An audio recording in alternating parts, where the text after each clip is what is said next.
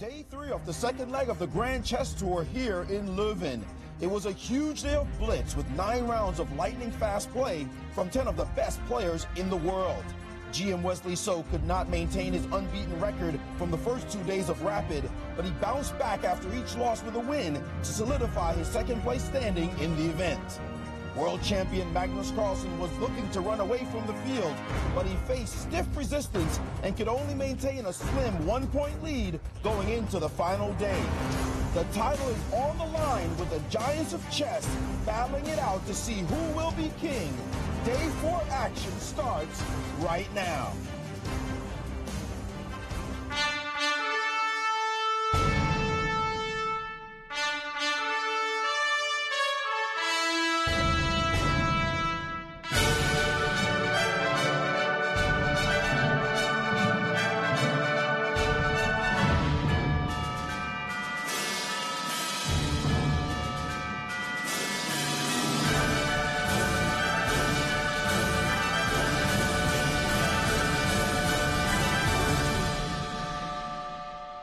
Hello everyone, I'm Alejandro Ramirez here in the city of Leuven, just outside of Brussels. Normally this is known as a college town with 50,000 people enrolled in the university. Behind me their absolutely gorgeous library that dates back to the 15th century. However, today this city is known for its chess, as we're in the 4th and final day here in Belgium in more exciting games of blitz. For more information we go back to the studio with Jen, Yasser and Eric. Thank you, Alejandro. I'm Jennifer Shahade. I'm here with Yasser Seirawan. Hello, Jennifer. Delighted to be with you as always. Yes, and we're so excited because yesterday was such a tight day, right? Absolutely. Well, the strongest tournament ever held in Belgium has delivered, and it's a race to the finish and a pack of people. Anybody could win this event. Yeah, let's take a look at the standings as we move into the final day of the Grand Chess Tour in Leuven. Well, Magnus Carlsen, we just saw our world champion sitting down, and he's got 17 points. He's a point ahead of the field. Wesley So, a runner-up, he had a real topsy-turvy day yesterday. Every time he lost a terrible game, he seemed to come back with an equally cool win. And indeed, that's exactly what happened. But look at Leuven in 3rd place. He scored 5.5 out of the 9 points available yesterday. Can he do it again? Well, 5.5 was the most points that anyone got in the blitz. If you look at the blitz score column, you'll see that it's so clumped up there, right? Almost everybody has +1, even, or -1. And that's quite unusual in blitz. As we saw in a players segment where they were all interviewed about blitz, they talked about how streaky blitz tends to be. And I think we're going to see more of that today. Absolutely. And just still noting that Hikaru Nakamura scored 5, but still way off the pace. For him, I don't think a +1 is enough. No. He wanted more than +1. And let's take a look at our format. You'll notice that these scores are a combination of the Rapid, which took place on Friday and Saturday, and the Blitz. So there are 9 points left at stake. 1 point for each Blitz game and 2 points for each Rapid game. There is a playoff if there's a tie for first. Yes. And we've got Grandmaster Eric Hansen with his thoughts on what we're going to see today. Do you agree we're going to see more streaks? I do think we're going to see more streaks. I think we're going to see more risk-taking. Magnus, he's got a point lead. He's the favorite, but without a doubt, the trailing pack senses blood.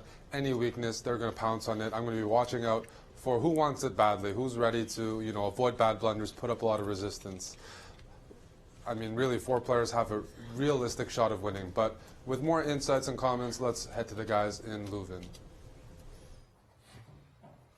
Well, in Paris at this point, it was a 2-horse race. It was clear that nobody else had a chance. But now we actually have 3 players and maybe even a 4th with an outside chance. Clearly, Magnus Carlsen has the lead. He has a point, so he is in control of his own destiny. But as we saw yesterday, he did have hiccups. And if he does that today, he's not going to win the tournament. He had a couple of losses yesterday, which is something that he can't afford to do today. He needs to say to the field, I'm here to play good chess. I just want to score enough points and nobody can catch me. Wesley So is only 1 point behind him. That's pretty close. They're already in 1.5 points. It's not that much in blitz. We've seen how streaky players can get. Magnus had a bad finish in Paris. He needs to make sure that here in Leuven, he actually finishes with a good score. Absolutely. So we expect the players to be on form. They know they can catch him. And so it's going to be tight. It's going to be tense. And, of course, we're going to be here to follow all the action. That's right. And let's look at the pairings for our first round today. We've got Leuven Aronian versus Magnus Carlsen. That's the game that we're going to be keeping an eye on. Absolutely. That's a marquee matchup right there. And right below them, Hikaru Nakamura, MBL. Those two players need to make their move, and Hikaru really needs to get on a streak to climb back in. But Wesley So in second place. He's playing Vladimir Kramnik, and anything can happen. I'm looking forward to a great finish. That's right. I think that Leuven Aronian, Magnus Carlsen's really going to show a lot about how the rest of the day is going to go. Yes. And who's in form. And similarly, two really legendary blitz players we see with Maxime and Hikaru. Yes. Yeah. And of course we had these same pairings in the first round of the blitz in the last cycle. And we saw that the game between Leuven and Magnus was a well-played draw. Indeed it was. I thought for a while there that the advantages were slipping back and forth, but as you say, a well-played draw. Fewer mistakes, and there you see the players being introduced. U.S. champion Fabiano Caruana stepping on stage. That's right. As is Anish Giri. If you remember, there was also that game between Maxime Vachier-Lagrave and Hikaru Nakamura, which was a real thriller, actually. Yes. Ended in a perpetual check. When MBL failed as black to lower the boom, he had a big advantage in that game. Right. Indeed. And we see Malcolm Payne of the Grand Chess Tour, the London Chess Classic organizer. He's introducing Wesley So Topalov. And Vichy and Nan, two great rivals. So settling down. And Kramnik trying to get rid of his blunders. Which he's succeeded doing. He's been doing much better. One thing I was going to mention, I think Magnus really needs to improve his white pieces today. Yesterday he found himself in big trouble against MVL and Anand. So that's going to be an easy fix if he can either improve in the opening or play something different. Whereas Wesley So needs to improve his black pieces. He got rolled over by Magnus and Kramnik. So the top two players there, both having, looking to solidify a bit and play more solidly with different colors. That was a good handshake by our world champion Magnus Carlsen. And Leuven Aronian. And that will again be our marquee matchup. Now Leuven, in Paris he didn't distinguish himself, but here he's got a real chance. And if he can maintain the form of yesterday, he'll be a real threat to first place. That's right. Look at these cute kids wearing their I Heart Chess shirts. Oh. Yes, I Heart Chess too, you guys. And let's see what they're going to play for Leuven. It's a joint effort. They're fighting. Yes, I like it. E2, E4. Leuven with a big smile, but somehow I don't think he's going to play that move. Look at Magnus. Yeah, baby, bring it. Bring in a Sicilian. Sicilian part 3. Right, we have been seeing Magnus play the Sicilian, notably against Wesley So, getting a good position in that game. But, and Leuven says he's going to leave it there. No. He's going to pull that one back, and I'm expecting a queen. Yeah, Leuven's one of the few players in the field who hasn't been mixing up the repertoire too much as white. He's been avoiding E4 for the most part, sticking with D4 and occasionally C4. I've been really impressed by Magnus. Magnus has been mixing up his defenses basically more than anybody, essaying king pawn, classical king pawn defenses, as well as Sicilians and even a Caro-Kann, just to make things a little bit more interesting. So look at this. And you're right, speaking of interesting. Stonewall Dutch. Knight H3, very popular move, a move made very popular, by Anatoly Karpov. The idea of the strange-looking move is to support a future bishop f4 should black play bishop d6. And there we see it, bishop d6. And normally, my board will catch up in a second. Normally we see bishop f4 coming. So, and there you go, right? And bishop e7 backing off. The trade of dark squared bishop is usually considered quite favorable for white. Right, because then we're left with just that eyesore on C8. Yes, exactly. Now here... That doesn't even look good at 4 in the morning. I mean, it is in the United States. Exactly. Now here this standard setup is to play Queen C2 and prepare an F3 E4 break in the center. And what's Black's plan? Exactly. That is a big question. What is Black's plan? Normally speaking, there's an H6 G5 idea, as well as a B6, Bishop B7. A big, for both players, is what happens with this knight on H3.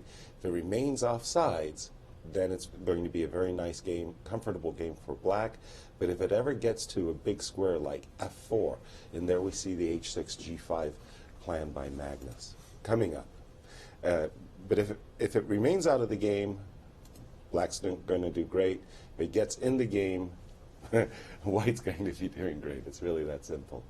One thing I've noticed Magnus likes to do when he plays a Stonewall is push that A-pawn when given the chance. He's had a memorable game where he's pushed it to A3 and won, I believe, in Vachier-Lagrave, but it's usually combined with that B6 plan sometimes. Yeah. Not so much the G5 plan. And we saw knight C3, and basically Black is being challenged to capture this pawn, but it's usually a very bad idea in these positions. So I don't expect any pawn grubbing this early by the world champion. Right, and who do you prefer playing in these positions, Jazz? Definitely White. It's definitely easier to play White. Does anyone prefer playing Black? Magnus Carlsen. No, probably. I mean, the Stonewall is. It works in maybe these time controls, but it still doesn't have the best reputation for equalizing. And there you go, G5. And it's definitely all about this knight on H3, as Black is basically trying to encourage what looks like the obvious move, bishop to E5. But then what Black is going to try to do is play knight D7 and end up capturing this bishop once it gets to the E5 square. A funny line is there's really good reasons to play the move bishop C7, and we saw bishop E5. That's right. I thought you were going to take him B8. I'm like, no, Yasser, don't do it. Don't do it. And now the point is if you play bishop C7 here, you force Black to spend some time hunting down that bishop. A completely different plan is this idea of capturing on D5 with the idea of eyeballing this pawn on F5. The problem is there are lots of variations where your queen ends up getting trapped by capturing this pawn too early. So things warming up here, and I'm just looking at the Well, it is a possible clocks. variation. You play C D5, E D5, Queen F5. You can do that. A possible continuation, furthermore, would be Knight E5. If we, I guess. Yes. C. So you're saying C takes. Because it's not favorable for Black to take with the C pawn, right? No, Knight definitely D5 not. or something. So E D5 is probably what Magnus is planning, and then Queen F5, Knight E5. Queen E5, and now Knight G4 is a very strong move. The queen is forced to go to C7, not a very good square. And the point is, Black has good competition. Knight on H3 is pretty bad. You can't kick it out with F3. So that's just playing for competition. Maybe Rook F7 there. Maybe Bishop B4 or something. But it's supposed to be quite sharp. Yeah, and again, this pawn's on G6, H6, acting as a fence, corralling this knight on H3. Instead in the game, Leuven has played the move F3. Probably Knight F2 at some point, but usually Black is happy if you can win the dark sword bishop on E5. Definitely, definitely. I like the position for Magnus coming out of the opening. He's given himself chances, and as you said, he's played almost every opening, and that's pretty impressive. That's one advantage he has, that he's getting good positions with sidelines. That's right, and he's playing a lot of aggressive openings, a lot of openings where there's crazy attacks on both sides, so that's fun to see. So he has captured that bishop on E5. He did hunt it and down. played knight D7. So note some kind of advantage in the clock for Magnus, but kind of small. F4 to be played after, and then what you do as Black with the two bishops, you have to figure out how to open up the position. And it looks like White played F4, and Magnus responded with taking on C4. Whoa. Yeah, but you can get an update from this. Taking on c4. Ooh, okay. That is. I mean, I really admire Magnus's ability to mix it up, but that might be just a bridge too far. It's inviting e4. Yes, it is. I thought he was going to maintain his pawn on d5. Leuven started with knight b1, actually, just kind of highlighting the attack on the c4 pawn, and note that b5 allows bishop takes c6. Right. So if you want to hang on to that pawn for dear life, you're going to have to play knight b6, but then after knight d2, I'm rounding it up anyway. Precisely. But in those positions where we're just stopping there, knight b6, knight b2, there's a bishop c5 check and a bishop e3 that could be potentially annoying. I like that. And I like maybe even throwing in g4 at some point too in one of those lines. After king h1, g4, knight g1, then bishop e3. Yes. Well, actually, now that we're mentioning it, why not simply start with bishop c5 check? That's a strong move. And Magnus going under 2 minutes in this position. Bishop c5, king h1, and taking g4. on f4. He took on f4. And We're now not playing knight predicting- a6. I'm surprised Knight by b6, sorry. Well, He's taken twice on f4 and played knight b6. Oh, Leuven recaptured the pawn. He did. Yeah. And knight Knight b6. b6. Yes, as expected. Well, since that b pawn isn't going away, there's some good reasons for starting with a move like king h1 to be followed by e4, but Just knight d2. just simply knight d2. Okay. So there is again this option for black to play bishop c5 check and bishop e3. I'm sure there's going to be some sacrifices coming up, like an exchange sacrifice. You mentioned the eyesore on of the bishop on c8. Well, it's still on c8. Magnus just went knight d5. Yes. Knight takes c4. And now he's played king h8. He's ready to get his rook to g8. Right. He's trying to run up and attack him that way. King h1? King h1's a very reasonable. Probably Another rook move is g8, queen h5 is how black wants to follow up. Exactly. Right. I think that Even though we're not playing with our bishop and our rook. right. I think at some moment Leuven wants to spank down knight d6, and probably just even take that knight on d5. Boy, they're giving us our money's worth in this game. Definitely, it's a Full-blooded battle. Bishop f3 has been played. F3. He's trying to prevent permanently the queen h5 idea. I like it. Quick bishop d7 by Magnus. He's now keeping ahead on the clock, putting the pressure on Leuven, who's down to So just bishop about a minute. d7, what if now king h1? Definitely, that gets my That's it. That's vote what as Leuven well. played. yes. Rook g8, rook g1, queen f7 seems like. But then White is just like building up for knight d6. That's why we Well, saw it's this move true, with but d8. the knight on h3 is still not that good. So if you play Right. knight d6, I might take and play queen f6. Okay, and he ask did what play you're gonna knight do. d6. What with the knight on h3? Yeah, he just tossed out knight d6. Strategically, very nice move, but that knight on h3, as we've been speaking about for some time, it's got a direct path, knight f2 to d3 to e5, So knight but it d6 takes time to So get there. takes twice E5 on is the d6 critical and now line, E5. And he played Good e5. move, very good move. Cracking things open. If you take on e5, it's nice that queen takes e5, attacks on d6. Mm-hmm. That's the pawn we want to round up. Absolutely. And knight e3 would be a Yes. threat. Knight e3 would be in the position. Well, I'm thinking about bishop takes d5, c takes d5, takes on e5.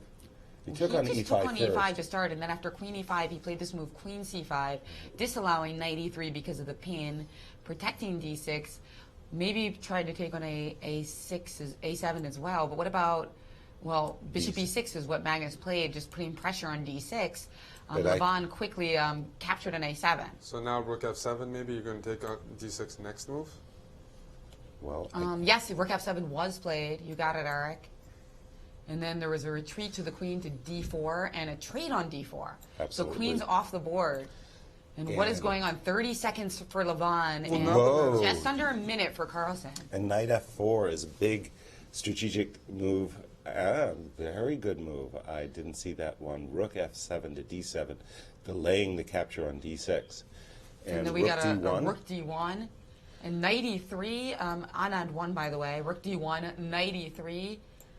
Rook d3, knight c4. All these moves have been played. Knight f4, that big time move. Knight c4, right? Not c2. Not knight c4. I beg C4, your not pardon. c2. Yeah. Okay. Knight c4 and then knight f4, that big time move you were mentioning. Yes. And it looks like bishop f7, bishop h5, creeping and crawling into black's position. Bishop but, h5. So what's the surprise move there? I didn't expect him to snapping toss on b2 has So now occurred. rook h3 looks very sharp. Yeah, rook e3 but came instead, very rook quickly. E3. Well, now knight c4 again. Well, then we've got rook e7, perhaps? And he did play knight c4 again. So we're going to find out, and now he's changed his mind and played your original idea with rook h3. Oh, that was a big waste of tempo. Concession there. Yeah, Indeed. Maybe bishop g8 here. Now rook rook takes takes d6. Okay. So the idea being that after rook takes d6, we're going to see it. Rook takes d6. Unfortunately, maybe we No, need to, knight takes d6. maybe we need to switch to your board because we've got, okay, we're good now. Rook takes d6, knight takes d6. We should probably get caught up with the Yeah, position. I'm just... we actually see the overhead shot here. Right. A little piece of... Magnus is up. And what a Magnus pawn. is just a pawn now, right? Yeah, well, And the big a4 time. pawn is Somehow really the- weak, so this is a very favorable endgame for black. You're just going to round up the a4 pawn and then on And d6. they're blitzing controls. away. 8 seconds. 8 the seconds to pawns. 24. World champion. This is very hard to hold. This is very hard to hold with such a weak isolated pawn on a4 and such a strong knight on d6. Whoa, this knight f7 check just got missed? Oh, no. No, it didn't. Okay, there was something. But looks like some blunder did happen. Some blunder Yes. did indeed happen. No, a big blunder happened. So, yeah, so I understand. So there was a hanging rook on d4, so he wasn't able to Exactly. take the knight, but he did manage to get his pawn back as a result of the And he's flurry got of a passer exchanges. of his own. He's got this h4 pawn going up the board. But this does look like a drawn rook and pawn ending. Right, it's rook and 2 versus rook and 2. Leuven has just advanced his pawn. Both players racing with their pawns. By the way, King Leuven Kramnik trying to get his king into the game. beat Wesley So Oh, for the second day in a row. Big result. Very big result. Magnus going down on time now. Amazing. And just and giving a up draw a has pawn and been a agreed. draw. Whoa.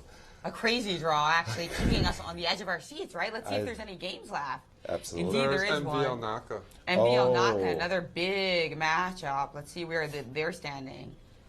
Well, It looks like an ending where Black's got not connected pass pawns, yeah. but some very dangerous looking pawns.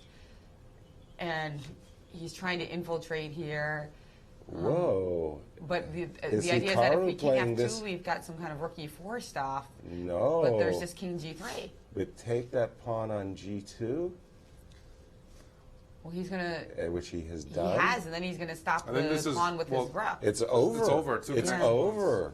All black has to do is give up his rook for the a pawn, and the 2 pass pawns on f4 and g4 will carry the day. And if did I king b3, you're just going to move your rook. rook to h2. and then- Yeah. It looks like Rook h2 is the simplest move, as played, and all you've got to do is play Right, rook because to if you play h8 or If you rook to played rook h7. a2, there was that move rook a4, which And this could is be a bit resigns. annoying. This is resigns. And Nakamura Wow. looking shaky indeed, and he lost. he is You furious. soar. You know, Hikaru was an emotional player, but I haven't seen him actually hit a chair after a loss, what he just did there. Oh, wow, He yeah. is We upset. haven't seen the whole game, so Well, let's just- perhaps it has something to do with what was going on earlier in the game, and I'm sure the guys in Leuven will probably fill us in that as well. Exactly. But he certainly looks like somebody who had a misfortune in that game. Well, big results. We'll have to just go through them there. Okay. So Wesley lost. Wesley Hikaru lost. But, MVL is not doing that well in the competition, so even though he's getting up to 13.5, not a huge threat yet. But big news is that... Leuven drew a worse position, that's A right. losing position. a losing position Yeah, even at losing one end. moment. Yeah. But And we're going to head over to Leuven for some thoughts on the round. excellent. Well, clearly some big results this round. Certainly Magnus Carlsen, as we saw that featured game, getting a draw, keeping a solid situation with Aronian giving chase with a draw himself, so both sides not too unhappy. But certainly Wesley So, with the white pieces at that, losing to Vladimir Kramnik, cannot be happy at all as he blundered at the very end.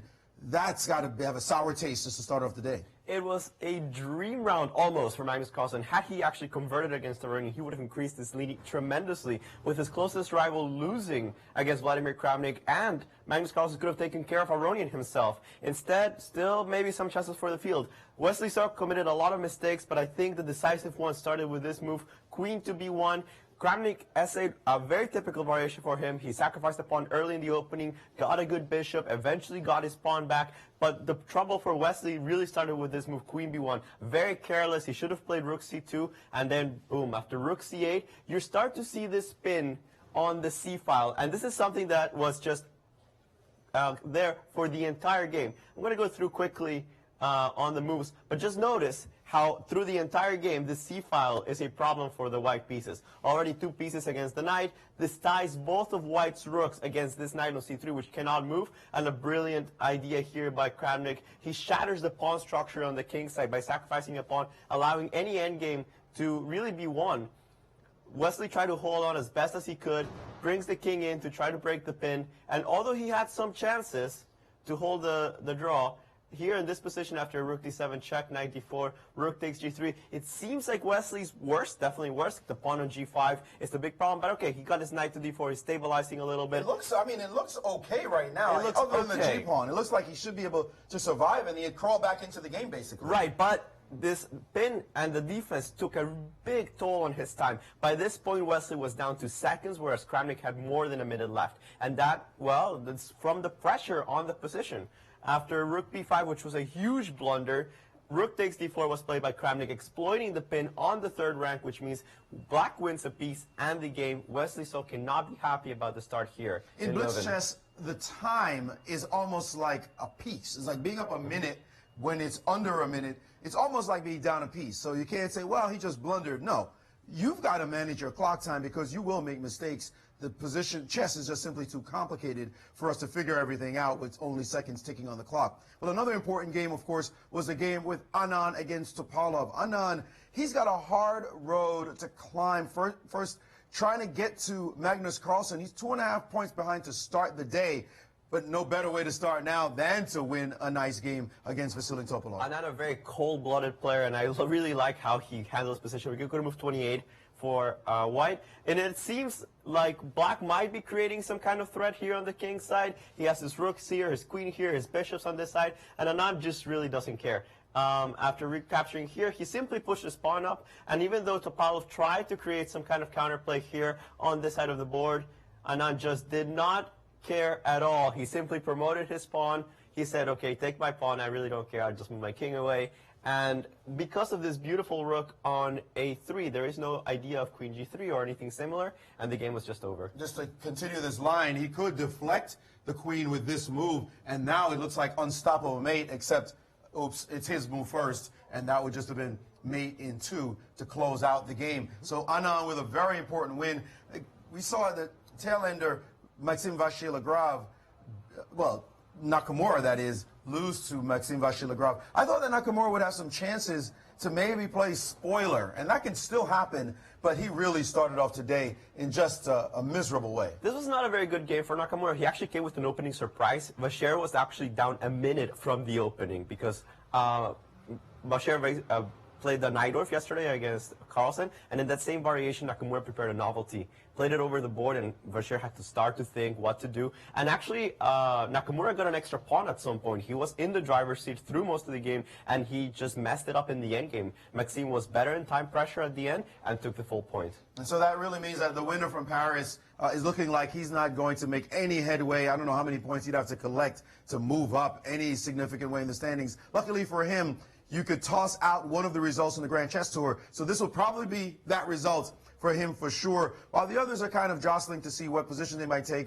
We saw Fabiano and Anish play their game. And so those games we'll probably not be paying too much attention to because it's really all about this 4-horse race with Magnus, Aronian, So, and Anand. Back to you in the studio. Thank you, guys. Well, talk about starting with a bang, and let's have a look at those results of the first round.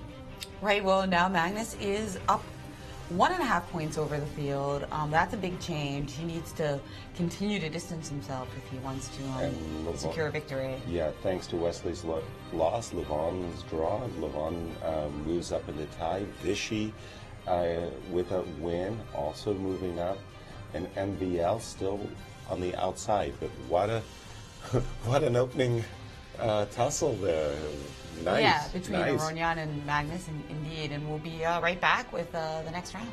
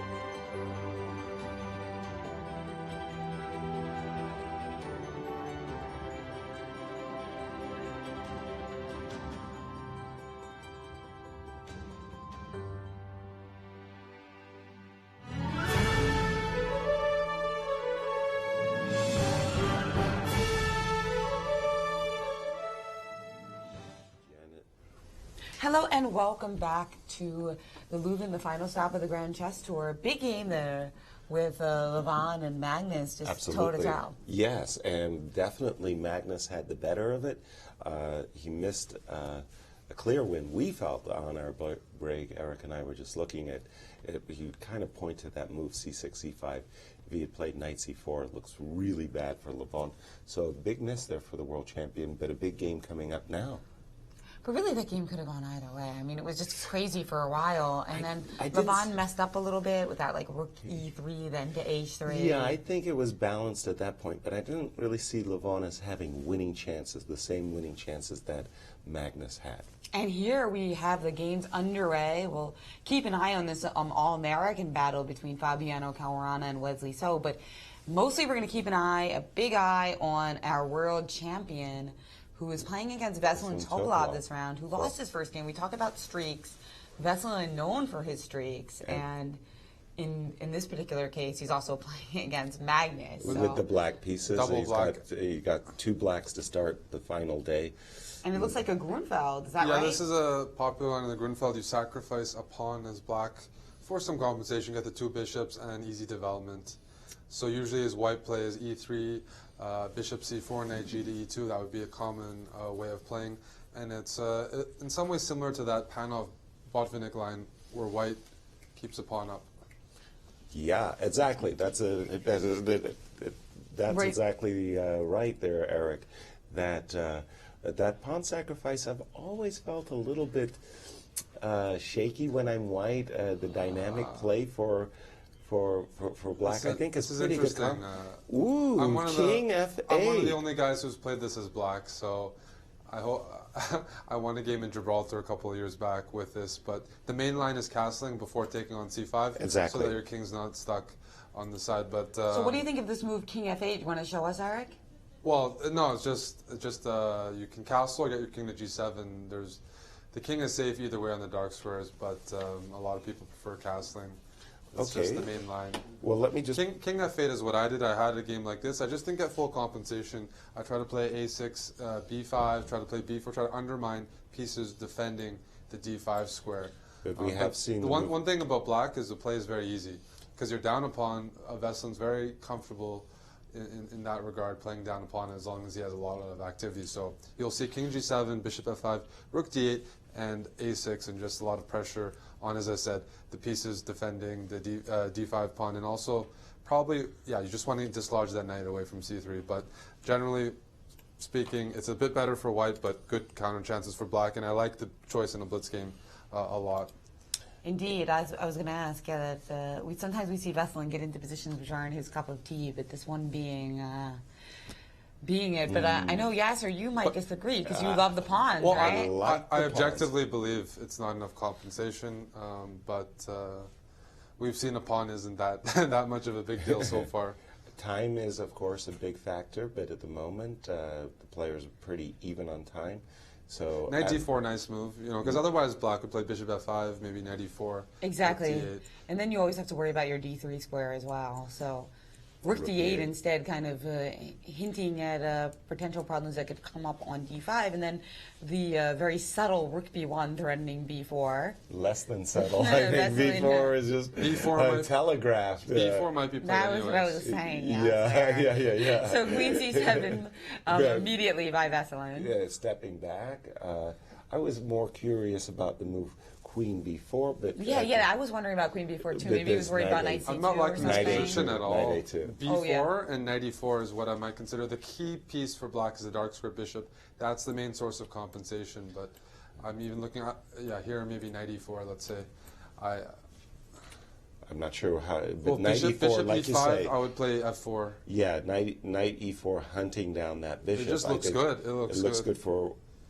Well, I'd say I was lost in my game when I picked this line. So, so you're not suggesting it to the people at home? No. Okay. But Veselin does not normally play the Grunfeld. This is a big surprise in that sense. I never see him play the Grunfeld. So bishop e5, we have. No, I think that was just a variation. Okay. Right. So after the move, rook b1. Oops, sorry. After queen c7, rook c1, b4. Ooh. Knight takes a4. Queen d5 looks kind of box. rook takes c5, rook takes c5, rook takes d5. No, you can't take Then on there's d5. a fork on c7. So I think Veselin Topalov has overlooked the key tactic here. So what Eric and I were just looking at was, in case of queen e5, rook takes c5, this pawn on d5 is taboo. And you can't play a move like b6 because I'll have knight c6. Rook takes, and at the end of the day, there's a fork on c7 hitting rook and queen, and that's all she wrote. And meanwhile, if we take on a4, you have the annoying d6 blow. At what moment? I'm saying if you try to so you can't, d6 is basically a threat here for Big, white, so that's a problem big time as well. threat. Right, exactly. Yikes. So Veselin in big trouble here. I'm Two pawns down. I don't see any where did this compensation. go wrong? What did he after? Did he miss after a6? Was a6 the culprit? No, he has a bad position either way. I think before that. too many queen moves. Queen actually. b6 and then queen a5 is a key loss of tempo. We've seen that Leuven earlier in the day, and the first round did that. Oops. And what has happened? Let's take a look. I'm going to refresh my board. I flipped to one board, and I'll flip back to update. And we're in this position. Veselin Topalov to play. I'm not a big fan of the move queen b8. Ugh. He has played queen Well, the truth is e5. there are no really good moves for No, black. no. Even if he was a computer. It's Exactly. not looking pretty. And he did play the move b6. So now hoping it'll give him his best chances. Knight c6, queen e4, and things get a bit sharp. That's what he's banking on.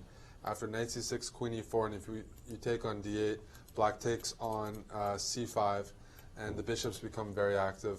There's moves like bishop g4 coming, the knight on d8 being hit. So knight c6 may not be the best move after b6. He's definitely tempting Magnus to play that.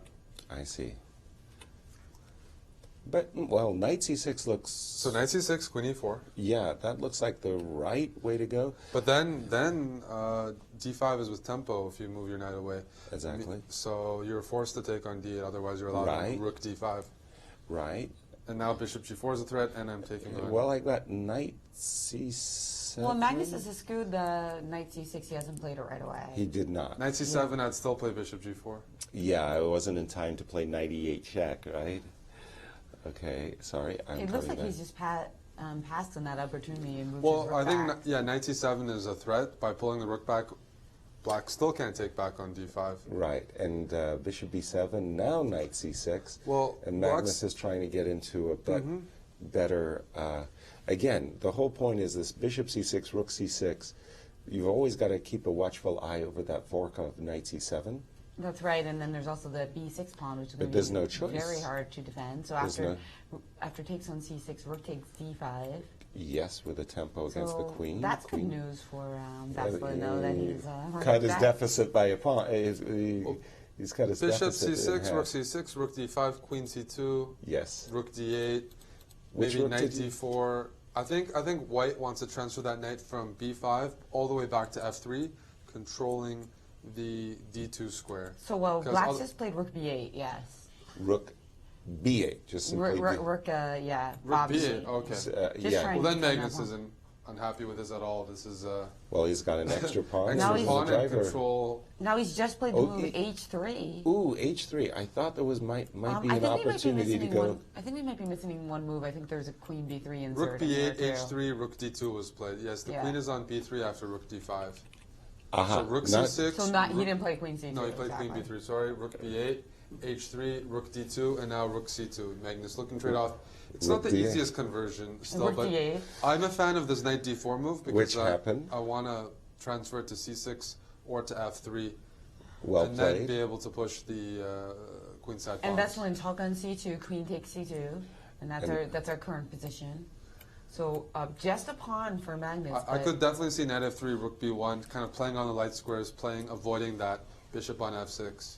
Okay, I would expect a move like queen d6 It with seems a like we saw double. queen d6 indeed. Yes, a double attack against the d4 knight. So queen d6, what if knight c6? That That's happened. happened, and I suppose you've got to play a move like rook d7, Or- maintaining the. That's right. now Rook c8 doesn't help because you can always just the cement problem the is knight that- with b5. yeah. I think this is very bad because So rook d7 cementing the B- knight anyway. Well, b5 occurred. Now it's time to go Queen queen A3, a3 yep. and do some kind of Just charm. be annoying. Yes, exactly. And he has played it. Trying to create as many problems for his opponent as possible is That's what you Veselin gotta Topalov. do. But it looks Rook like D1, there's Queen B2. Rook B1 was played, so he's trying to avoid all the counterplay by Veselin is Magnus. Right. Now, Magnus actually has a small time deficit, so Veselin still has his opportunities here, but it looks very strong for Magnus. You just have to keep an eyeball over the pawn breakthrough A5, followed by B6. Rook D5. I'm not a big fan of that. I think I might have thrown out H5. Yeah, well, H5 did come. So Magnus is slow G3, playing H5. G3 and King G2, improving the position of his king. Well, here a big question is Rook C5. Again, Black has to get in concrete play as We've got a few more moves in after King G2 and H4 and G4. King G2, H4, G4 check. Yeah, or you might want to update the board because we're continuing to get a lot of moves. They're moving Oh, fast. yeah, you got it. Yeah, and now there was that big threat of Queen G3 check. I'm not sure I like the way Magnus is doing this, but again, he's playing for back this to the question, A5. whether this G3 and H4 thing actually is safe in his gang or made it more dangerous. I think it made it more dangerous. He's fumbled it a little bit. He's sure. definitely, because Queen D3 is huge. Now he's got Rook A2. Oh, pardon me. There's Knight B4. Rook A2 was played though. No, Knight B4. And Knight B4. Veselin Oh, missing no. And now another- Veselin's just shaking his head. Veselin And missing resigns. another knight fork. Oh my goodness, the one. Even Yasser saw that. Yeah, I'm kidding. well, thank you.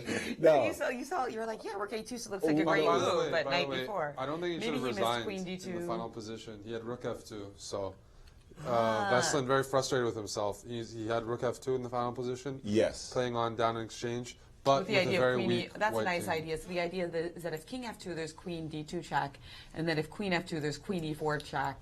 No, not resignable at keeping, all in the final position, by the way. So no, I agree. That was a very premature resignation. He just but missed simply missed Rook it. F2 though. And let's take a look at Fabiano's game because it's going fast and furious too. And Fabiano is white against Wesley So. The All-American battle. Maurice mentioned that being down a minute on the clock is like being down a piece. But the bad news for Fabi is he's also down some material, it looks like. There's two queens on the board. And so it's a queen and a bishop for So. Eric, if you can pull up the game on But your board. we also have it on the big screen here. Oh, I see. And you see that Wesley's got an extra bishop, but a Carolina... bishop for 2 pawns, but a pretty bad pawn structure, so it's hard to push this comfortably. Yes, it is, but Wesley's also got a big time edge. Carolina did gain some time by pulling in a bunch of quick checks. That is the thing about the increment. If you have a lot of checks, you can start building up your time quite a lot, huh? Yeah. And what do you think the chances are here, Eric, for I think this it's to be- close to maybe 50-50. I think it's very close to a draw because, unfortunately, Black's bishop is simply not that effective against the structure, and you see the players You moving need back and white forth a lot. to make weaknesses or provoke weaknesses, yeah, because you can't target any of the pawns. And now Wesley actually equalizing the time, trying to figure out a way to break through or come up with a plan. Unfortunately for Wesley, it is a lot easier for Fabi to play, and also Yeah. very easy for him to gain time on the clock. Exactly. Because he can always just throw in some checks. Yes. No, which you're is Fabiano, exact. you don't that touch might your be pawns. a 3-time repetition, by the way. They won't know how to claim it. Yeah, that is think. true. Yeah, And draw there they go. agreed. We have a draw in that game. That's a nice big defense result. by Fabiano Caruana. Because And that saw kind it. of patience. Now we're moving over to the Nakamura game, and Nakamura in trouble again. The Blitz legend. In trouble, but just- probably he can hold this one. a pawn down Yeah. by I Big mean- Vlad. Well, Kramnik always up a pawn in these games. When is he not up a pawn, I must say? He's been beating Hikaru a lot recently in these games. He seems to be a tough opponent. But unfortunately, there's nothing. It's You just have to going play be a draw. F3 at some point, and then it's two 2 against versus 1, and the players have agreed to a draw. Another draw, and that leaves us with only one decisive game in this round. Magnus Carlsen. It's making That's big news. Team Magnus. Yasser and I both predicted him. Let's remind everyone about that. So as long as Hikaru keeps it up like this, it's going to be a comfortable. You're always on my coattails, Alec. Always pick the world champion. You can't lose money from that. Well, I would pick Naka normally, but he hasn't shown great form. Let's go to Leuven and get some insight. Not yet, sorry, they're not ready for us yet. But with that result, we end up 2-point lead for Magnus because he was 1.5 points ahead last round. Right. Everybody else drew. right. And we've got thoughts from Alejandro Ramirez and Leuven. Well, an absolutely big result already in this second round of the day. Magnus Carlsen winning a game that actually Vachier-Lagrave Topalov didn't even have to resign. He just resigned in disgust because he saw his pieces getting forked, but he had this move, Rook F2, and that would have continued the game. Instead, he just gifted this point to Magnus. Of course, Magnus doesn't need any gifts. He would have still had an edge, but still, Vachier-Lagrave just looks completely rattled right now. Well, he just completely missed night before, and it was more of the shock of the move that, you don't see more resources. You're just like, okay, I blunder something, let's resign. But of course, there was that resource in the position that still kept the game alive. Maybe Carlsen would have won anyway. Nobody can say that for sure. He still would have had an edge. The game was very strange in the fact that Carlsen was completely winning, and Topalov actually outplayed the world champion. Let's pull it up, actually, this position, just for a moment, because that finish, I think most of our viewers didn't get a chance to really take a deep look at it. Right at this moment, he resigned with this move. Rook F2 was possible. Of course, King F2 runs into the simple check on D2. Grabbing the rook on grabbing that piece. And so that means you have to play queen takes, and suddenly that knight is dropping on the other side. Of course, he's up in exchange. Somehow he's going to have to push this pawn forward, and this B pawn will be weak. This king is always weak. This is a technical position. It's not just simply lost. And for him to resign... I would say it's even closer to a draw than it is to a win, especially in blitz. Especially in blitz, and he had decent time on the clock. He just gave the point away, basically. Unfortunate for the rest of the field, fortunate for Magnus, certainly. Yeah, another disappointing result for one of the players was probably the game between Wesley So and Fabiano Caruana. This is a game that's hard to win in blitz, and I think that Wesley was just unable to really put pressure. He had a really nice combination starting to move 31 here. After bishop f3, we can see that Wesley has a lot of pressure because of this pass pawn on a3, or potentially pass pawn on a3, which allows this queen to be cemented on the b2 square. And he took the opportunity to take on b3, and now maybe Caruana was simply expecting a trade of queens. The pawn pushes forward, and when it promotes, you just get an equal bishop endgame. Because the rook's going to just take it off the board. Right, so no problems. But actually, Wesley was very patient and very smart about this. He played queen takes b3, sensing that there was no good play. Even though white has a full extra rook for a couple of moves, there is no way to prevent a2 to a1. And actually, this extra material kept up for a while. If we go on, just quickly going through the moves, you see that here still Wesley's not converting the rook. He wants to keep the pressure up. And a very good practical decision, I think, by Fabiano to return some of the material, play bishop takes e6, get that king exposed. He still wound up in a probably lost endgame, but between the amount of checks, the difficulty to protect the king, and the low amount of time that Wesley had left, it was enough for Fabiano to salvage a draw. It's hard to calculate all those checks in blitz, actually hard in classical chess even. So to do it in blitz, practically impossible. You have to go on your intuition, and you certainly don't want to hang some kind of fork or skewer. And so Wesley was only able to draw. Another important game was Anand's draw. He was able to show comfortably that he could handle that position. Giri not putting too much pressure on him with the white pieces. We actually had an unusual case of 3 opposite colored bishop endgames today. We had this one that we just saw. Anand held comfortably against Giri despite being down a pawn. And we also had the game between MVL and Aronian, which was actually a kind of exciting Spanish. But at the end, Aronian was able to hold without any difficulties. If anything, with the black pieces, he was the one pushing for a win. So everyone wanted to start off quite quickly, everyone who was chasing Magnus, but it turns out it's Magnus with that somewhat of a gift in that last game. Topalov just resigning in a pretty equalish position, and maybe slightly worse. Magnus is now a full 2 points ahead of the field. That's a pretty dominant number. Somebody's going to have to knock this guy off if anyone's going to have a chance to win the tournament. Otherwise, it's going to be the king of Norway, Magnus Carlsen, who will run away with this competition. Thank you, guys. And there we have our standings, Jen. That's right, Magnus Carlsen with a massive 2-point lead now.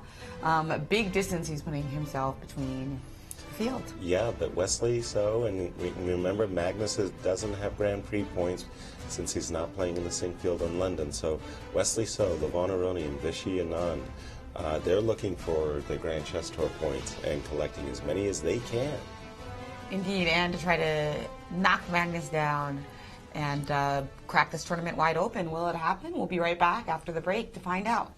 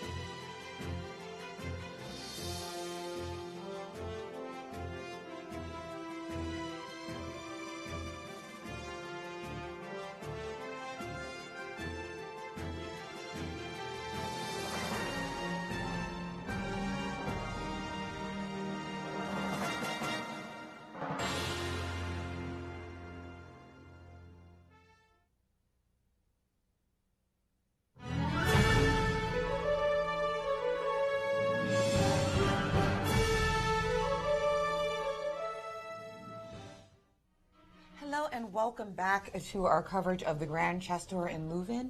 We've got Magnus Carlsen with a 2-point lead over the field, but it's a big round because he plays Vachier-Lagrave, who is one of the players who can open up this competition if he beats Magnus. Exactly, and somebody has to stop Magnus, but we opened the show talking about streaks and blitz.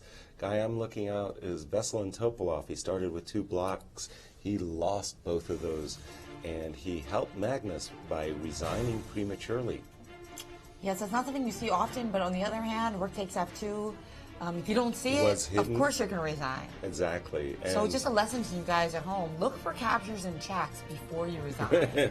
Because those are the types of things that you might have a blind spot for. For sure, and the fight for second would get intense if Vichy could pull off a victory in the third game against Magnus. Well, I think that if Vichy pulls off a win, the fight for first opens back up. Yeah, that's true too. I mean, that gives that would give Magnus only a point potentially ahead of the field, which is not a big margin, especially when it comes to blitz, where you don't see as many draws. Hikaru hasn't found his form, Jennifer.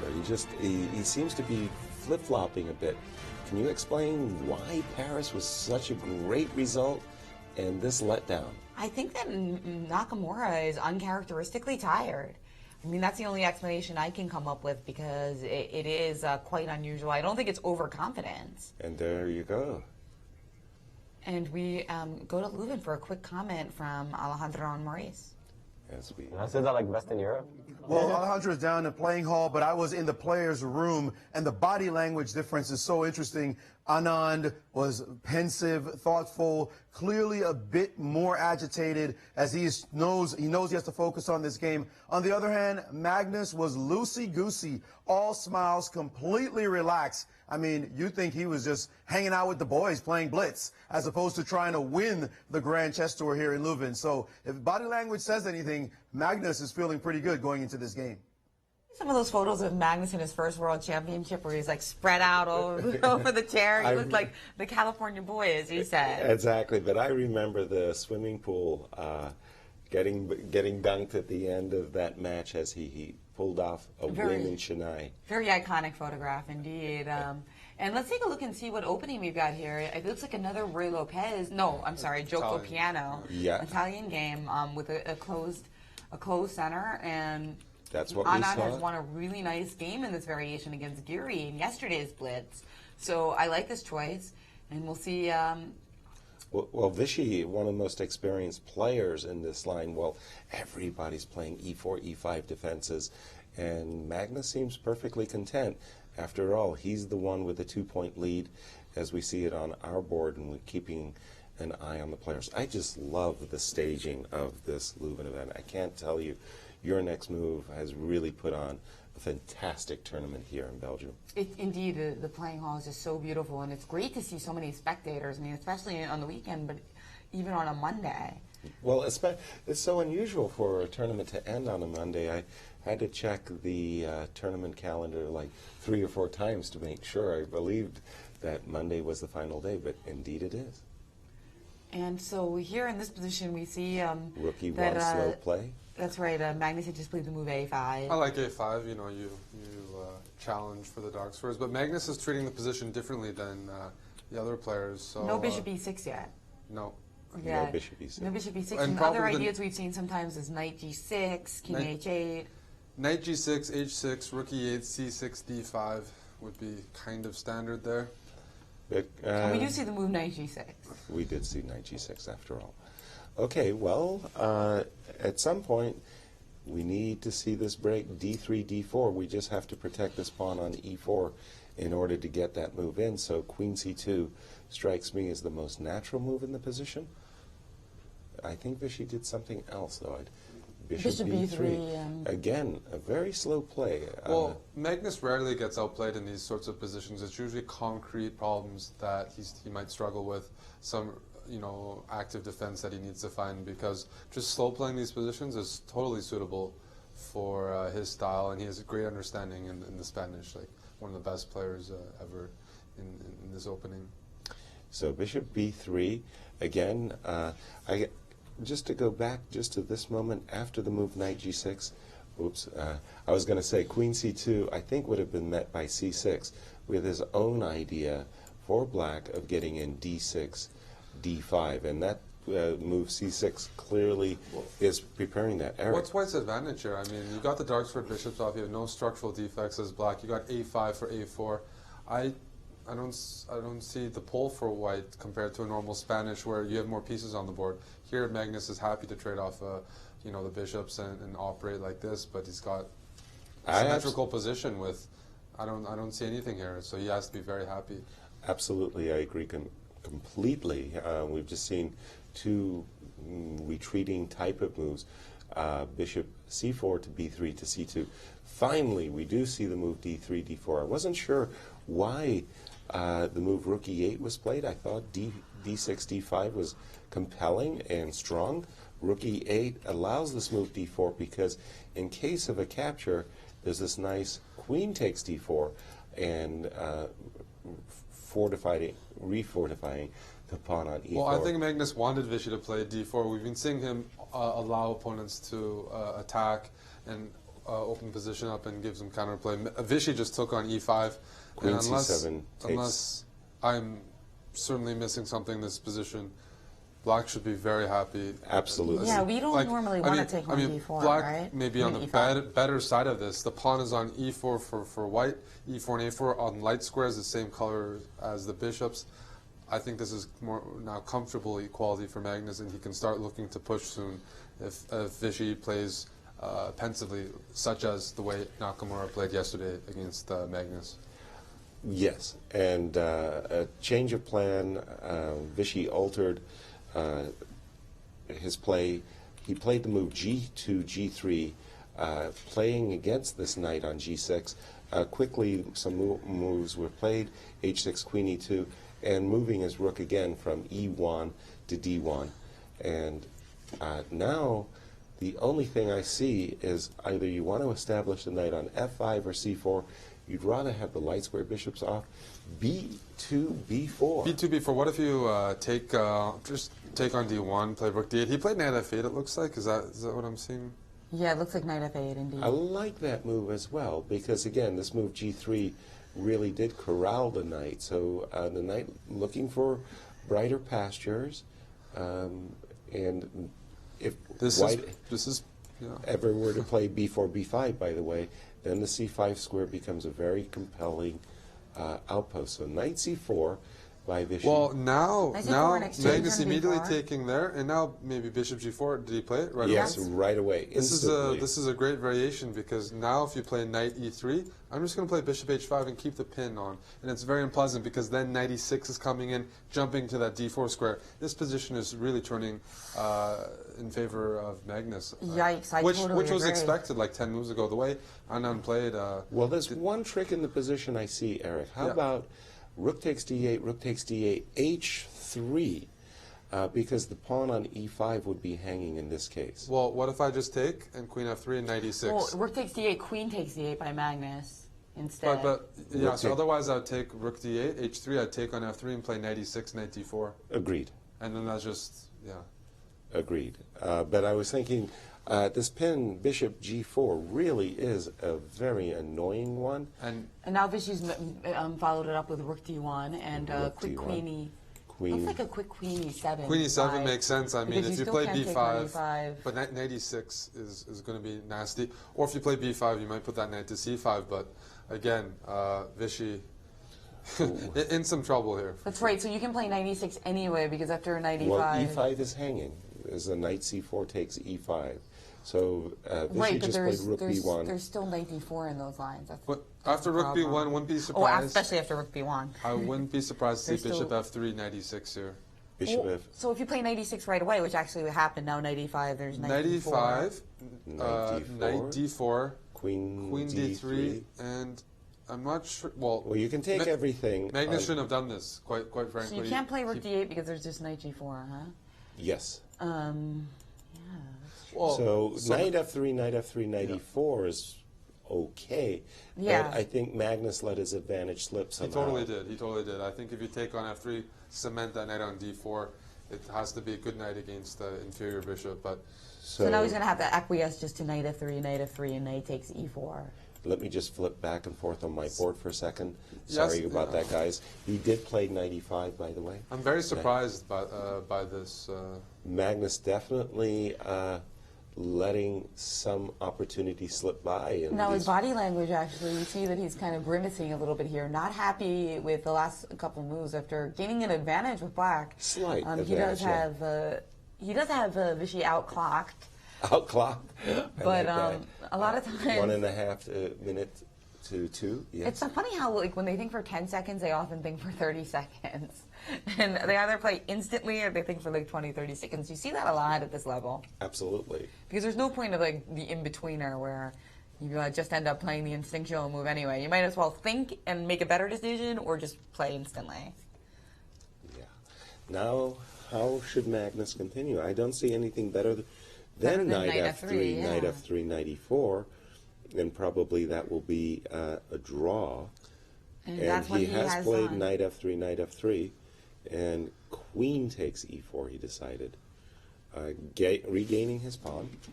Let me just put those moves on my board. Knight f3, queen takes e4. We've seen on the webcam. We see an exchange of queens. Queen takes e4, knight takes e4. And, well, rook b3. Just keeping that knight out of the c3 square, and the knight drop back to f6. Yeah, well, right now, if you're Wesley So, you're Leuven Aronian, you pretty much have to win. They both have white. They're both playing guys in the lower halves. Because the draw is still okay for Magnus. It's really more of a case... They need to start bridging the distance, indeed. And by the way, guys, again, I'm just looking at this position. I'm still liking Magnus's chances. After the move king g2, as expected, there's this move bishop e6, and that's very annoying because now... So what if I play rook e3, and after bishop d5 I take on e8, I play g4, preparing king g3? Rook e3, I'll be happy to injure your pawns. Rook takes e3, f takes e3, knight g4. Oh, I'm looking at a different position then. Oh, sorry. King g2, I thought... Oh, bishop rook e6, e3 now, bishop e6 was played on the board, that's why... And bishop d5 was played...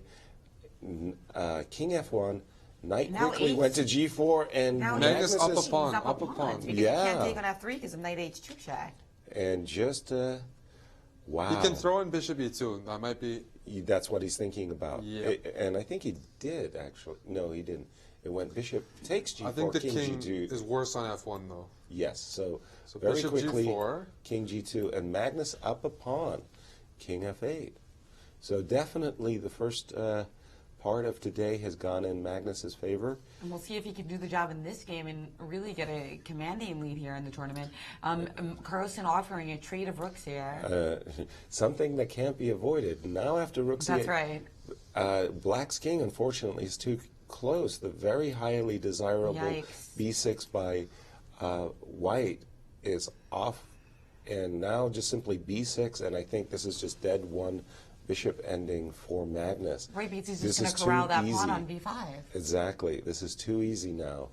And Vichy Vichy just actually simply resigns. If bishop b4, you just play b6. The pawn's going down. Wow. Magnus wins another game. Magnus taking advantage Let's of see. every opportunity being presented. And what other games are going on, Jen? Well, we've got Wesley So playing against Anish Giri, but the game that's still pretty tight is the game between Aronian and... look at them blitz. Yeah, they are blitzing indeed. and Giri, Wesley So agreed to a draw. It's actually Leuven Aronian versus Vladimir Kramnik. That's right, and We just saw this. Aronian has these extra pawns, but are they all going to come off the board? Yep. Aronian needs to somehow try something here, otherwise... The king is too far yeah, away. the problem is, if rook g3, king f4, and you don't have any way to queen that pawn. Yeah, just rook e8, then bring the king to Exactly. to help So win the this pawn. game Right, is the going to king is peter out too to a draw. close, so it's a draw agreed. Any and, other games? Any other games in They're all progress? over. They're all over. Topalov made a draw with NBL. Wesley drew. Nakamura won against Fabiano Yana Caruana, so Caruana. he actually has an even score today now. And Wesley So again? How did Wesley do? So drew, so that means that Wesley Magnus has and- extended his lead by another half point, because his Exactly. closest competitors have only drawn their games. So 2.5 point lead with 6 rounds to go. In the previous round, he was the only decisive win. Is that the same for this round as well? No, Nakamura won as well. Exactly. Nakamura won, but Nakamura essentially out of the competition. And Eric, what do you make of this? Is Magnus wrapping this up? Magnus is wrapping it up, and other people are taking too many draws. Either, I mean, there are tour points at risk here, but it'd be nice to see some more risk. For example, even in this position between Wesley So and Nishikori, if Wesley really, I mean, he's saying Magnus win, maybe he thought, I can't catch him, because he could still play on here. There's still ways, I mean, you could be sure maybe Magnus or Hikaru would play this position on. So right now, I think people are getting pretty afraid of Magnus, and it's up to him to just close this out. Very good. He's looking good as our world champion. That's right. The world champion are really showing his skills despite having a pretty terrible first day. And we do have Maurice Ashley with the world champion. We are with the #1 player on the planet, Magnus Carlsen, after 2 decisive games. Magnus, both games, your opponents decided to stop when, okay, maybe they were worse in the last game. Vasily could have sacked on F2. This one, you're clearly winning, but maybe you should have played a couple of more moves. You seem like you're pretty much hypnotizing them right now. Well, I think Vichy was very short on time as well. And there really aren't many chances to save the game. So. 2.5 point lead is pretty good at this stage. Yeah, it's 2.5 now. That's nice. You seem relaxed going into the game. Just overall, are you feeling like the worst is behind you? The blunder from the first day of Rapids is long gone, and now you're in control? Well, the second game today helped me a lot, and probably it was good also to have a very complicated game in the first round today. I didn't play very well, but helped me to get into some kind of rhythm. And now, yeah, in the last game I was calm, and I played better than I did the rounds before. Well, that word rhythm means a lot in chess. Congratulations on your victory. Thank you. And we'll see if he's going to keep that rhythm. It's looking pretty bad for the field right now. Magnus Carlsen, 2.5 points in clear first place and in control of the Grand Chess Tour here in Leuven. Thank you, Maurice. And as we go to a break, we're going to have a little special, a very personal tribute to Viktor Lvovich Korchnoi by myself.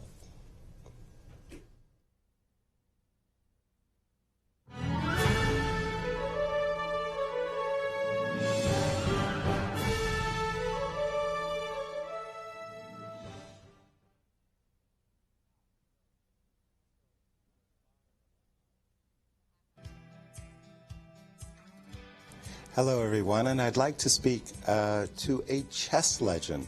Viktor Lvovich Korchnoi passed away from the world of chess the other day, and this legendary figure was a man who had such a great effect in my life, for which I will always be grateful. For me, Viktor was an agent provocateur. He was the type of person that was always poking you, needling you, forcing you to make decisions that would be uncomfortable. Perhaps he provoked you to attack and sacrifice material. Viktor was the type of player that would walk through the Gobi Desert just for one measly pawn. But also at the board, you could feel his intensity. He literally radiated an energy and a rambunctiousness.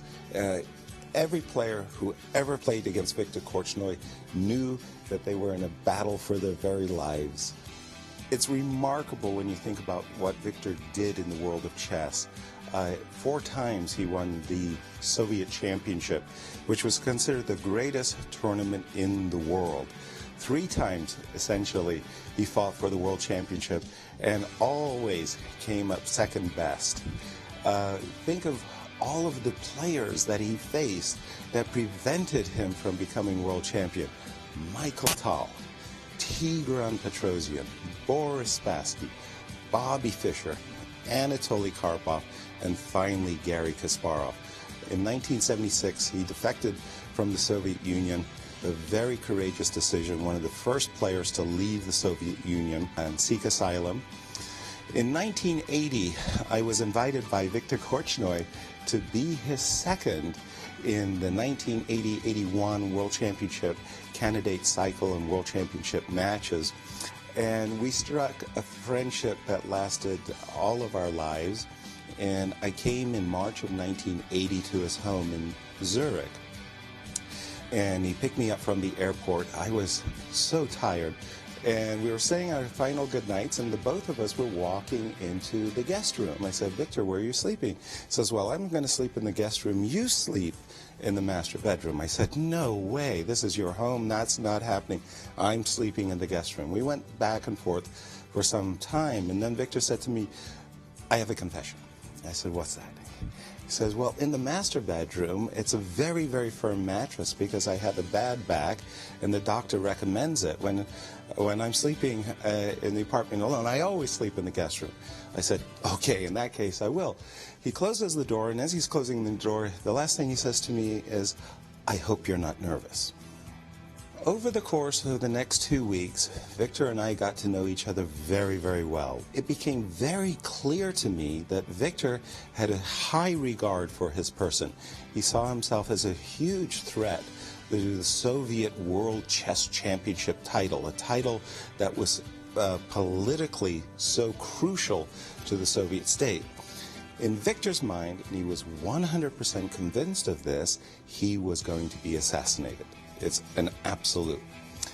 And then I began to understand what Victor meant. If the assassination was going to take place, the assassin wouldn't shoot the guy in the guest room, he'd shoot the guy in the master bedroom, and then I became nervous.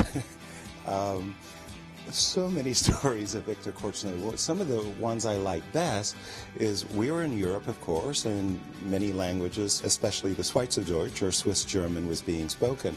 Victor went out of his way to ensure that every time somebody spoke in a dinner conversation or made statements, he would always translate to keep me appraised of what's going on.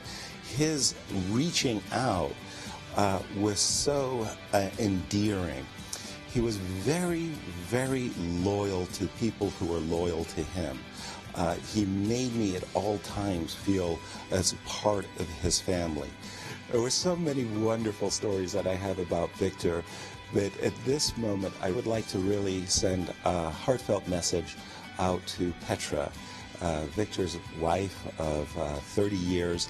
I know her loss is so great, and I also want to say to her, Petra Leverwick, what a wonderful person she has been to me, and I thank her so profusely for everything she's ever done for me. Thank you, Victor. Thank you, Petra.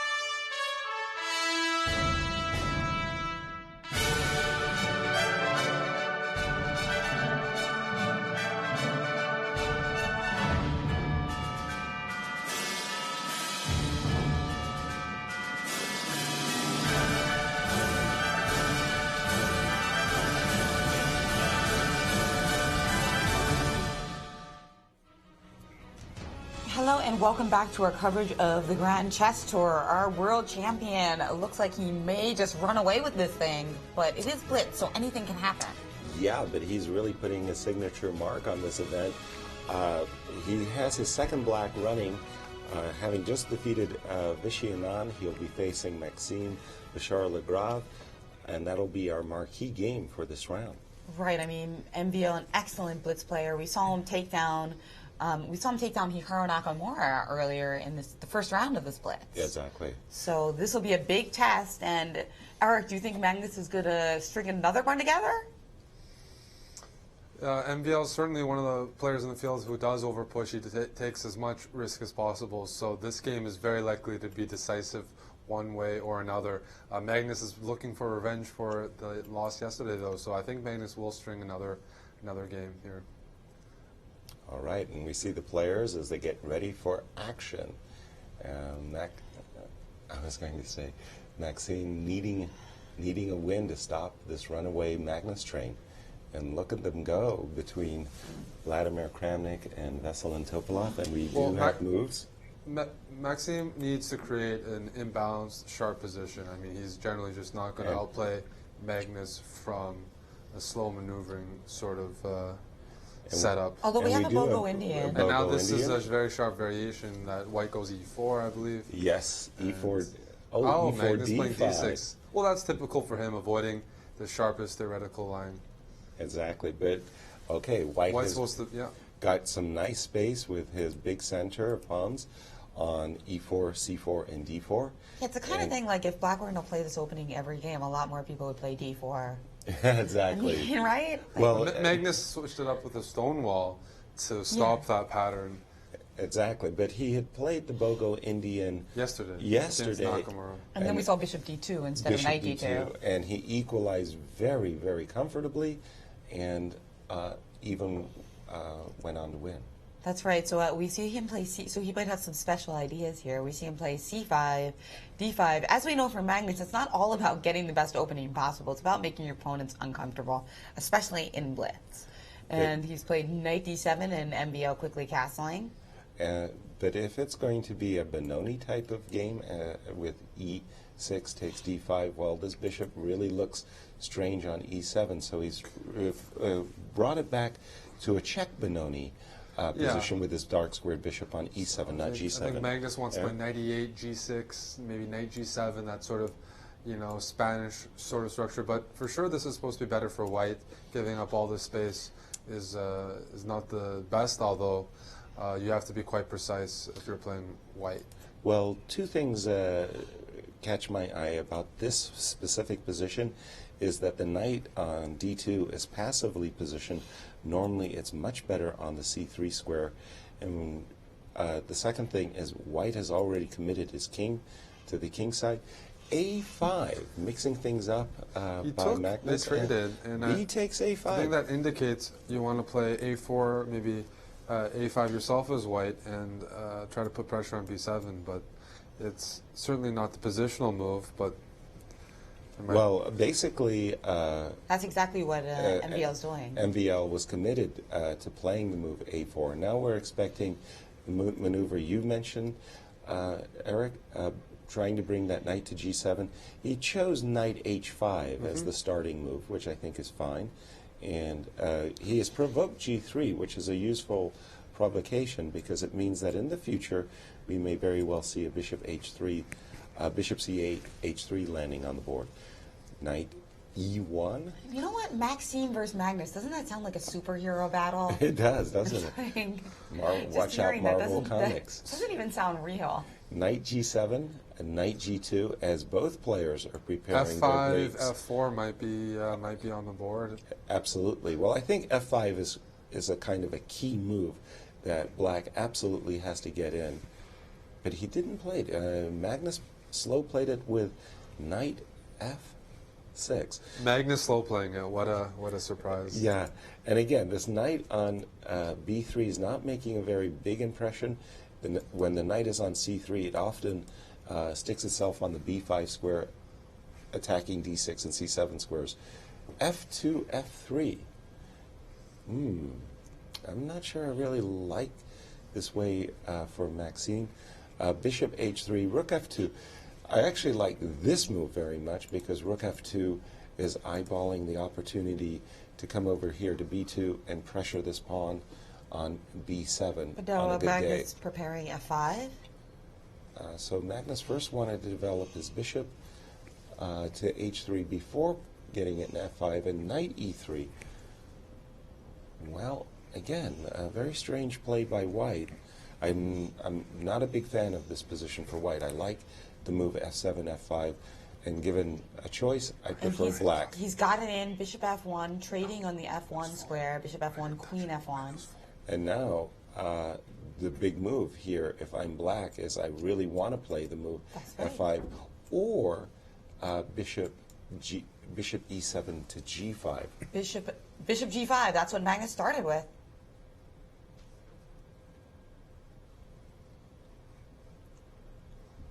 Bishop g5 played in the game, and he's still going to try to play the move f4. Exactly. All right. And still, again, this knight on b3 just really Loose piece. well, it just does nothing. It's just on a very bad circuit. Easier play, definitely, for the world champion. And there's been a capture on f5, and Magnus decided to create this imbalance after bishop takes e3, bishop takes e3, knight takes f5. Nice square, nice square. Liking for the black's knight. position. Yeah, he's just Magnus in cruise control. He just looks so. He plays so easily and well. Seen another trade with knight d4, knight takes d4, c takes d4, and now the c5 square is super juicy. Absolutely. I mean, that is the minor piece I like. Yeah. Magnus played bishop b4, preventing that idea, or rather, if it happens, he's going to snap it. Right, but okay, black has a protected pass pawn in the And position. can I play queen b6 here? How's that going? I guess you have rook b2, so it's a bit annoying. No, I like queen b6. Queen b6 has been played. Absolutely, I like queen b6 very much, in fact. Because the point is, if you play rook b2, I can always play knight c5 here in a pin. And, well, also rook b... You got to be careful that there might be an e5, e4. Exactly, and d3 check is always in the air, too. Right now it doesn't Right. do much, but it could do something later. Absolutely. Yikes. So, very, very concretely, Scary Magnus- position for Maxime, but he has played rook b2. So now, Inviting e4. I'm really surprised. e4 looks like a really big shot. But instead, Magnus started with d3 check, but maybe he's going to follow it up with b4. No well, question d3 is about it. annoying because of queen f2, there's rook f3. And if you are That's a forced good to one. move, if Your you're queen forced is to move pinned. your king, queen d4 looks like a very big And move. that's what Magnus started with. He just played queen d4 here, And this skewering those rooks. That looks disgusting. Horrifying. You gotta play. Well, he's played rook b3. And now he's rook trying to- f3 seems Rook like F3. a pretty strong shot in this position. but Magnus just played e4. e4 works immediately. as well. I mean, this is just... By the way, c4 is now hanging. Oh, this is a total disaster for MVL. Yes. And Lovely Magnus game by is- Magnus, and an opening that looked so passive at first. Yeah, but he just Outplays. easily outplayed his. These are top guys. I mean, the world champion just seems to be in a zone of his own. When he plays his best chess, he's imperial. This is one It's of his fantastic. best games, though, most convincing. Oh. I mean, just absolutely crushing. I mean, to be fair, MVL perhaps a bit tired because he's not really showing his stuff. We've seen him play some really fantastic games in the Grand Chess Tour. This one, he's just, Bishop c3, probably just queen c4, queen rook c4, b7. rook b7, queen, that's on the board, by queen the way. c3, then rook f3. Just trade everything off and take on f3. Wow. And you got those Or two play- pawns, and we play know how E3. valuable those are. The two pawns both headed to this, well, soon they're going to be both in the 6th rank. Exactly. And they say that's worth a rook. Maurice said it's worth a minute can be worth a piece. Well, how many Pawns connected on- pass pawns in the 6th rank? Magnus Yeah, figuring out if e3, e2 just wins on the spot. Exactly. And Instead of that- even taking on f3, just e3, e2. If rook c1, just e2 after e3. Exactly. And he And does he's it. played yeah. it. And he's just played e3. Probably resignation soon. Absolutely. Wow. Talk about getting your doors blown, and just take a look visually at this position. Wow. A blitz game, you know, Magnus, just a terror. And what I do admire is that he's been playing such combative openings. You know, sometimes people say that Magnus likes to play some really quiet lines and try to get a small edge, but with Black, he's been going for it in the blitz and the rapids. He's putting the pressure on his opponent. Dwarfs, Dutches, just Stonewall Dutches, Bogo Indians, Nimzo Indians.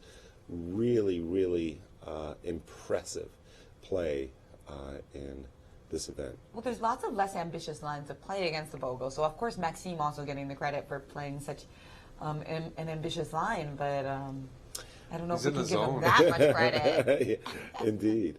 Well, we see this move Rook B1 on a, you know, he's hoping that by doubling his rooks on the 7th, but with this queen defending the G7 square, I think this is really helpless. Very fine move, by the way. Rook B6 by Magnus. You can't capture on B6. The E2 pawn just goes home. This is such a beautiful move, just showing how to squelch counterplay, the combination of attack and defense in chess. Beautiful, just awesome. And you just have to catch your breath and say awesome. This is the kind of position that it must be fun. I mean, Magnus is just like enjoying himself now, isn't he? Rook B6, E2, and there you have it. Handshake. And there's the resignation because he is going to get 2 queens. Big news, Wesley So has also won. How did he win in this position? Did he win? Is that for sure? Because yes. Why is this winning? I don't know why. It says a draw on winning. my board, though. Oh yeah, it that says could it's be a draw. I mean, it looks like a draw because you can't, it's opposite bishops. Okay, so Wesley So corrected. has drawn the game, in fact. All right, let's just see. And we have the Nakamura game still underway. Let's take a look at that. Anish Giri versus Hikaru Nakamura. And we've got an endgame where it looks like an extra Anish is up a pawn. pawn. An extra pawn, but this bishop, this is going to be a tough one to win. White's king doesn't really have very good entry squares. You're going to have to take a very long route to Fabiano get over. against Leuven. I think that's another game that we have on our board, by the way. That is. Fabiano? Fabiano Yeah. Ronian is very sharp right now. Okay, let's turn Yeah, to let's that move over board. to that. I agree. This one is looking like a beautiful bishop there for Fabi. Exactly. I mean, that's got to be the. We saw a game where the knight was the better minor piece, and exactly the opposite here. And he's just acted an exchange on d5. After queen takes d5, Fabi intuiting that his bishop's just going to be so powerful, and we're actually going to be able to take on g7. I think this is Queen just G5 absolutely check. over. Queen G5 check is huge. Takes on g7 with the pawn. And now queen c6. Are there I mean, tactics black here has to a lot of play counterplay on the light squares here. There's a few more convincing lines because queen h5, you can just walk King to g8. f7, and as long as the queen on c6 protects the rook on e8, But- there's no clear breakthrough. But Like we queen- saw this move bishop E5, and Oh, Lots of and blunders. resignation That's a after big blunder. queen h8 check. And we're making another queen. That's a second 2-queen game. What's going on, Yasser?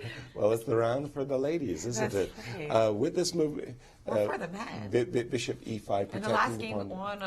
on our dock is Anish Giri versus Hikaru Nakamura. Is Nakamura still in trouble? Let's take a look. Is the Kramnik? Yeah, there's that game, and yeah, Kramnik Topalov, I think, might be ongoing. And this is this bishop ending. I was about to say that black. It looks like White's making progress. Maybe gets the king to g7. Yeah, White had to do this long route with his king over to g7, and you're absolutely Yikes. right. Indeed, this could create some zugzwang situations because the king can't leave e7. If the pawn goes on f6, that's a goner. So the Right. pawn on a3, it's on the right color. Do you try to play d5, d6? Absolutely. Absolutely, to break out the fortress. So we'll trade the d pawn for the f6 pawn. And then black's going to have to sacrifice, but the question is whether he can get his king to win the a pawn in time. Exactly. So d6, king f6, I think looks very close to a draw. Agreed. Just because the king is too far out for white to protect the a3 pawn. So king d6, king f6, king c5, king g7, bishop f5, and king c4. So we have we've seen the trade of pawns Eric, and bishop c2 was the move that was played. And now king g5. I thought he was going to go king g7 with the idea of just pushing that pawn fast. King e5 has been played, and now the bishop moves.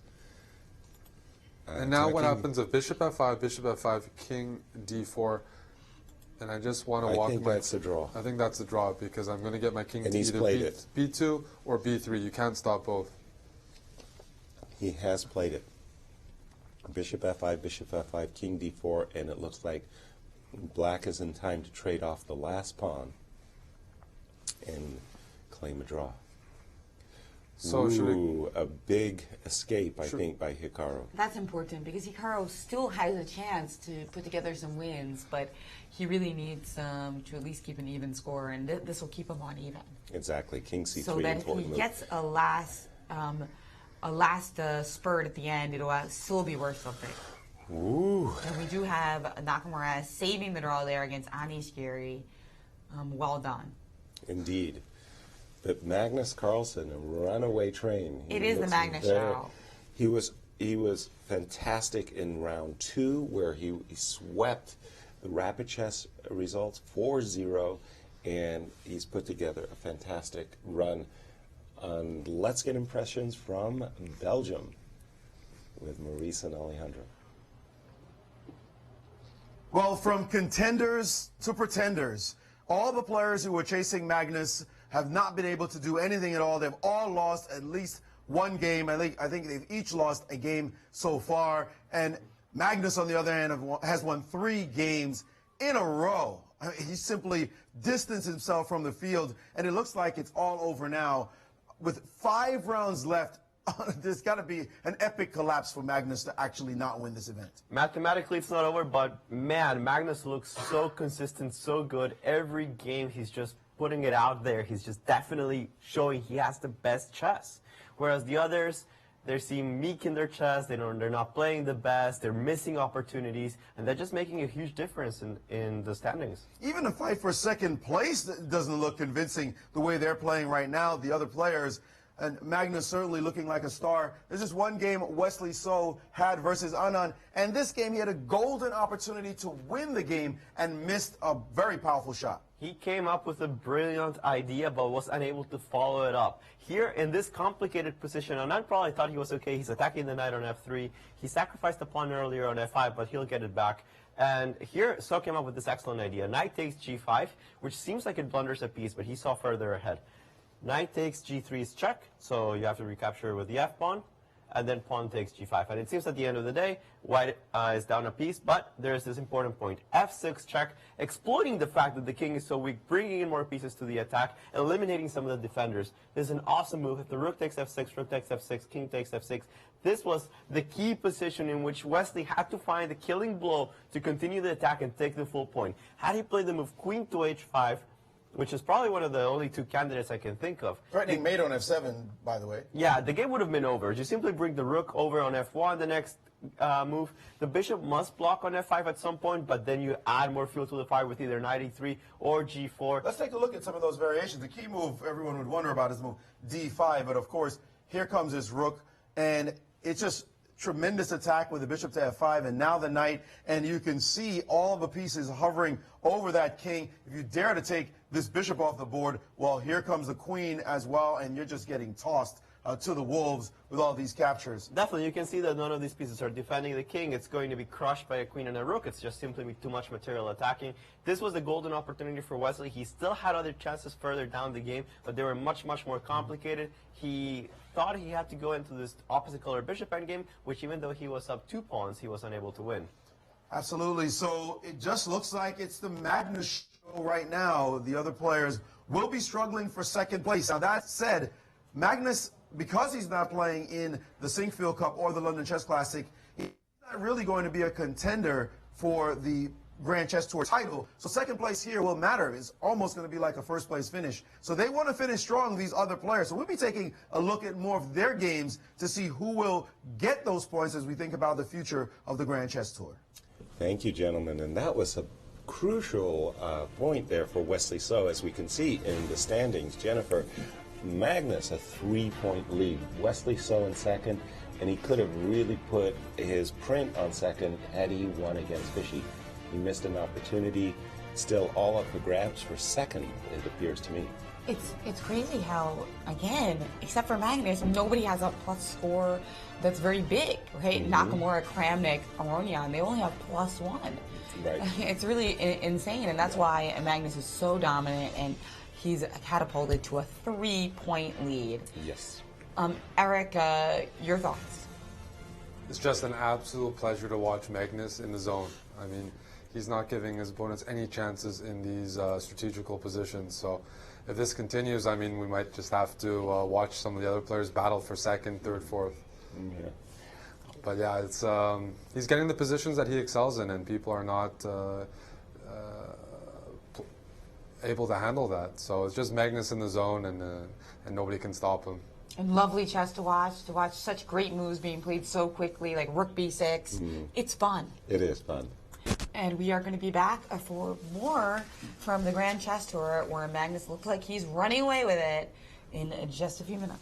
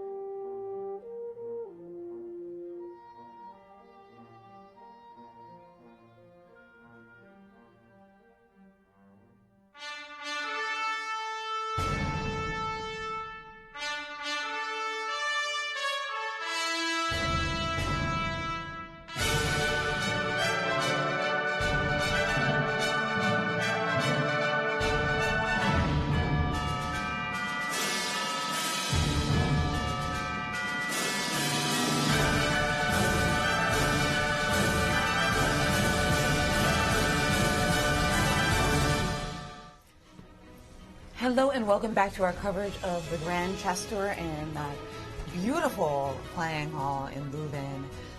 I'm so impressed by YourNextMove's tournament. This Grand Chess Tour has just been a magnificent addition to this tour.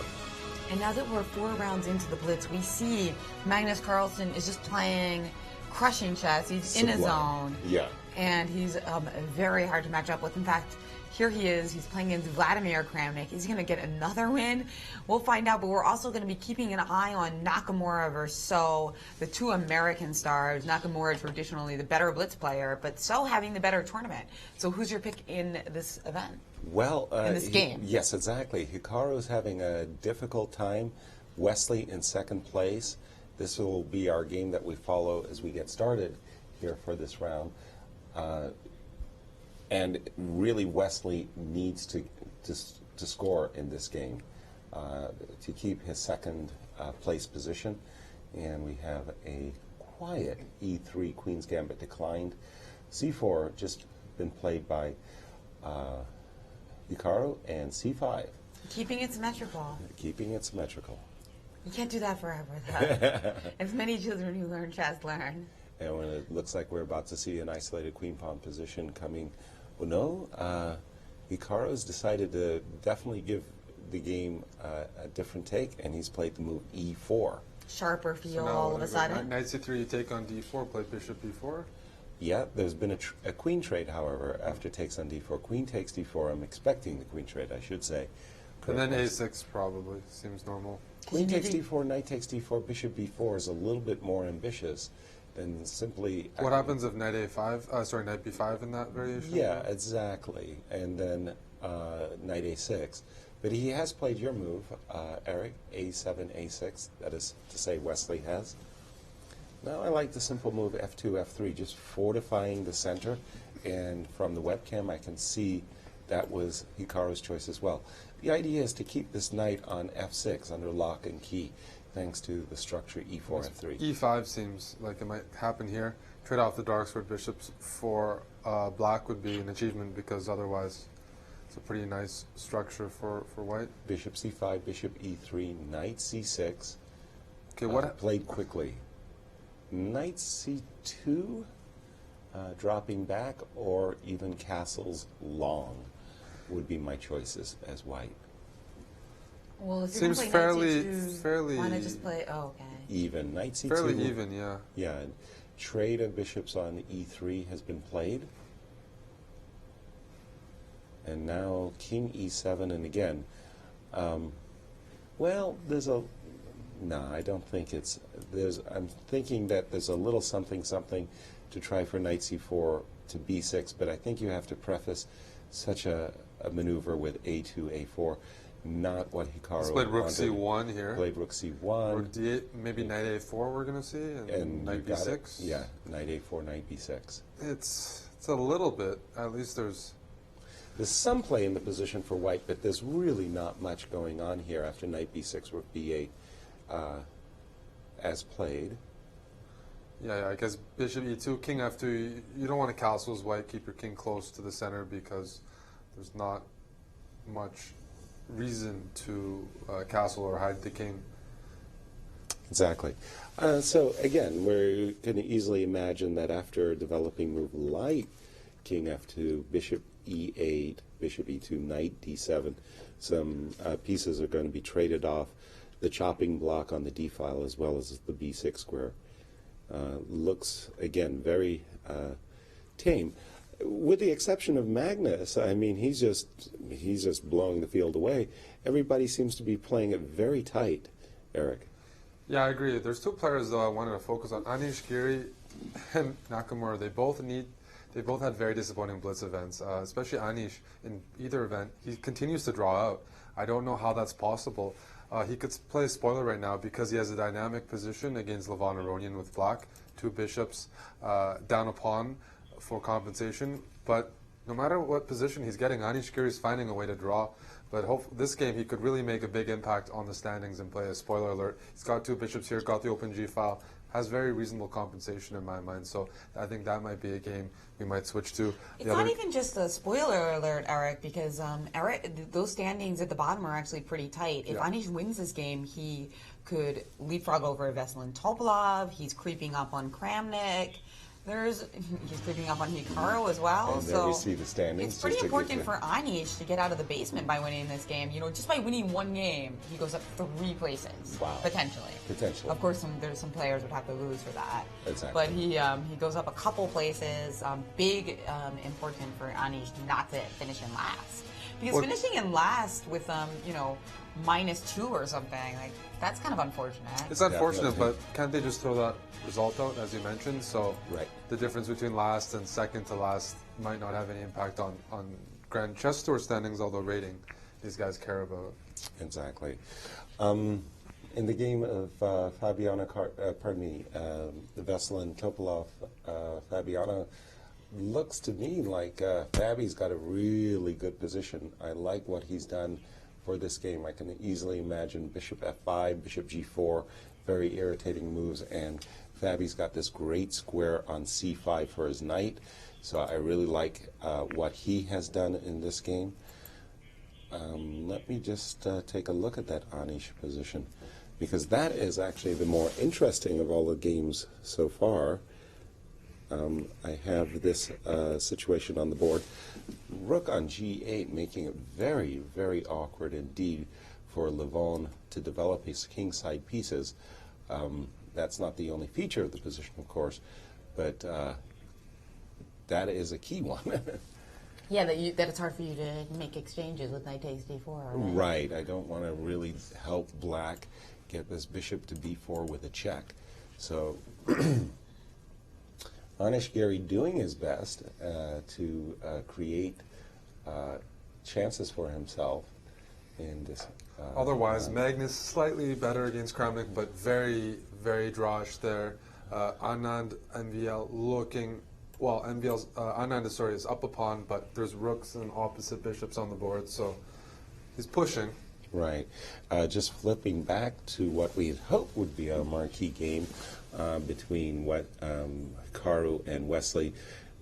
Seems very, very dry. Nothing going on. The same feeling. Wesley is black playing against Hikaru. Hikaru is nothing here. And yesterday we saw Magnus push this sort of position as black. So, I mean, it's starting soon. If I'm black, I'm starting to think about g5 here, f5 here, and maybe getting a little ambitious if necessary. We certainly saw Magnus squeeze this sort of structure yesterday. So and almost win. Almost win. But this is certainly not more preferable for white at this point.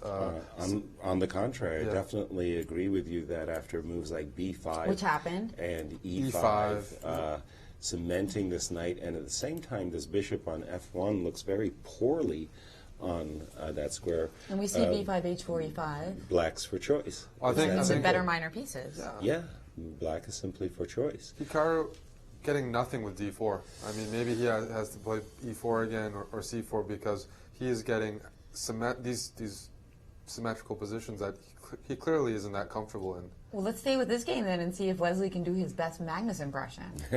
he does have a great smile like Magnus. So.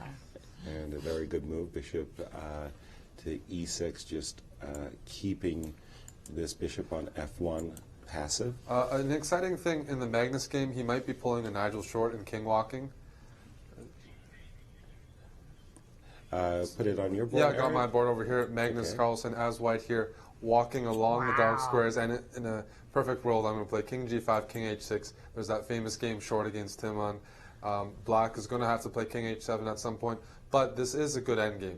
If this king is better than black's king, you trade off the queens, the rook and king might penetrate. So Magnus is pushing without any risk here, and that king is getting dangerously close. That's right. I mean, can we, in some variations, we can also consider putting the king all the way on f6. F6, exactly. F6. Even if you put it on h7. I mean, that's just glorious. So, how similar was that to the short king walk? When did the Jan Timman game. Yes. Yeah, but he went to h6, set up a big checkmating pattern. So it's funny. It's funny if you do it right here. I just want to show. If you play too quickly and you play king g5, there'd be this nice, funny self-mate. Oh With the dear. queen here. And Love it. What a beautiful line, Eric. But instead, they've traded queens, but that means Magnus should be transitioning to a winning endgame. Yes. If he plays this properly. This king he's is... played it. It's this is just domination. very favorable. You can't play f6 because of king e6, but otherwise I'm going to play f4, f5, create some weaknesses here, or maybe play rook c8 pretty soon, but this looks like almost a losing endgame. Domination. Domination. Gorgeous. A beautiful play Just by Magnus. solely because of the king position. Exactly. Gotta love it. So I love your other variation, though. Perhaps Kramnik should have standed the heat a little bit and tried to go for some tricks such as that, rather than just go straight into this very unpleasant endgame. Well, it looks like Zugzwang, actually. I mean, what is Black going to do for a move? Right. And Nakamura in big trouble right now. Okay, we'll flip back to that game. And again, a huge game for Wesley So and his ambitions to take second place. And we see some of this body language by Nakamura, even though he has a minute left on the clock, playing like he has 10 seconds. And usually he does that when he's not happy with his position. Exactly. Because it's just a typical blitz thing, figuring that his best chance now is to kind of intimidate his opponent and at least keep a hand on the clock. Exactly. But this looks very, very good for Black, If only thanks to this dominating knight on the on the f3 square. That is a really nice knight. Now, Wesley's going to have to somehow start advancing his pawns in order to increase his advantage, perhaps starting with just g6 and then f5, and he's done that. g6, h5 played very, very quickly Exactly. by Hikaru. Okay, here you go f5. There's a trade on g6, and after rook takes g6 and e4. e4, and the problem is you can't even sack because knight d2 is coming in. Precisely. And this has happened, by the way. Well, Wesley this has played is f5. very close to over. Wow. F5. So And let's- Wesley So. So you're saying that after takes on g6 Six twice. e4, that White has to play bishop e2. Yeah. Right. And then we've got knight d4, I believe. Knight But, d4, and our pawn is A hesitation coming into e3. and no capturing on g6. Instead, Rook b6, now knight d4. Yeah, knight Knight d4 just d4. defending Should and be also threatening automatic, e4. then e4, then push those pawns down. It's who's quicker here. The problem with knight d4 is now if you take on g6, e4 just traps the bishop, So right? a quick repetition by Wesley to gain some time on the clock. You do get 2-second increments, 41 seconds to 45 seconds. Pretty thin. He's probably Yeah. gaining a second with each move. But hey, Hey. take what you can get against knockouts. Exactly. And so we're expecting the move knight d4, followed quickly by e4. He played e4 He right started away. with e4. Interesting. So now bishop takes b5 is possible. As is rook takes b5, as is d6 check. So definitely making things more complicated. The knight d4 was just such a solid move. King f6, maybe the only move here. d6 check. He played king e6. That does allow allowing bishop a c4. King e6, I'll play bishop It allows b5. bishop c4, but it also allows bishop b5, threatening bishop c4. I really, really don't like the way Hikaru's, how Wesley has done this, and I definitely think he's put himself at great risk. Oh yeah, that d pawn suddenly. is also quite strong, and now And it Wesley's looks like going to go acquiescing to a draw. for the draw. I think he's yes, he's got it. He recognized. So some. Oh, that's... He bailed out, but a save by both players at the end. And has Magnus put the big hurt on Big Vlad? Not quite yet. Vlad gave up, I think, 3 pawns for active counterplay. Now he's playing down 2 pawns here, but This should be all she wrote, right? it should be all she wrote, but he's still fighting on here. Okay. He's going to push that A pawn down the board and try to get the D pawn or something for it. Okay, so just so that I've got. Oh, the sorry, I'm position, way behind. I'm way behind. There's so a ignore what I'm pawn saying. on f5, g5, and g4. So there's 3 pawns, but that rook on h4 is not ideal. We have My board's not updated. fantastic view of somebody's back. I think this is closer to a draw, despite the 2 extra pawns. I don't see how Magnus is going to release his rook. That's a very unusual endgame constellation, isn't it? Absolutely. And he's only got 3 seconds left And in a the draw. clock, so he decided Agreed. to agree to a draw. Waving his hand, I think... In disgust. Yeah, I mean, in a lot of circumstances, he would fight for a win there, but those 2-second increments don't build up that quickly enough. No, they don't. Eric, if we can come to your board, just take us to that Magnus Carlsen ending when we thought after the queens had gotten off that this was like over. It is over, and Kramnik was forced to play g5 here. You can't move the rook anywhere because of king d6. You can't play f6, as I mentioned. So after g5, h5, Kramnik played h4 here. A lot of moves win. Magnus played f4. He could have just played king f5, king g4, picked off a second pawn while still controlling this only file. Let's see what happened. f4, king g6. This is all still winning, by the way. Everything was winning. Rook g8, king h7, and now after rook c8, trying to win this pawn. It's still all winning. Rook c6, rook e7, and allowing the rook to e2. That's when things got a little bit... That was where he let Vladimir back into the game by letting him activate his He rook. didn't have to do it. He can always just play rook e8 after a move like here, f5, king here, f6, and playing rook e7 and rook f7, and always being able to block the one file, which is the e file. That would have done it. Wow. So a narrow escape by Vladimir. How does that affect our? Because Wesley drew, we have did Leuven. How did Leuven finally finish with his game with Anish? Let's see. It looks like that game. I don't have a result for that game yet, but it looks like. Oh my goodness! Were they still playing? No, I thought that the. No, I think it's over. Stage So was empty. we'll check. We'll find that out in just a second. That was a draw, in fact. It was a draw. Okay, so neither player making headway in that from that round. And let's go to Leuven with Maurice and Alejandro. Another bishops of opposite. Well, now that we know that Magnus is going to win the tournament, I mean, an epic collapse is probably even too small a way of putting what would have to happen for Magnus to not win this event. Now the race is really indeed for second place. And as we said, second is almost like first, since Magnus's points won't count for the Grand Chess Tour, given that he's not going to play in the next 2 big events. And so we get some big results. And this result is a huge one. Anand defeating Maxime Vachier-Lagrave, who finished 3rd in Paris. And he's got some good Grand Chess Tour points that he wants to get. Anand saying, look, I've entered the show. Right now, this is my first event. Since Magnus is not going to count, if I can win this against the rest of you clowns, I'm also up there. Yeah, absolutely, and I'm trying to say that he's still up there. This was an important victory for him. He had been a little bit shaky in the blitz today, so it's important for him to win again. He hadn't won since he beat Topalov in the first round, and this was a very technical win.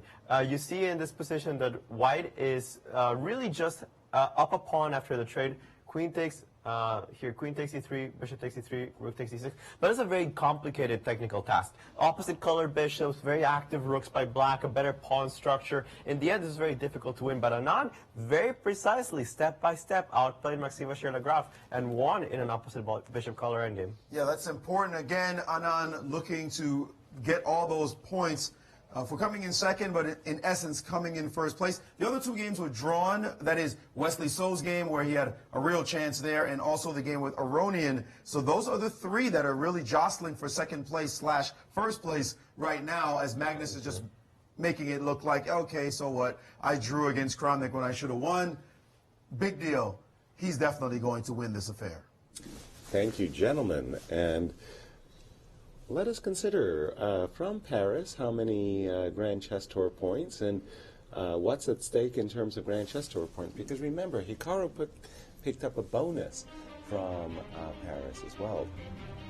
Well, here are standings right now. We see Nakamura climbing up a little bit. That's important because he came first in Paris. And with the 13 points, if he can win 1 or 2 more points and come in 5th in this, he could still be leading the tour. He definitely salvaged, and Wesley So, who had a very decent result in Paris, for sure. He's looking at it second place and the potential for 10 points, or is it 11? I think that's 10 points, right? 10 points per se. And so we can take a look actually right now what we got for tour points after Paris. Magnus Carlsen has 10, but he's not really eligible. Nakamura with 13. Wesley picking up 7. So He picks up 7. If he gets 10, that's a total of 17. Nakamura has to come in at least 6 to surpass that. Right. But he has a very good chance to do that, actually. If he finds his blitz form in these last few games and wins a game or two, he could be first. Is there anybody else who's likely to be first? I don't think so. Ron Aronian was okay, but MBL. MBL. He needs to. Both those players need to string together some good results in these final rounds. And I don't Eric, even think so. Anyway, I think it's going to be very hard. Oh, because they're going to have to they're going to have to surpass Wesley. Exactly. In order, yeah. If they surpass Wesley, That's they have what a I meant, chance. sorry. Yeah. And Eric, your thoughts on how this fourth day of Blitz has been going so far? Well, the last couple of rounds, I've noticed technique is starting to drop. Wesley, those guys fighting for second are going to have to convert those positions that we're seeing somehow turn into draws. But otherwise, it's still the same story as before, Magnus. But I would like to brag. I'll wait a few rounds until we finally get the predictions right. So I'll keep my eye out for the second place, MVL, Aronian. But yeah, technique has to improve for anybody wanting to secure second place. Very good. And just because I've got you, Eric, at the board, did Wesley So, I think he blew it very badly with this move E4. I think it was move 45. Had he played what we all expected, which was this move Knight D4, yes, would that have secured Wesley a win? I think it would have. I always favor the Knights. The position is good. There aren't really any strong moves for Nakamura. He probably would have, knowing him, he wouldn't blunder. He would just play an active move, something like A4, try to put up a little bit of resistance here. Let's say A4, B4, then A5, and do this sort of pawn race. Then we have E4 coming in, then D6. It gets a little bit, tricky. King D8. I think this is winning for Black, but it requires a bit of accuracy, a little bit of pressure here. Moves like Bishop B5. It's the only try for Nakamura. So it's not entirely decisive, but it certainly forces Nakamura to find only moves to survive, and it doesn't allow the same kind of play that we saw during the game. Thank you very much. Yeah, because Knight D4, I thought that was just a cruncher, but maybe not as decisive as I thought. Maybe against most people. I guess Nakamura, like Eric mentioned, it would find whatever counterplay there is. Yeah, you'd find counterplays, so I can't say totally decisive. Exactly. Yeah, especially they're playing a blitz game. One minute Sure. left in their clock. And I wasn't really too sure about their times either. Yeah, they were pretty even, like about a minute each. And Wesley was trying to, like you say, you get 2 seconds, but it takes you a second to put the moves, even if they're repetitions. And then you got to figure how long it takes you to think about, like, how many times you're repeating it, and for it to occur to you to do it. Yeah. It's a little thin when it's only a 2-second increment. Agreed. Yeah. So we are now getting all set for. We're going to get set for our long break, so we'll see you guys in about a half hour. I think dinner break over there, or whatever you want to call it. Reset break. Probably Magnus wishes they could just keep playing. Yeah. And we are going to be covering the closing ceremonies after this is all over with. So get yourself a coffee, guys, and get ready for the last 4 rounds here in Leuven and see who's going to get second place and if there's a possibility that Magnus will completely melt down. It's always possible. We saw it.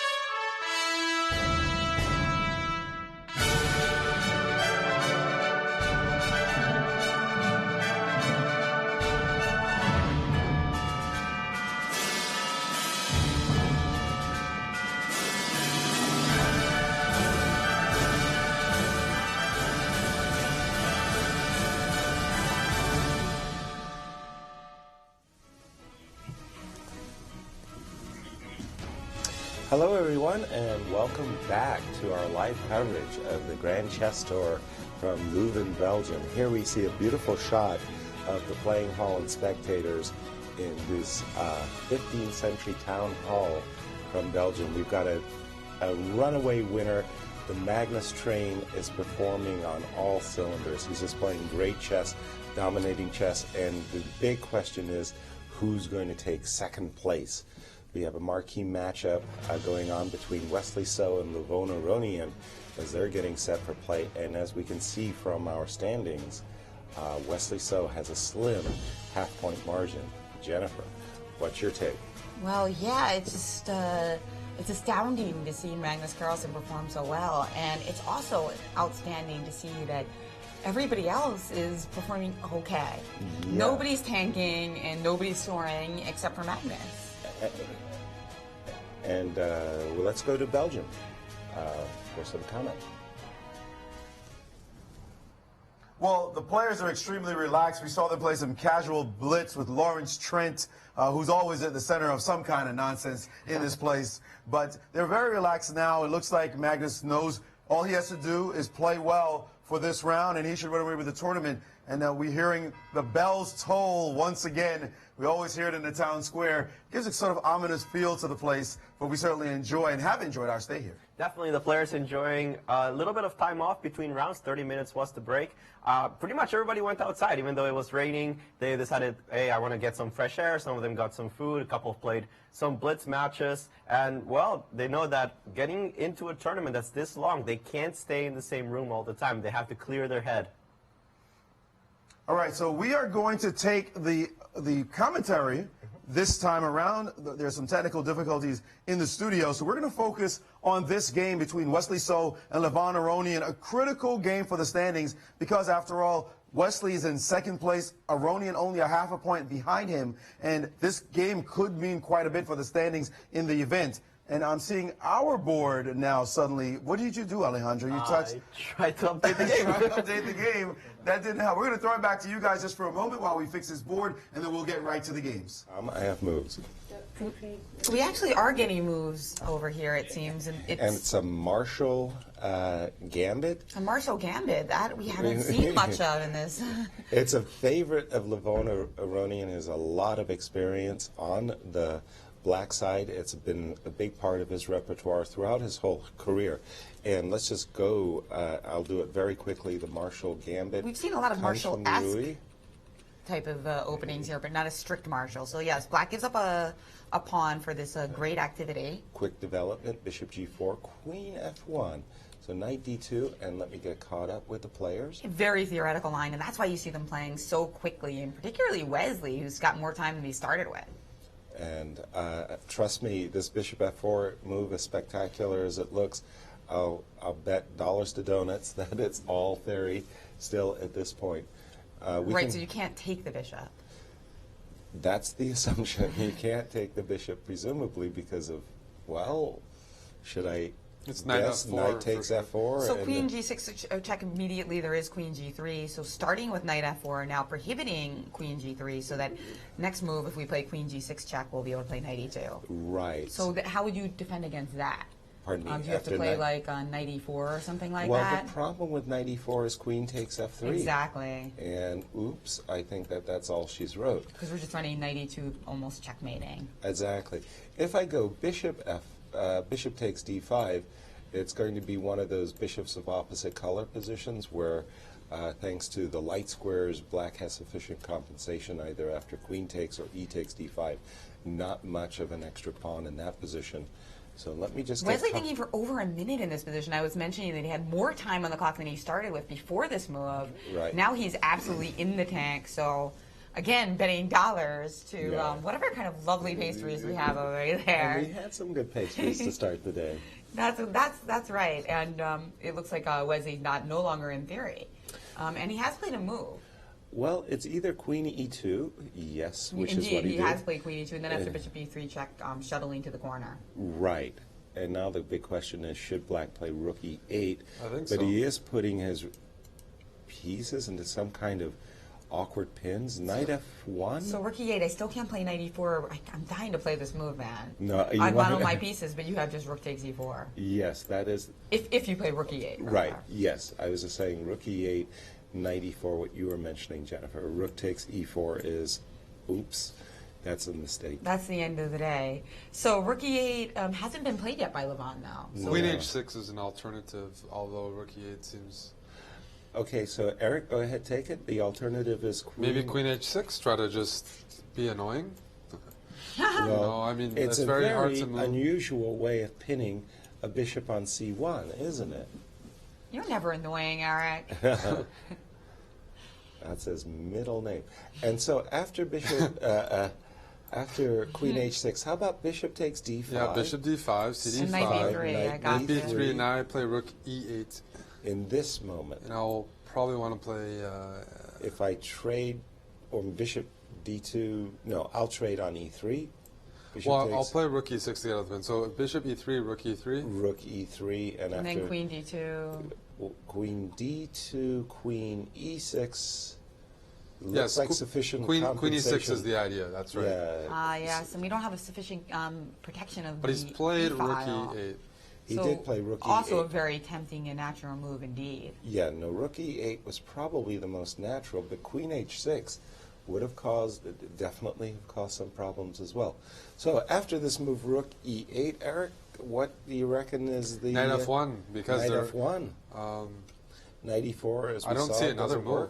work. And a move like bishop d5 here, just you can even do queen d5, so it's just not looking attractive. And black can just get out of this pin on e-file by playing rook e6. So I think just get out of the way, right? Knight f1, trade pieces off, and make life easier. And that's exactly what Wesley did. He did play knight f1, and now we're going to see what's up Leuven's sleeve. He immediately played bishop takes f1. Queen takes f1 box, bishop takes c1, I reckon. Why do we have to take right I away? know, I hate taking. You don't want to, but you can't No. think of anything useful to do. No, h6 is a useful move for sure. h6 is useful. Queen e2 can be met by rook e6, and the rook is protected so that the pin is not meaningful. If we trade, bishop e3, now rook e3, and the pawn on f3 is giving black sufficient play, I think. And this is the position we have on the board right now. What's the position we have on the board? It's the one before this. So bishop f1, queen f1, and Leuven still Thinking. seems to be thinking in this position. And unfortunately for him, he is burning a lot of clock time. But that being 3 to said, 2? if there even like one more trade in the position, it would be a little bit less risky for both players. So Leuven sensing this is a critical moment. What about Eric's earlier move, queen h6? Well, I guess the problem now is it actually doesn't threaten anything on c1 because the queen No. defends that square.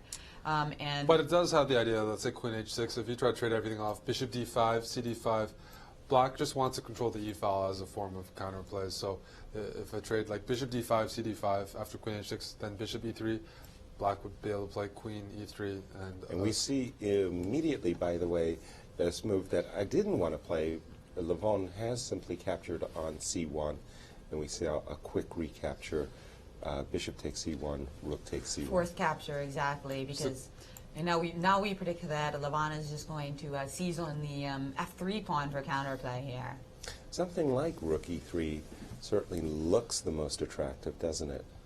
But he has played king f8, a subtlety to be sure.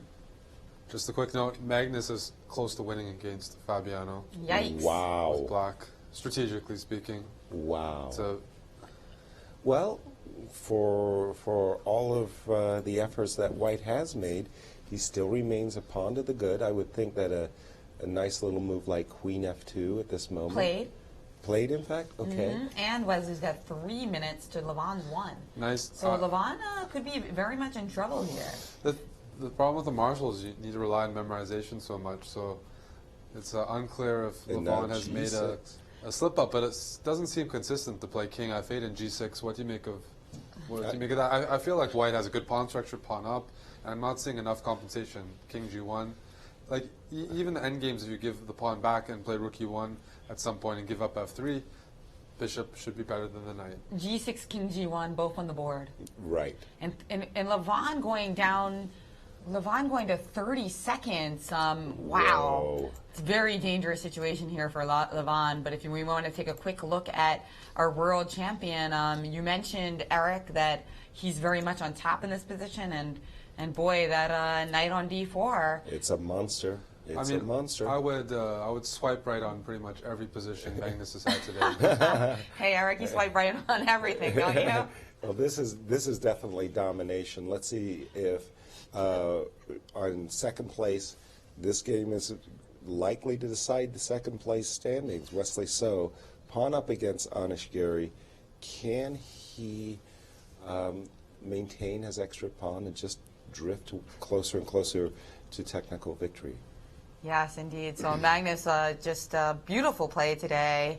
But, you know, let's go and see about that Leuven game versus So again, because that is so crucial, as Maurice mentioned, for second place. And Wesley could actually be leading the Grand Chess Tour if he secures a second place. Exactly. And the players are moving quickly. I'm waiting for my board So to update. I see Leuven played h5. Maybe at some point you want to play bishop c2 and bishop e4.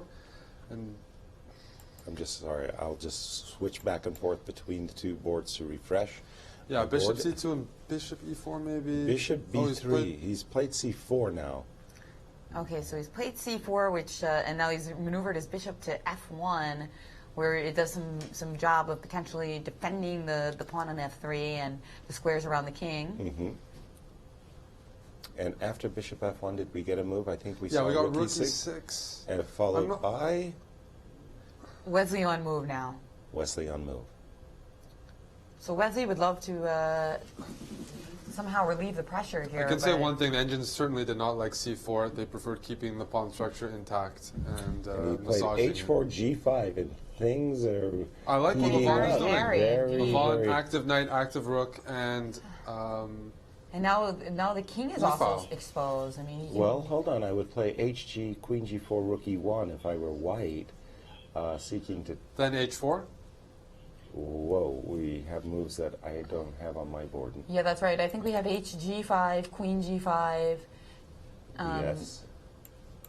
hg5, queen g5. Rook e1 and h4 now, and then followed by h4, g4. So now knight e3, queen f4 at some point, but knight e3 looks... And Magnus did win his game, by the way, you guys. Fantastic. Wow. Knight e3 here. Ronin has great counter chances here. Oh, and boy, in blitz, this is huge. The bad thing for Leuven is he's the one in massive time pressure. So He's down to 10 seconds. exactly, knight e3, bishop e3 on the board. Knight e3, bishop where? Bishop h3. Bishop h3. And now queen f4 is the move. Queen f4, Like just to play. keeping... But just a few seconds left by But Leuven. it looks like Leuven, Did he flag? What happened? I think he flagged. It looked like he might have flagged. Let's just find out, because there was a handshake in that game in an unclear position. Except Looks like he flagged. he Really? flagged. Do you see that? Yeah, his time went down to 0-0.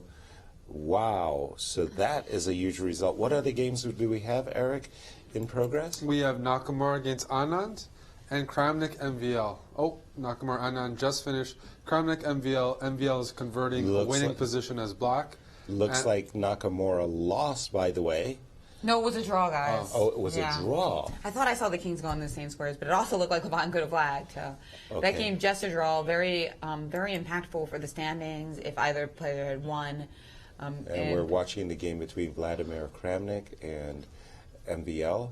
By the way, Nakamura got checkmated by Anand. Exactly. Brutal.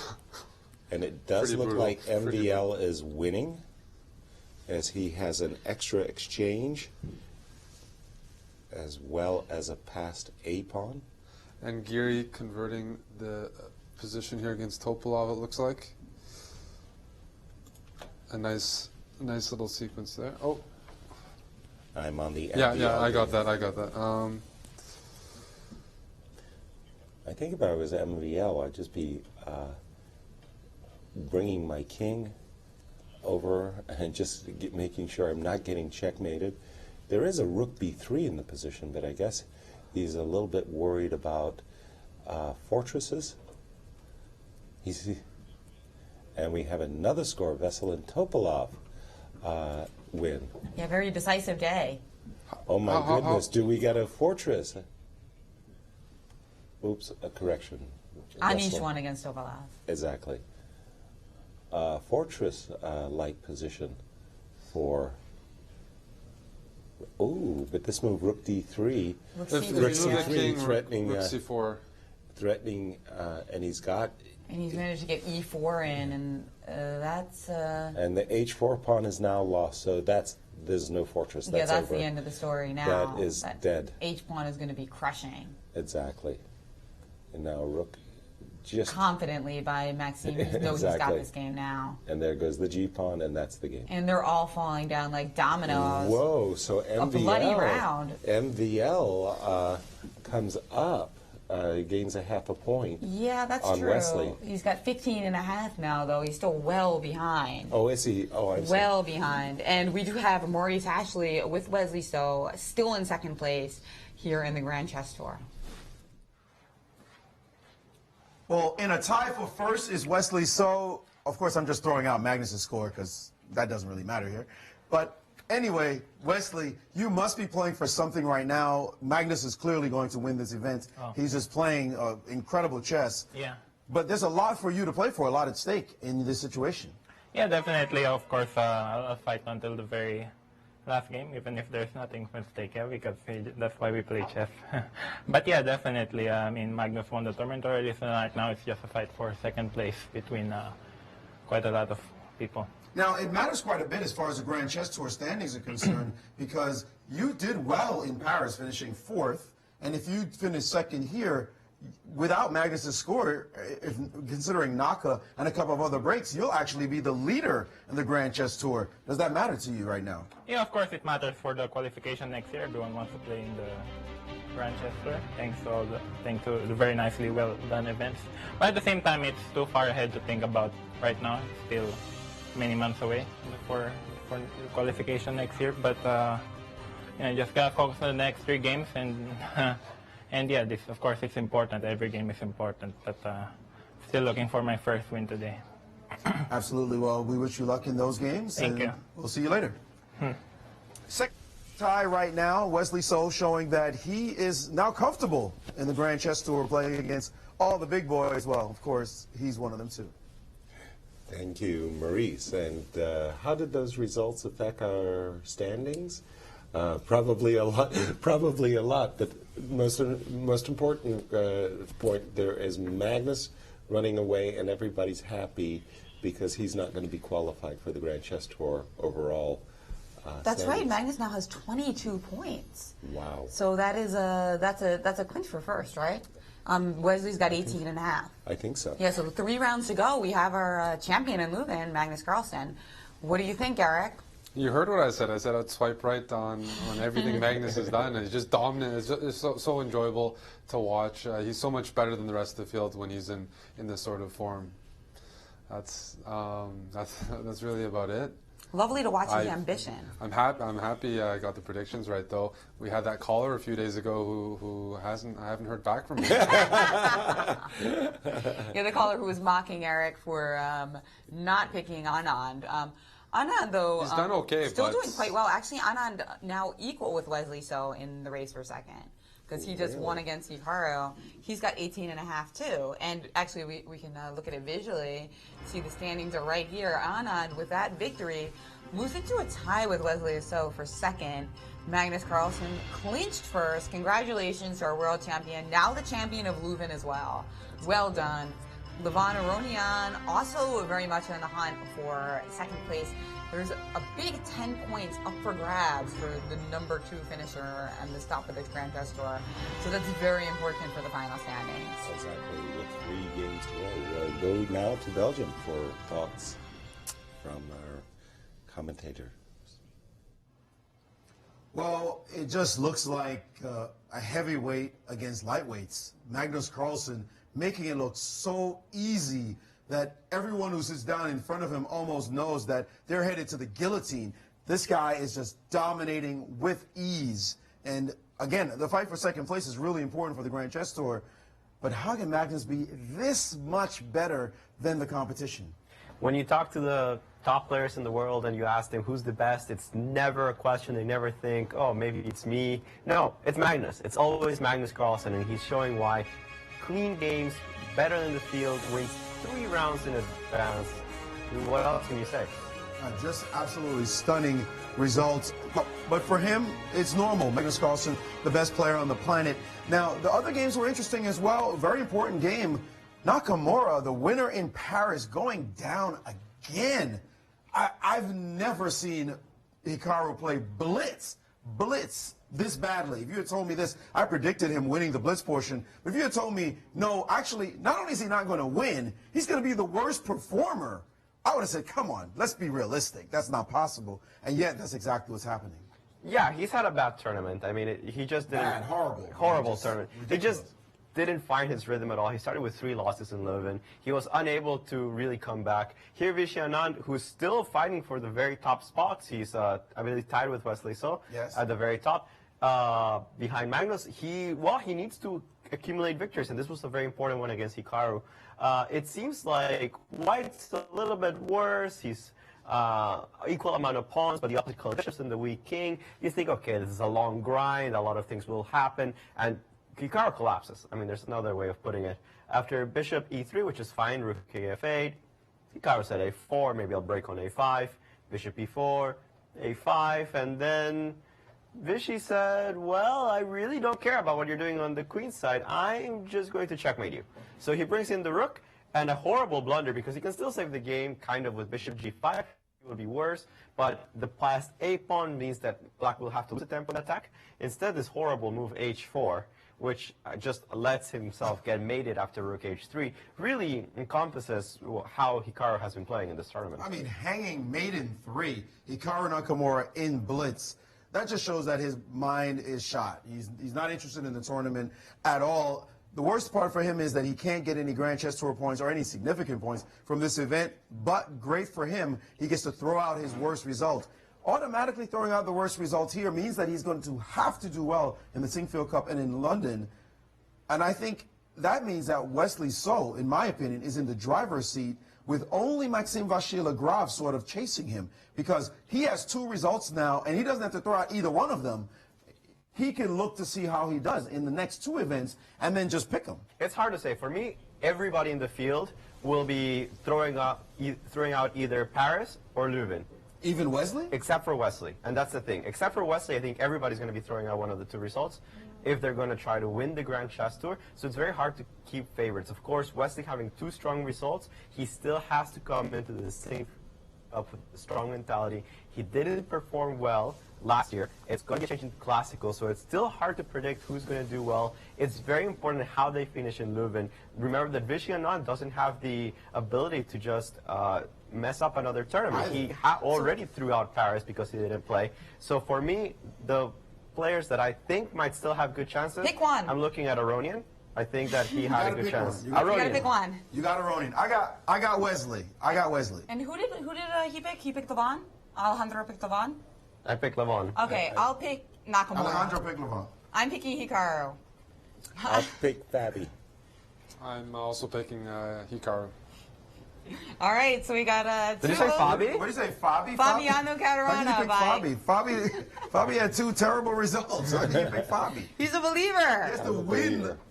Anybody win in the the next 2 7-0 events. in the Singfield Cup got my big. I think I'm going to get Fabi. He's not going to say Fabi. Well, there you go. So we got 2 believers in Nakamura, though, that he's going to come back. I'm just a math girl. I'm looking at the math, and I'm saying Hikaru's dropping this result anyway. So he's already got this massive 13 points, and that's huge because there might be ties in the other events.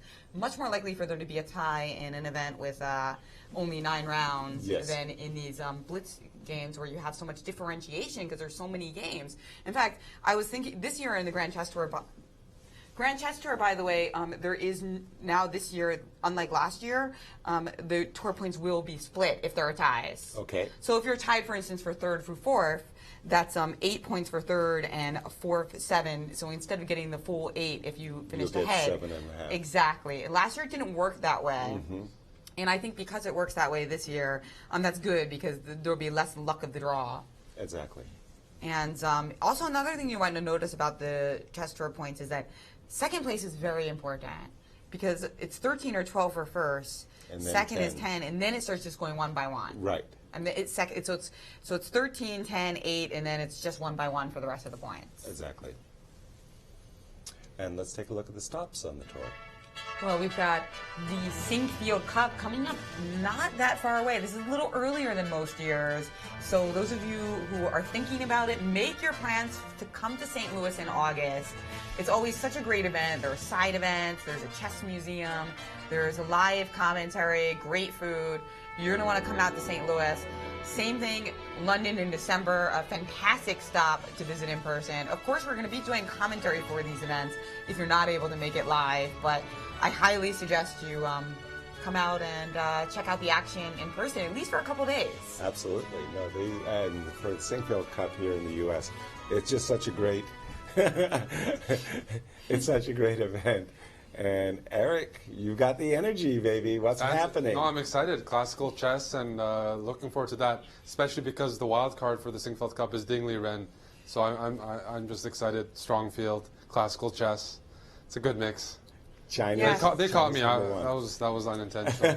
Yeah. More dancing. I know we woke up here at 3 a.m. for the early start, and Eric had some techno music to get us all revved up in the Gotta morning. get the techno chess. Get ready.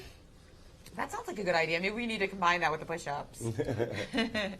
Techno and push-ups and chess. And we are going to take a short break as we do some push-ups and listen to some more music. And we'll be right back with the third to last round. We've got 3 more rounds left here in Leuven. Exactly.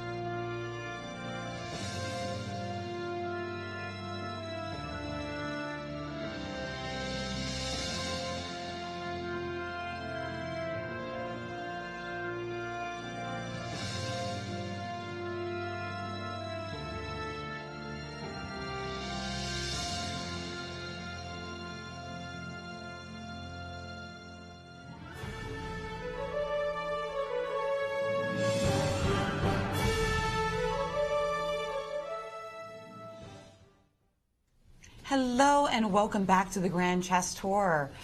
And we've got this match for second place in this stop, but really first place in regards to the Grand Chess Tour. Well, of course, Magnus clinched last round. Yep. And just a beautiful game. So where would you like to go? Do you want to see Leuven's game against Hikaru? Well, I think Yes, that's a game very much worth watching. I was also just keeping an eye on the game. Oops. Between Wesley and Topalov and So? Yes, exactly. That's one of our Italian games, which we've been seeing so much of. Let's stick with this one, though, because this is an opening we haven't seen as much in this tour. Absolutely. It's Nimzo Indian with knight f3 and bishop g5. Players have been playing very quickly. Leuven Aronian and Hikaru Nakamura, as we know, had that very nice match 2 years ago here in St. Louis. It was with the Chess 960. Exactly, blitz and rapid, right. Hikaru won that match, but this is blitz. This is 5+2. And we have... And of course, Nakamura having a terrible tournament, and so important for him, as I mentioned earlier, the scores are so scrunched up at the bottom that if he actually wins this game, he could go up as many as like 3 points in terms of his Grand Chess Tour points. That being said, probably this result is getting thrown out anyway. Yes. Most likely, I mean, unless he performs quite badly in St. Louis or London.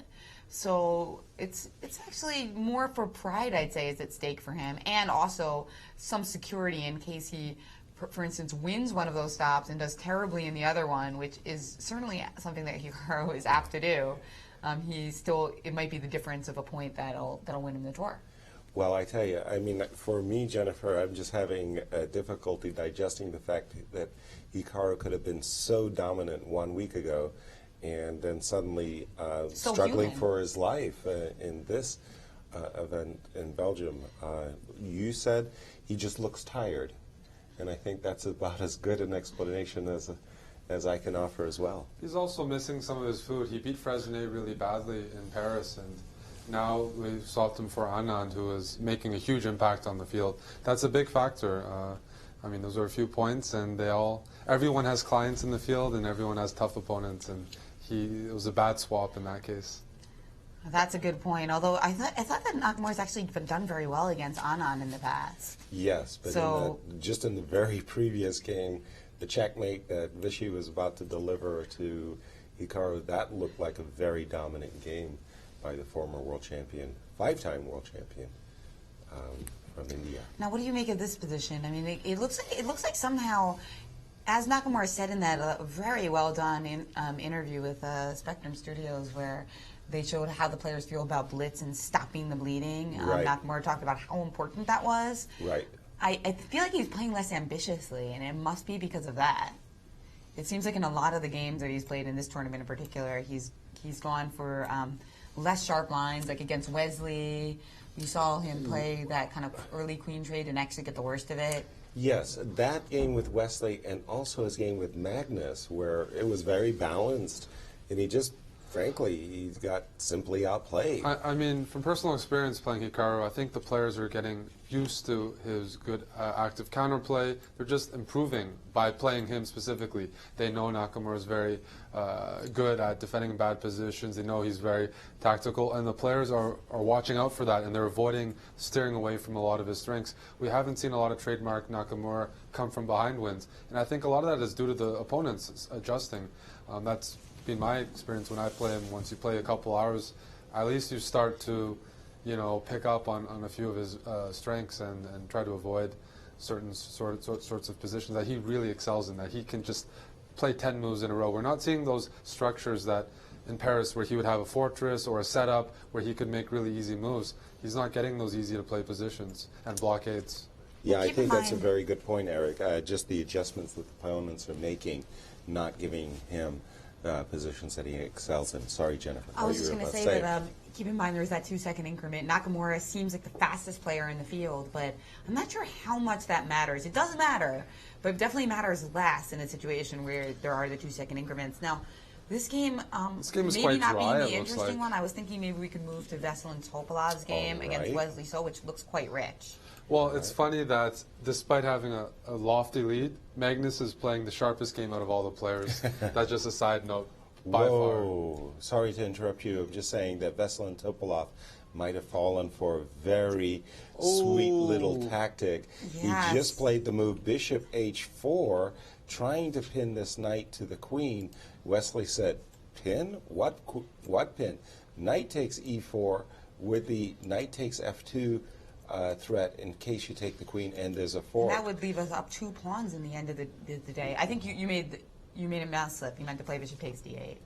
Yes, Right, yeah. but well, in fact, it was knight takes G4. I didn't. That was played. I see. Yeah. But the variation Yeah. you wanted to show us was that if bishop D8, Yes. knight takes F2, and black would end wins up. the house. Yes, we would end Well, up. did Wesley play knight f2? Because knight c3 was a computer choice. It's saying knight f2 was very balanced after just trading everything off. So No, after knight- it's knight takes E4, knight takes G4. Yes. And Wesley on did F2 play that's take a on mistake. F2.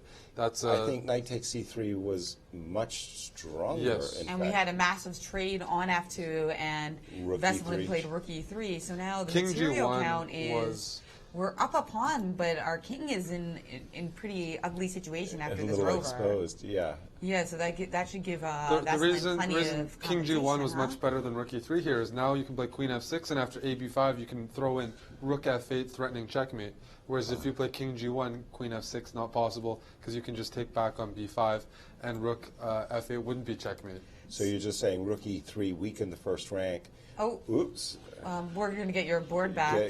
Get- But now, Eric, in this particular position, do you think that Veselin has full compensation for the pawn? No, not at all. I prefer Black's open F file. That's a great asset in this position. He's up a pawn. No, I think Wesley has a great chance here. Probably going to play Queen G5, Rook A8 to F8. Just take control over the G and F files. The Queen and the Rook put pressure on We'll stay with H5, Eric. but the Queen... And the live shots. So just Queen G5, double Rooks on the F file, easy to play. H5, you can't get this Rook into the game, so I think Wesley is in full control in this position. So I'm really expecting Queen G5 here, then doubling the Rooks. So even if you take here, yes, you can take back. Well, actually, that's threatening checkmate. So I have to move, I have to play like something like Rook G3. Maybe then Queen F5, or try to trade queens. The end games are favorable for Wesley, and the middle game is favorable with his F file. Well, this is really huge for Wesley So, because if he wins this game with the black pieces, he'll be on 19 and a half. And the only one who will be able to catch him pretty easily, it would be Vachier-Lagrave. Vichy, yeah. Yes. And he's played Queen F7, fortifying the H5 pawn. So now Veselin can play Rook F3, or now he can play Queen C1 check. He did play Queen C1 check. Yeah. Yeah, and after King G6, that's the position we have on the board now. So once With again, a if you big take on time edge B5, plus Black is gonna play Rook F8. And a quick Rook G3 check and King H7. I know, it looks So like played H3, making luft. Wesley trying not to get too far behind on the clock. He's already down a full Rook minute. F8 or Rook G8 should be played Rook pretty F8 quickly. was played. Mhm. Yes, Wesley's really got a battle against the clock here. He's down a whole minute almost. Moving his queen closer to her. You can never be too sure. Never too early. Well, King H2 just, and Queen F4.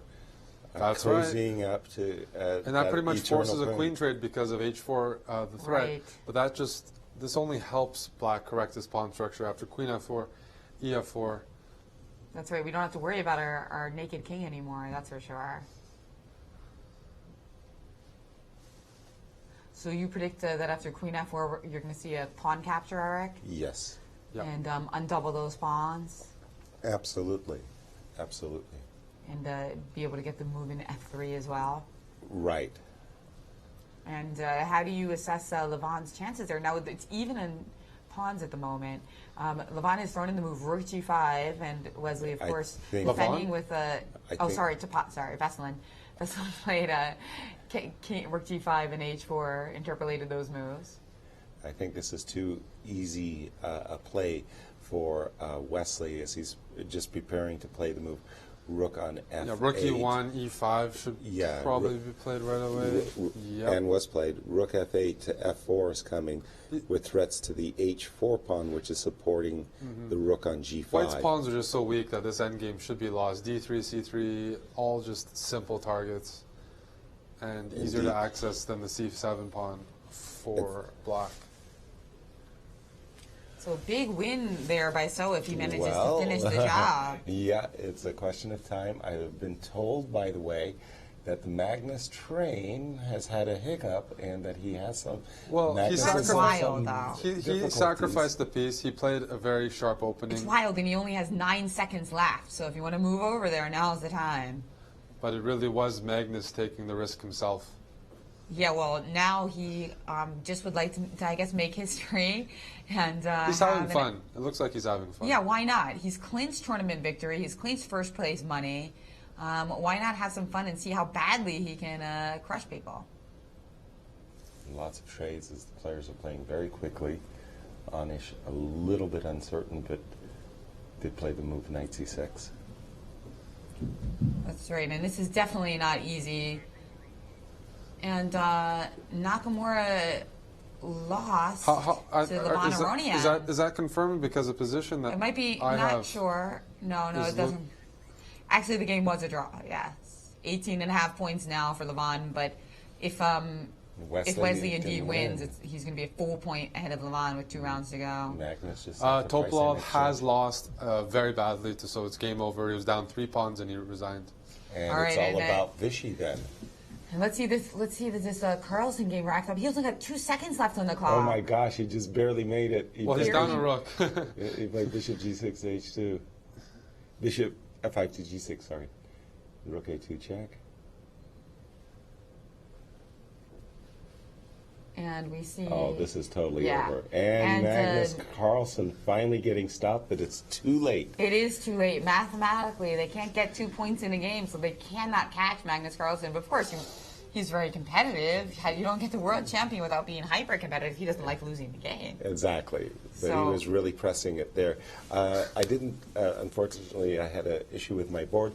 How did Vichy Anand do in that round? They're still playing. They're still playing right now. Yasser, I got the board over here. It's an endgame. Kramnik playing black.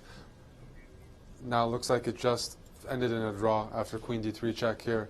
Both kings, open. So that game was a draw. So Wesley So moves into clear second then with that win. With a half a point lead over Vichy with 2 rounds to go. That's right. 2 rounds to go, and Wesley So in second. And Magnus Carlsen, of course, still clinching the tournament, but showing that he is human today. Thank goodness. He was otherwise having a 3,500 result. It was just incredible what he was doing in this. I mean, he played a Grand Prix attack where he sacrificed the pawn in the opening. It's not an probably the riskiest opening anybody has played the whole event.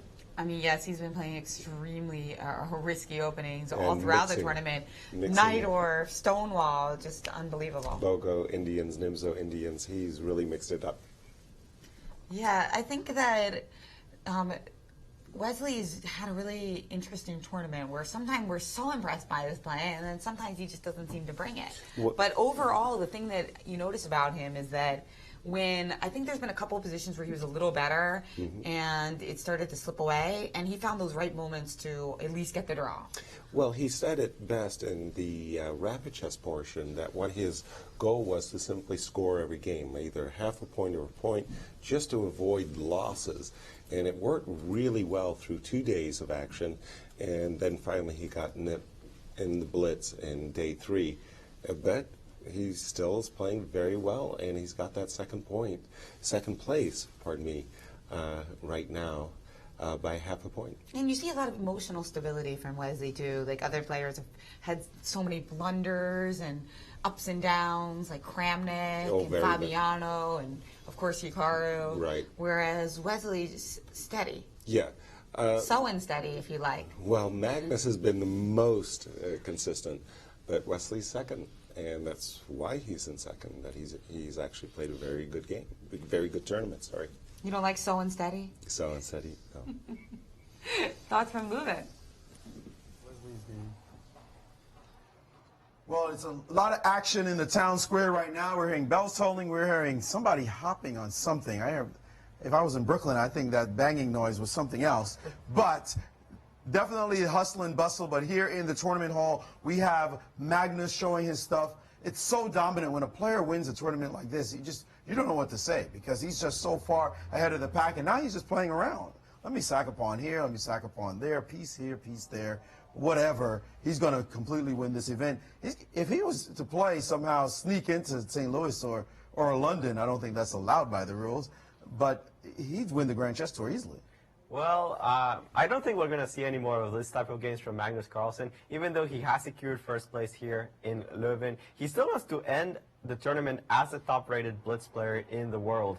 And he is one loss away from dropping to second, just behind Ding Liren, who will be joining the Grand Chess Tour, I believe, as a wild card in the Singfield Cup. But yeah, I think Magnus wants to finish with a high point. He won't be doing any kind of foolishness like he did against Anish anymore, I think. But he's just dominant. And Wesley So, good for him that he actually won with black against Topalov, who in Paris did very well on the last day. Today, not so much. I think Wesley needed this win. It's distance himself half a point over Anand, a full point over Aronian, and for the Grand Chess Tour standings, that's a big deal. Absolutely, and with 2 rounds to go, it's still anybody's race for second, that is, but they're going to play for it. There's money on the line as well. It's not like they can just say whatever. There is real money to be made, difference between second and third and fourth places. So they'll be playing for all the marbles with the next 2 rounds yet to come. Thank you, gentlemen. And here's actually the prize money, $37,500. That's already been wrapped up by Magnus Carlsen. It's such a big difference between second and third. In fact, right. That's insane. Third, fourth, and fifth are all exactly the same, and second is a big bonus. Right, $30,000 versus 15. So definitely a nice big fight for that second prize. But boy, that's a big drop off. Indeed, interesting. 150. Interesting prize breakdown. Indeed, not very typical. But I think that at this level, with all the players being very successful financially, a lot of it has to do with Grand Chess Tour standings and the importance of getting the honor of winning a stop, and of course, ultimately hoping to win the entire tour. Right. Well, there you see the blitz scores. Magnus looking supreme with 10, but Wesley So scoring 8.5 and 9 for Vichy and Anand. So actually, Vichy's got the second best blitz score, indeed. Exactly, and a couple of people with 8.5s, right? Really bunched up, except for Veselin and Magnus, though, right? I mean, Maxine's looking okay with 8. Vladimir Kramnik with 8. Haru Nakamura with 8. Again, mostly +1, even, or -1. Right. It shows how tight this field is in the Grand Chess Tour and how really anybody can beat anybody. Exactly. And that's what we love about it. With 2 rounds to go, 19.5, 19, 19.5. So and let's so go do you think Wesley is going to hold his second place, Eric? The way he's playing, yes, he's winning the games he has to win. Despite taking losses, he's won a lot more games than he did in Paris and maybe in the first 2 days of the Rapid here. So his clear instincts there. He's finding the tactics in the critical moments, and he seems to be very comfortable with beating the players who are not so comfortable in these faster time controls. Only thing I'm worried about is if Magnus keeps this up, I might lose my prediction over who wins the Rapid. I mean, he just threw the kitchen sink at Giri, which is one of the few ways to give himself good losing chances when he's playing white against Anish. And we do have a big matchup next round, Wesley So versus Magnus Carlsen. So we are going to be right back with that critical game as we see if Wesley can hold his second place standing.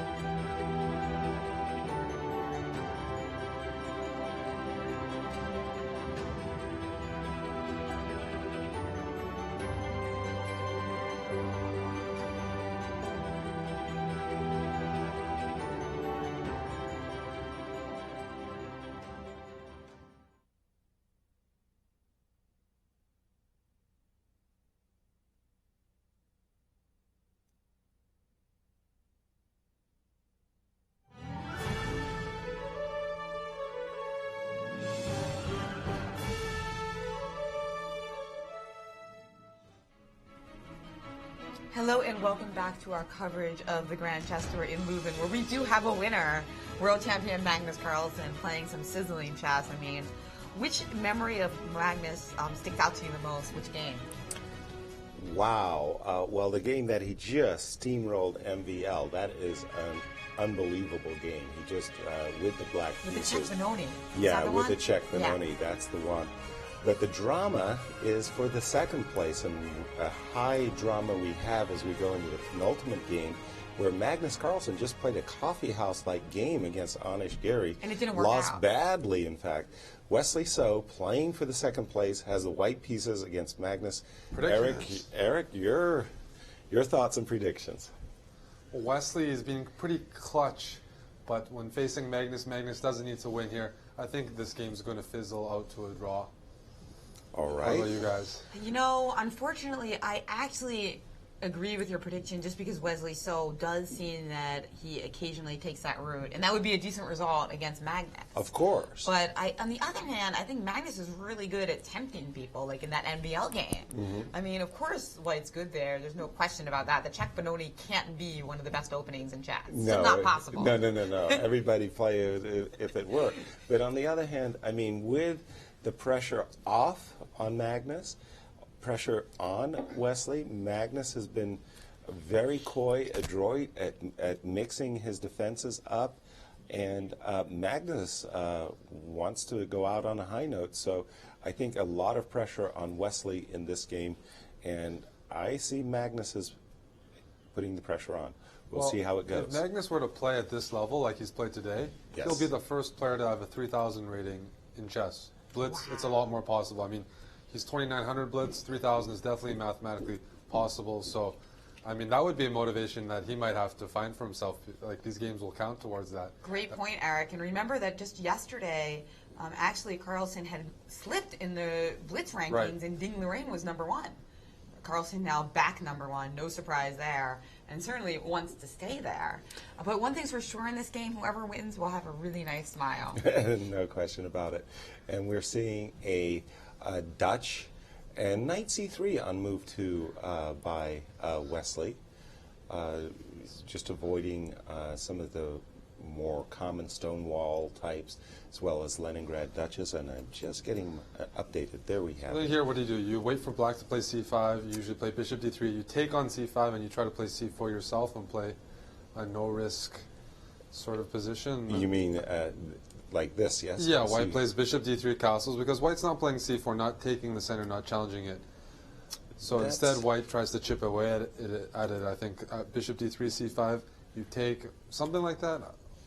Yeah, What's the other? What's the main plan here? Well, for me, I really hate the positioning of this knight on c3. I might flip it quickly to f4 and back to d3. A knight on c3 just perturbs me, let's say, doesn't appeal to my sense of aesthetics, and I'd be trying to cure it. But you were right, he went for the bishop d3 right away, and Magnus did not go for the immediate c5. He simply went bishop e7 and castled. So here we have how it all unfolded, and I think I'm up to date. I'm looking at the webcam. Am I up to date, Jennifer? It seems that way, yeah. Okay, good. So again, my sense of aesthetics is that I really want to move this knight. The other idea, if I had an idea for white in the position, it would be to play h3, g4. And finally, I could go for kind of a Philidor let's type castle queenside with knight e5 and f4. Do it, Wesley. Castle queenside. This isn't the most challenging line against the Dutch. Dutch, and black will have a reasonable position. Definitely. But guess what? Wesley's already up about a minute on the clock. That is definitely something to write home about in Blitz. Absolutely. Maurice said that it's worth a piece. Of course, he meant later in the game. This Right. earlier in the game, it's not worth a piece. Yeah. But Maybe again, half a pawn. That 2-second increment can be big. I think if I was Magnus in this position, I'd be very tempted by the move b7, b6 in order to support the advanced c5. The other obvious way is to play knight b8, d7, and c5. And we have moves. Yes, knight e4 and a trade on e7. Oh, it was knight e4. Okay, that kind of... Well, now I'll trade off to Oxford bishops, play After knight castle. e2, And after c5, play c4. So I would, if knight e4, I would take on e7. I think knight e4 has been played. Take on and e7. That's exactly what happened. And then he played knight e2 right away to prepare c4. Right. So, well, I'm not sure I agree with what black did there, but... I think that really helped white. Yes. Essentially, that trade, pardon me, that trade of dark square bishops. Wesley played knight d6, by the way, to prevent c4. Yeah, Magnus played knight d6, yeah. All right. Rook c1 then, and, well, you can't really stop b3, c4. I'm trying to figure out what the counterplay is besides c5, because... well... Generally speaking, I mean, this should just be a bit better for white with a better bishop. Exactly. And after rook c1, Magnus just played knight d7. Knight d7. So c4 could even be possible here. And he's played c4. Magnus playing c6. And so Magnus not deciding to take twice on c4 because the knights will also end up becoming very strong in this position. You have, again, you have that eyesore on c8. Yes. I think I would just plant the knight on e5 at this moment, encourage the trade of knights on e5, and try to play good knight, bad bishop versus bad bishop. Sorry, what did he play? Instead he's played queen b3. And one of the ideas might be queen a3. Yeah, exactly. Queen a3, playing on the dark squares, yep. And hey, he's done it. Queen b3. And Magnus played something, and then there was this King h8. King h8 was played. King h8, queen a3, and then a5. a5. And again, Trying to play b5 at some moment? I think Magnus has simply misplayed this, and I think that after knight e5, I really have a big preference for knight e5 played, and Magnus felt compelled to play king back to g8. What? Are you serious? It looks like that's what happened. I mean, obviously there's like some misplacement of the king now, because if your rook were to move, we could have had this little tactic of queen d6 and knight f7 check. Right. But still... Ooh, a big advantage suddenly for Wesley. So I didn't expect this play by Magnus. And he's backed the knight up with f4. F2, F4. And then we did see rook e8 again. He wanted to play rook e8, disallowing queen d6, and knight f7, which would be totally winning. When the king was on h8, right? But obviously not the ideal moves to play king h8 and king d8. No. Especially in being down an entire minute on the clock. Far from ideal indeed. But so Magnus has escaped worse. Well, this is about as bad a stone wall as black could possibly achieve. He played knight on knight f6. Sorry, it was Magnus. Move. Oh, it was. After rook e8. Oh, I think he's played rook c2 or something. But maybe you update the board because I'm not totally sure. And Eric's got a extreme situation from another game. Well, Yasser was talking about his sense of aesthetics. I'm not sure what he means about that, but I'm wondering, what do you? I want to show you a pawn structure that came in this game, and what you think about it. This was the game, Gary against MVL, Sharp Grunfeld. Look at these triple pawns on the e-file. It's one of those end games. I mean, you can even win a pawn as white, but it's so fractured that, let's say, you just can't win. What do you think about this? Well, it certainly is a violation of your aesthetics? The rules of aesthetics, no question about it. Not a big fan of the Irish pawn structure. Irish pawns? What's the? That's the triplets. You keep using these words that he doesn't understand. I didn't know there was an Irish pawn structure.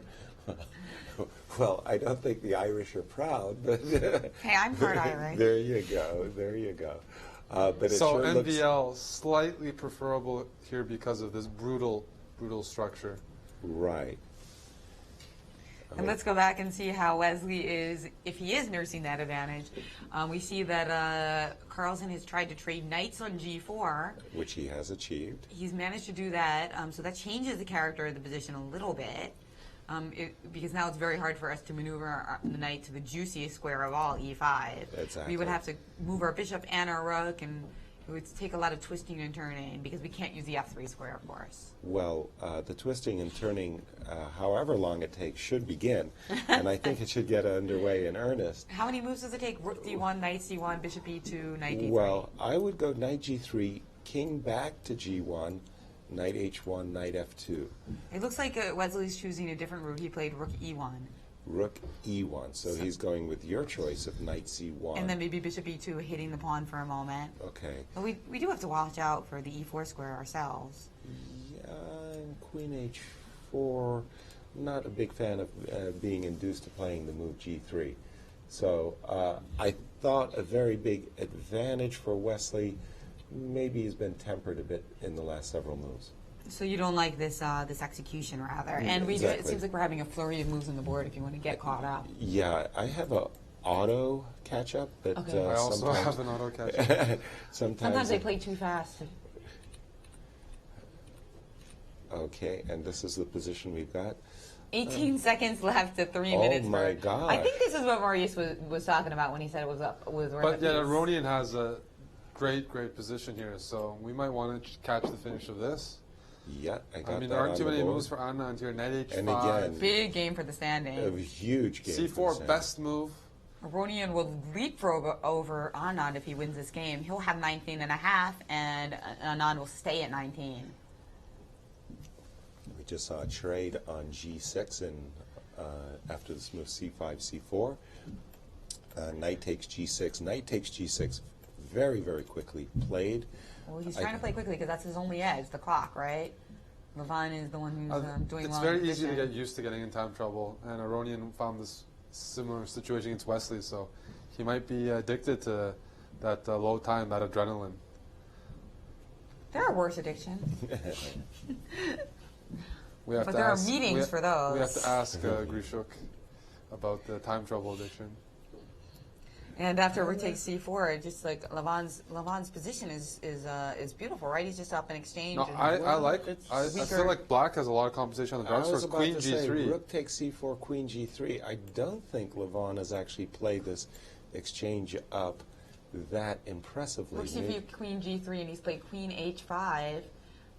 Now something came to d2. It actually wasn't the rook. It was the bishop. It was the bishop, So now indeed, because you can trade otherwise we have rook queens. c8 check, maybe. Trade queens, but Anand might keep the queens on the board because that will be unpleasant to deal with in Right, of time So trouble. what happened after bishop d2? Queen queen- g4 and queen e5, I believe, and then f4 by... I think there was a bishop bishop E3 e3 check check, was Yes, thrown. actually, in Jennifer. preparation, yeah. King h1, queen, and E5, preparing king G7, rook H8. exactly. So There's I think even a queen h8 F4 check. So it was looks like there's an four. f4, queen b2. f3, f4, queen b2 being Still harassing, massive but- time pressure here for Leuven, with just 8 seconds left. So he has to decide on his moves before Anand makes them. Bishop d4, f5. Immediate king g7 by Vichy. Is that right? queen g3. I'm trying. Oh, Wesley Carlsen, I've been told, have made a draw, and Vichy climbing back into this game. Yes, if Vichy... And I think we'll just go to the big The overhead big board, board yeah, because they are playing very quickly, or the sideways shot, Yeah, there we indeed. go. Here we see that Aronian has gained some time back, and he's got an extra pawn, but there's that very nicely placed knight on e5. Rook But- D8 to stop. King d4 is coming. When Anand getting a bit nervous there, Yes, wasn't sure where to I- put the rook. I And saw now I that. think Aronian's going to go for the A5 pawn. Even if you lose the E4 pawn, you go for the A5 pawn, outside passer with the bishop. Very effective. He's going right, to prepare just that at some point. Protecting all of his Exactly. pawns, and note he's gained some time. And There we as go, well. there we go. Just as you predicted. King B6, then Yes, and this bishop is B5. a then big, this is big a advantage. big advantage Outside pass pawn with the bishop, one of the best combos. you can have. Absolutely. Is he going to take? Mm, Didn't have to do I it, don't but he's going to play think rook A2 very I think- soon. Yes, rook a2. Oh, this is on a the very good. No, next this is move. very good. This is very Yes, there you have it. good. This should be winning. This should be Rook winning. Yes. behind the pass pawn. Wow. Another Whoa. good combo. Pizza and beer. Aronian playing with 20 seconds against 3 minutes.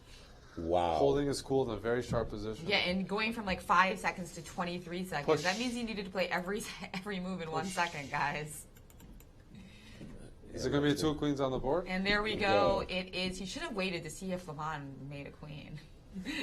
Yes. You always see, got to go for that because, cheapo, but not the too Sinkfield Cup. classy to even go for that. So we got Caruana against Kramnik and And- Giri MVL left. And this tournament has really been one of rook endings and checkmating attacks. I see in the game of Anish Perfect Gary for MBL. beginners who are also chess fans. Absolutely perfect. And it looks like Vladimir Kramnik has resigned. And again, we've got this marvelous rook ending. One interesting struggle is Fabiano keeps beating Kramnik e4, e5, testing the Berlin and succeeding. It's been one of his bright spots. And this is a completely theoretical endgame here. Yeah, a classic draw as the defending king is too close to the promotion square. That's right. So even though you play rook b8, it doesn't win because you can't actually extricate your king. And they've agreed to a draw. But another one that you can study, because if the king is not placed as close, it actually ends up being a victory for white. So a good one to look at. You know, we've seen a lot of A-pawn endgames. Yes, a lot of rook and pawn endgames with an A-pawn. Right, and usually there's been some kingside pawns as well to give the superior side a chance. And there's some great sections in that in the Dobretsky endgame manual. What's your favorite endgame book, by the way, for those types of rook endgames? Definitely the Smyslov Leuven-Fish rook endings books. Is that still in only descriptive though? Or they got an algebraic version? We'll find out. I don't know. I don't know. And Eric, what's your favorite endgame book? Good question. No, Dvoretsky's is what I've been using. I don't actually know too well about the book that Yasser was referring to. I'll admit I don't know too much about that. You don't know descriptive notation? Actually, this year I got Karsten Mueller's new Rook Endgame book, and I've been enjoying that one as well. So. Is that the really big one? Like No, okay. no, it's a new one from this year. Okay. But otherwise, impressions, Wesley So holding on to that second place because Anand took a hit there. So his strategy has paid off. As we said, we predicted it might be a draw. He might be happy with the draw against Magnus, but that's banking on Anand not surging, and so that looks like it's going to pay off for him. And I'm just going through that game between Wesley and Magnus because we were watching it for a while, and it looked like just at the end there was this repetition. We see these types of repetition very often. The very active black rook, white doesn't want to do with it, and so a draw was agreed. That was how that happened. And after this penultimate, how does that affect our standings? Because Vichy losing was huge. Well, it is pretty similar. It's just a different contender for second, right? Before we had Leuven. Before we had Vichy, now we have Leuven. Yeah, exactly. Before we had Vichy and nipping at Wesley's heels, now it's Leuven instead. And we've got Grandmaster Maurice Ashley with a very special guest, former world champion and human rights activist, Garry Kasparov. Wow, okay. Shout out to Gary. And you can add to those accolades a visionary of all kinds of proportions. Garry, first of all, always great to be in your presence. Thanks for joining us. You see the Grand Chess Tour, and you see Magnus Carlsen, the way he has played. He's just making it clear that he's head and shoulders above the rest. You used to do this once back in the day, once or twice back in the day. What's it like when you're done with a tournament, you've dominated it, and you have really almost nothing to play for? How do you get the motivation up, the juices to finish off strong? Now, I have to say that when Magnus plays chess, it looks easy. Because, he makes the moves, and the opponents make their moves, but at the end of the day, he's, in most of the cases, he prevails.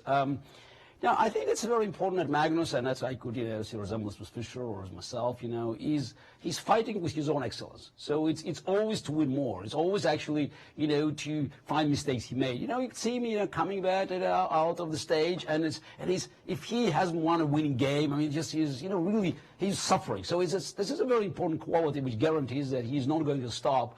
Now, and there's always room for him to make progress. And again, it's great for the game of chess. Absolutely great. I love the way you put that. He suffers when he doesn't win the game, even though he's got the tournament on lockdown. Absolutely, but every game, every move, it's important. So, and that's the best sign that his progress. He's still making this progress. He hasn't completed his chess maturity because he has this passion and he has his hunger just to get even better with every game, with every move.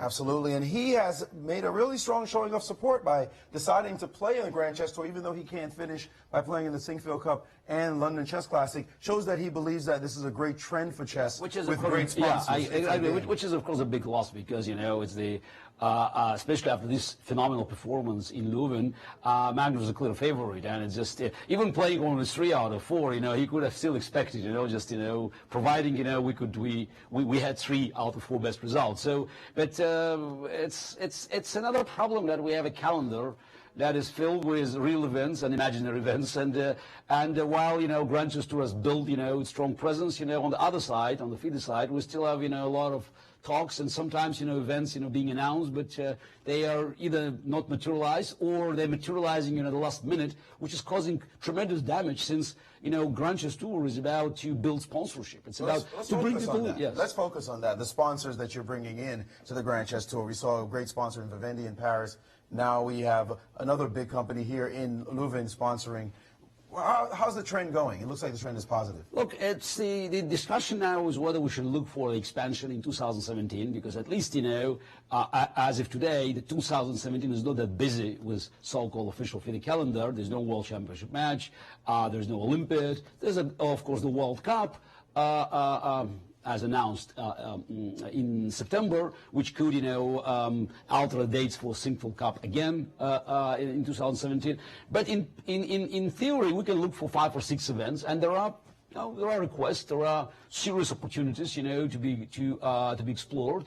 But what is important that we have 4 events. I mean, 4 solid events, you know, 2 classic, a Singapore Cup and London Classic, and 2 rapid blitz, Paris and Leuven, that already, you know, agreed to carry on for the next year. So, you know, whatever happens, there will be 4. I hope that we'll move to 5 or 6, you know, just to bring more players. Because if you expand number of tournaments, you have a chance actually to invite, you know, not just 10 players, 9 players in this but to invite 14 or 15 players. Well, that said, bringing in more players, is there an off chance a wild card spot might be given to one Garry Kasparov to come in and play a little rapid blitz? No, I look. It's still too much for me. So I'm enjoying watching it. So we saw you play blitz, Garry, in the Ultimate Blitz. You look pretty good. I'm sorry, I saw some good games. You weren't blundering like this, even though you hung a couple of nights. That my blunders, you know, they were not the worst.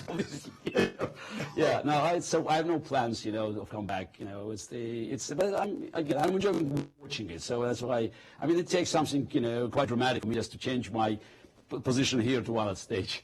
Indeed, that well said.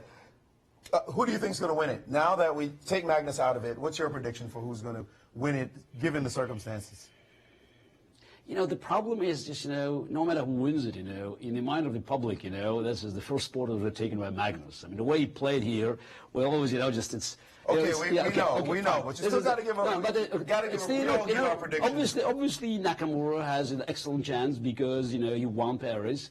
And, you know, and since Magnus was second in Paris, I mean, nobody, you know, gets the prize for the second. Here, Magnus won the tournament. So Nakamura is best position. He played classic quite, you know, solidly last year, you know, and I think as if now, when we look at the way that these players, you know,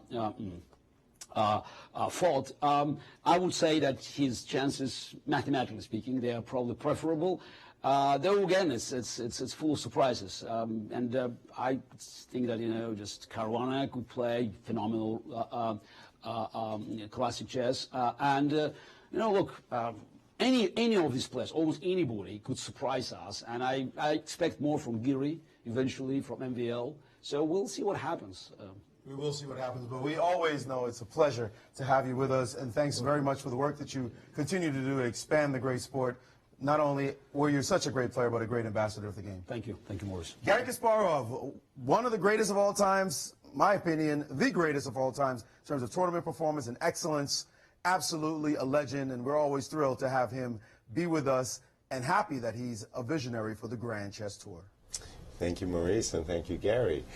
Just a quick clarification there. What Garry was talking about is that we had to move the dates for the Singapore Cup due to FIDE moving the Olympiad, where everybody was very upset about that. Then we still don't know about the World Championship match in November because While it's been announced New York, we don't know venues, we don't know a lot of important details. Here are the next Grand Chess Tour stops. Right, 2 wonderful cities, and come on down and watch us. Watch the action unfold in person for a few days at least. It's definitely worth the trip.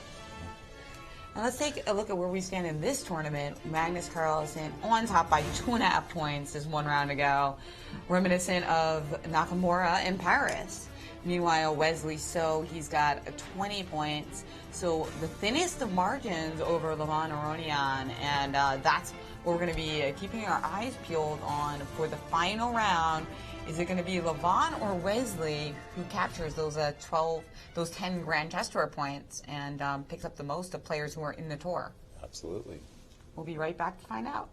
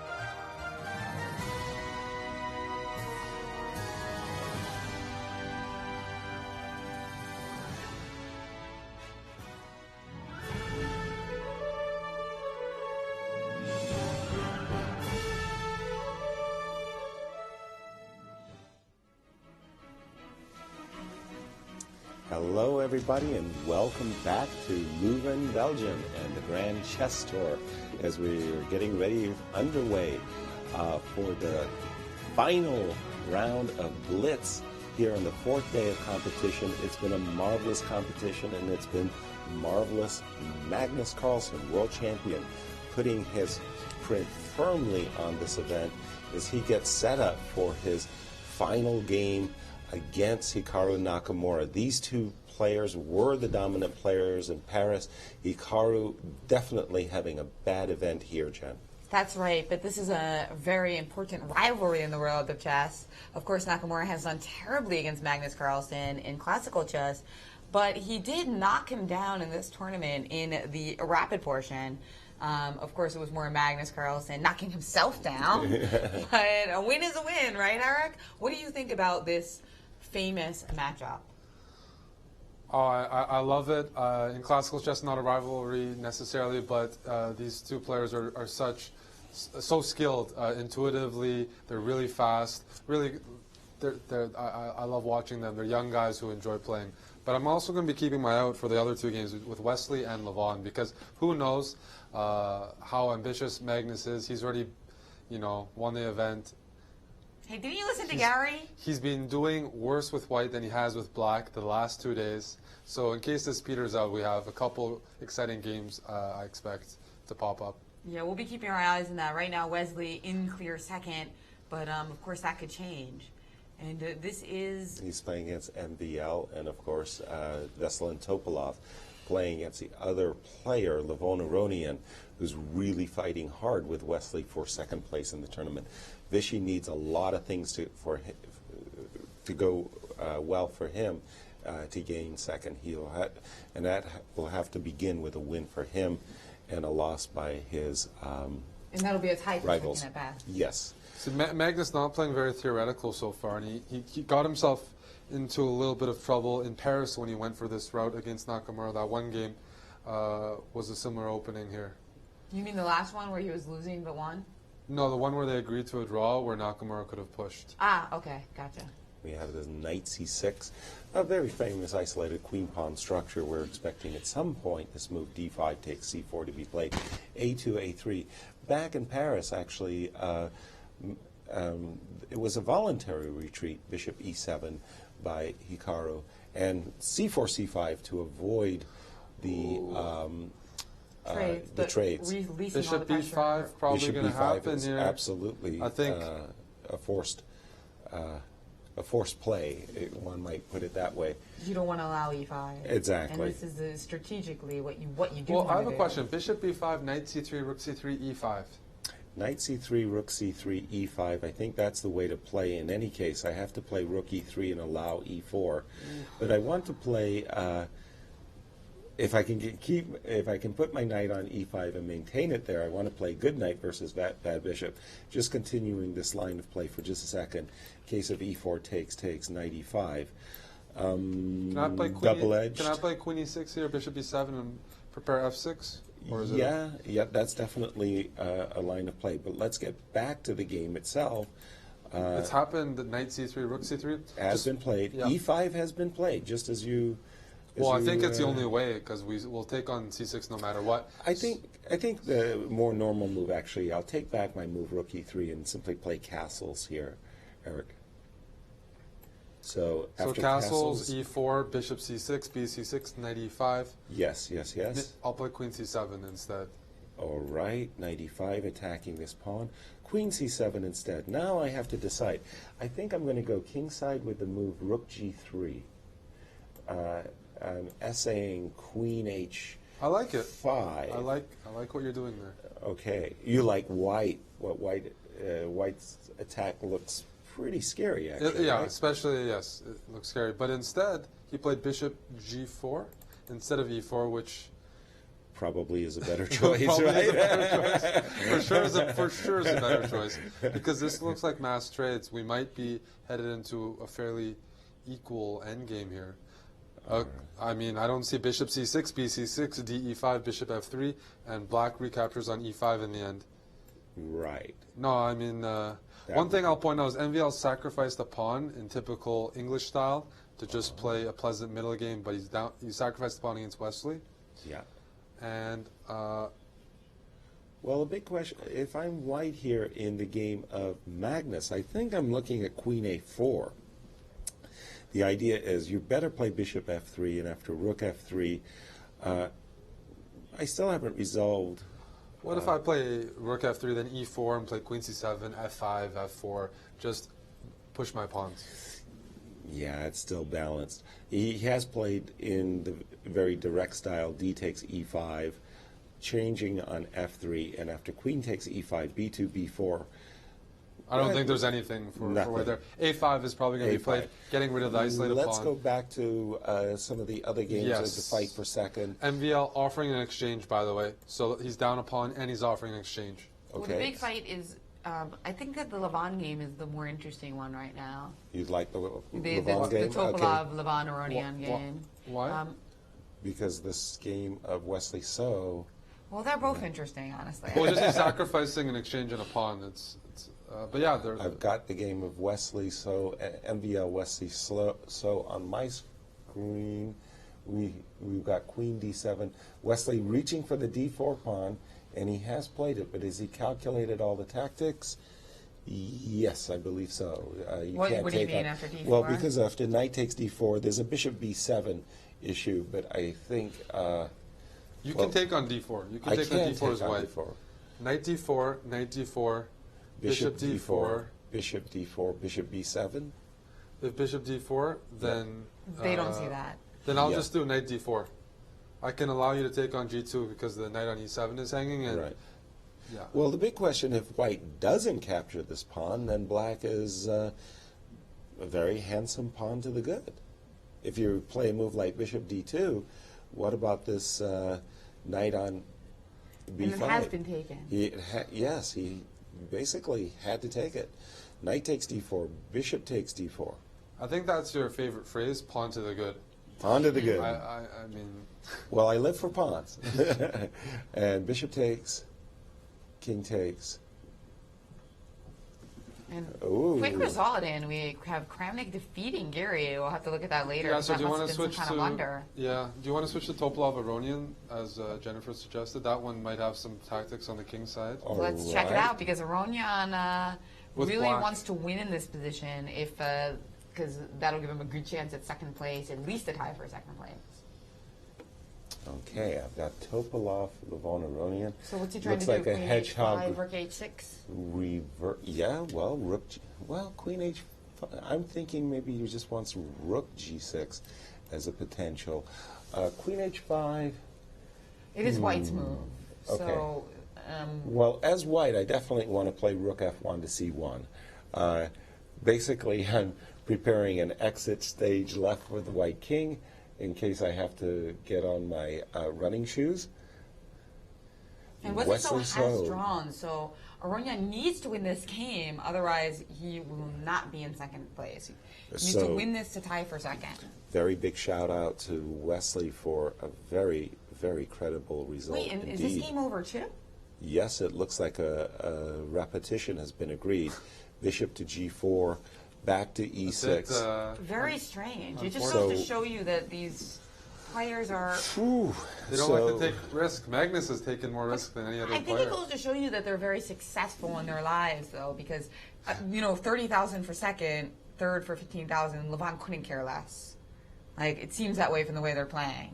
Right. Because it didn't matter. He loses, he gets 15,000.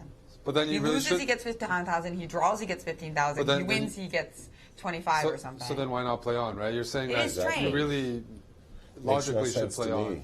Yeah, of course. It's a clear choice. By the way, in our somehow, some way, Magnus has blundered a pawn, and he stands a pawn down against Hikaru Nakamura. Well, this is interesting, but it does matter because Grand Chess Tour points.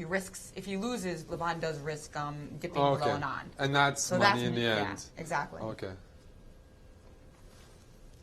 And remember, Gary and Alejandro both maintain that Leuven is a good pick to win it all. So that could be very important for him. Absolutely. So rook E3, rook D4. I think it's time to get an H4 So b3, critical move here, king c3. And after b2, I imagine Magnus wants to play rook b4. That's right. Not give up the second. But so now I'm expecting rook e2. Rook e2 after rook d1. Oh, he played h4. I thought he wanted to get in that move h4, just actually one move earlier. I guess it doesn't make too much difference. So with this draw, can Anand catch Aronian with a win? Yes, that's what I think. So they'll tie for like third But or fourth. he cannot catch Wesley. And b2, crucial move, jettisoning the b pawn for the f pawn, did Hikaru. And now after takes, g4. G4, but did you calculate the king and pawn endgame already? Rook After F4? what? After Yes, f5? Or yeah. f5, king g7, and Yes. king f6? That's what I'm expecting Hikaru to play. After f5, do you take? I don't think you take. I think we probably want to play rook. Do we play rook e5 or something? King g7 works. You still want to play f5 and king f6. Right. So king d3, the natural move. F5 is crucial. King, it should be in time. Right? Should be in time, and he has played f5. F5. Basically box. No. If f5 we take king f6. We have to take. King f6 is. It said he shouldn't have taken, and he should have played rook c4, rook a4. The engine felt that. Yes, pretty clearly. We must be at the table base too, right? King f6, king e3, rook f1. And he's taken a very important move by Magnus. He just played the move rook e6, cutting off black's king along the 6th rank. So if we play rook f6, we're in time to just go into a dead drawn king and pawn endgame. Was king f6 better there for Hikaru at all? I thought he had to try king f6. I thought he had to try it to keep. And you mentioned king f6, king e3, rook f1, but there was also king f. Yeah, that's the way to play. He had to play king e6 because I think the position they've got in the game. Oops, excuse me. I will refresh my board. There's a king on f7. Rook a6 was just played. Right. And if you play g4, you got the king cut off, but king g2 is enough. Yeah. Rook e5, trying to cut the white king off. King d4. But rook e1, king d3. So now the problem is if you advance the g4 pawn, then rook a4, and black's king cannot support the g4 pawn. So he has to move his rook to a passive square like rook g1, and then white's king can come. Yeah, you need to be closer. The king needs to be closer. This is for sure a dead draw. Draw. There was one chance before with king f6, now no more. And now Anand and Caruana are still maneuvering there, so we'll be able to follow that game after this game finishes. We expect that game to finish drawn. Vichy has a lot to play for in this game. And if he ever wins the a4 pawn, clearly better. Oh, he'll be up a pawn, but the knight on c5 is so good for Fabiano, and he's. But there's h4, h5 ideas. Ooh. That's right. Anand pushing for sure here. h4, h5. I like that. Definitely. That just seems easy to play. Just play h4, h5, and try to plant that knight. Ooh, please don't repeat. Please don't repeat Anand 3 is times. repeating moves so far, but is that 3? Fabiano talking to the arbiter is at 3 moves. And he's letting his clock run. No. I think he's supposed to have stopped his clock earlier. He let his clock run. Same claim, faster, better. Yes, exactly. And there is the champ.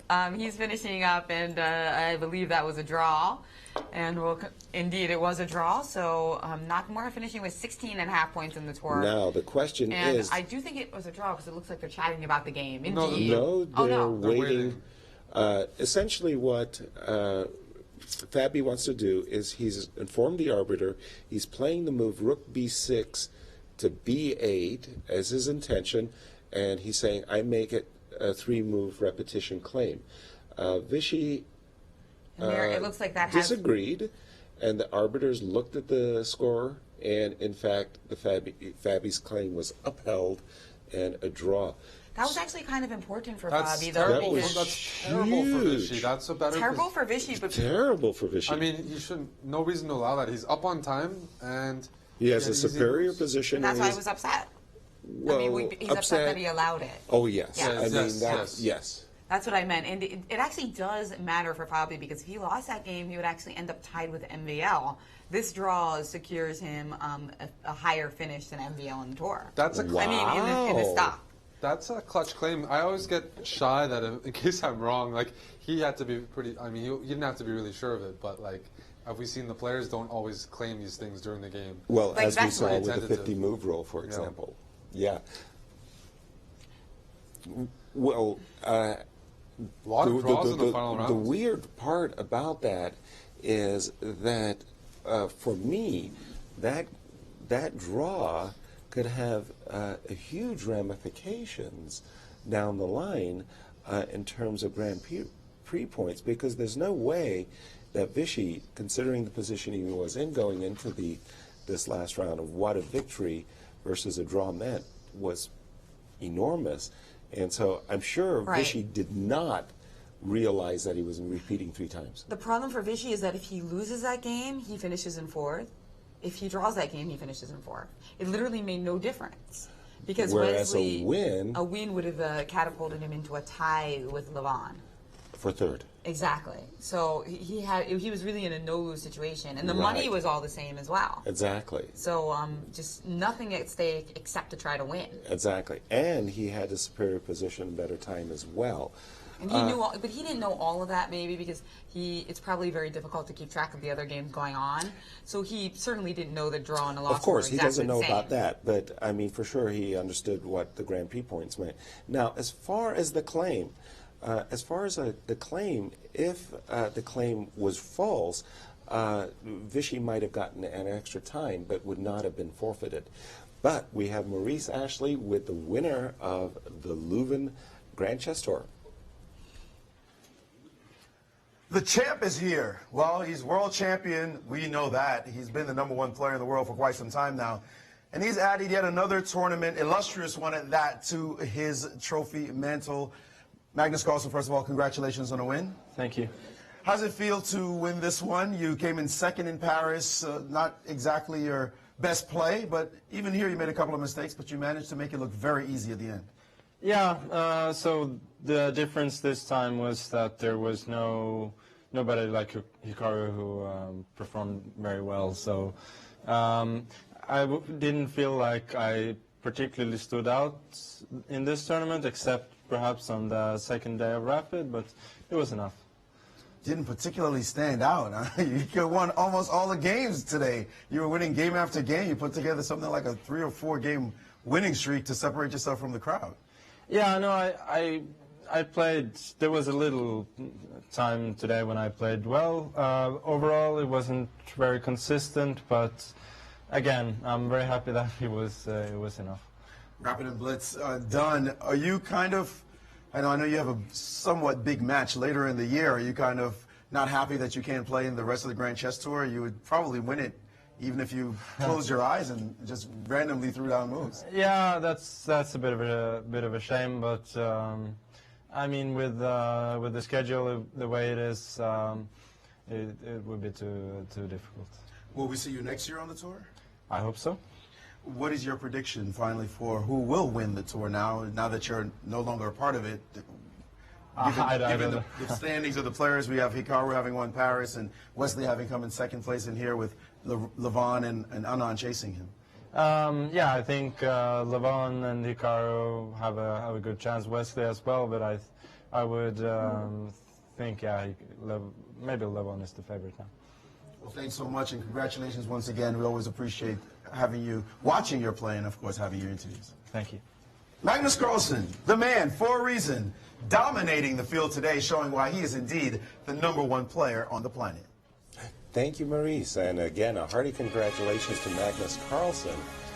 Magnus Carlsen winning the tournament with 23 points. Wesley So taking 2nd and taking home those crucial 10 Grand Prix points with 20.5, half point behind Leuven Aronian, with 20.5 point behind him. Vichy Anand with 19.5. What an event, Jennifer. Indeed, and a little bit of a comeback for Nakamura, who was in the basement for so long. At least he gets 4 Grand Prix points. Grand Tour points, Grand exactly. Chess Tour points, yeah. Which will probably be thrown out, but just in case, for instance, he were to win London and do poorly in St. Louis, it gives him a little cushion for his final standings. Right, absolutely. And Eric, some thoughts before we go to the closing ceremony after a break? I just wish this event would go on and on, just some sort of a death match. I loved watching it. It was really fun to commentate. Absolutely, it was a real blast. And speaking of commentating and thanking people, I mean, there's been a lot of people behind the scenes that made all of this possible. That's right. I mean, I just have to say a shout out to the whole production team. What can I say? It's Spectrum Studios, and that is a company owned by Randy Sinkfield. You might recognize the name. And we've got our fantastic director here on set, Jen Humer. So we love to see her every morning. Absolutely. And of course, we've got our crew in Paris, Kevin, Marcus, and Justin. They're with Alejandro and Maurice. Yeah, our barista, Liz, today. Tom, our producer, executive director. Kite, for making all of the sound and everything possible. John, Tammy, Aviv in the truck, and Tatya, who's doing all the social media for us here, and Mark also, and Nicole. So many people to thank, but before we continue with that, we've got Maurice with Wesley So in Leuven. One of the top 10 players in the world, one of the top Americans in the world, Wesley So, with a fantastic result, in second place only to Magnus Carlsen. Wesley, first of all, congratulations on this result. Thank you. And you must be pleased. This is probably one of the better results of your career, winning, coming in second place ahead of such a great field. Yeah, of course, only second to Magnus, which is not bad at all. Of course, I'm very pleased with my second place. In the end, it was very close. It was pretty close with fight for the second place, but now that it's all said and done, I'm glad that it's over, and I finished second. Also, this is very important for the Grand Chess Tour points. And yeah, as one of the 3 Americans here, I'm happy and proud to be able to lift the country up. Indeed. Tell me, you had talked about strategy coming into this one. You talked about it in the rapid about not losing. What any other secrets that you figured out from Paris to here to improve this result? You went up 2 standings on the table. Oh yeah, well, definitely. One is take one game at a time and to take each game separately. And second is after you have a loss, you immediately forget about it and move on to the next round, because you can't change the past, and what's done is done. And of course, to also have a lot of energy for the blitz games, because opening preparation is not as important, because my opponents, keep playing something else than what I looked at. And that's interesting. I want to pause there. What do you do to keep the energy up? What do I do to keep the, well, not to look too much at the computer, not to spend the day before looking at lines for 6 hours a day. And also having a lot of rest, a lot of sleep. Fortunately, it's been a little warm last night, but all said and done, I was very excited to start the games today, and I managed to keep my energy level just sufficient enough to finish in second place. Ultimately, I could have done better, but again, everyone could have done better.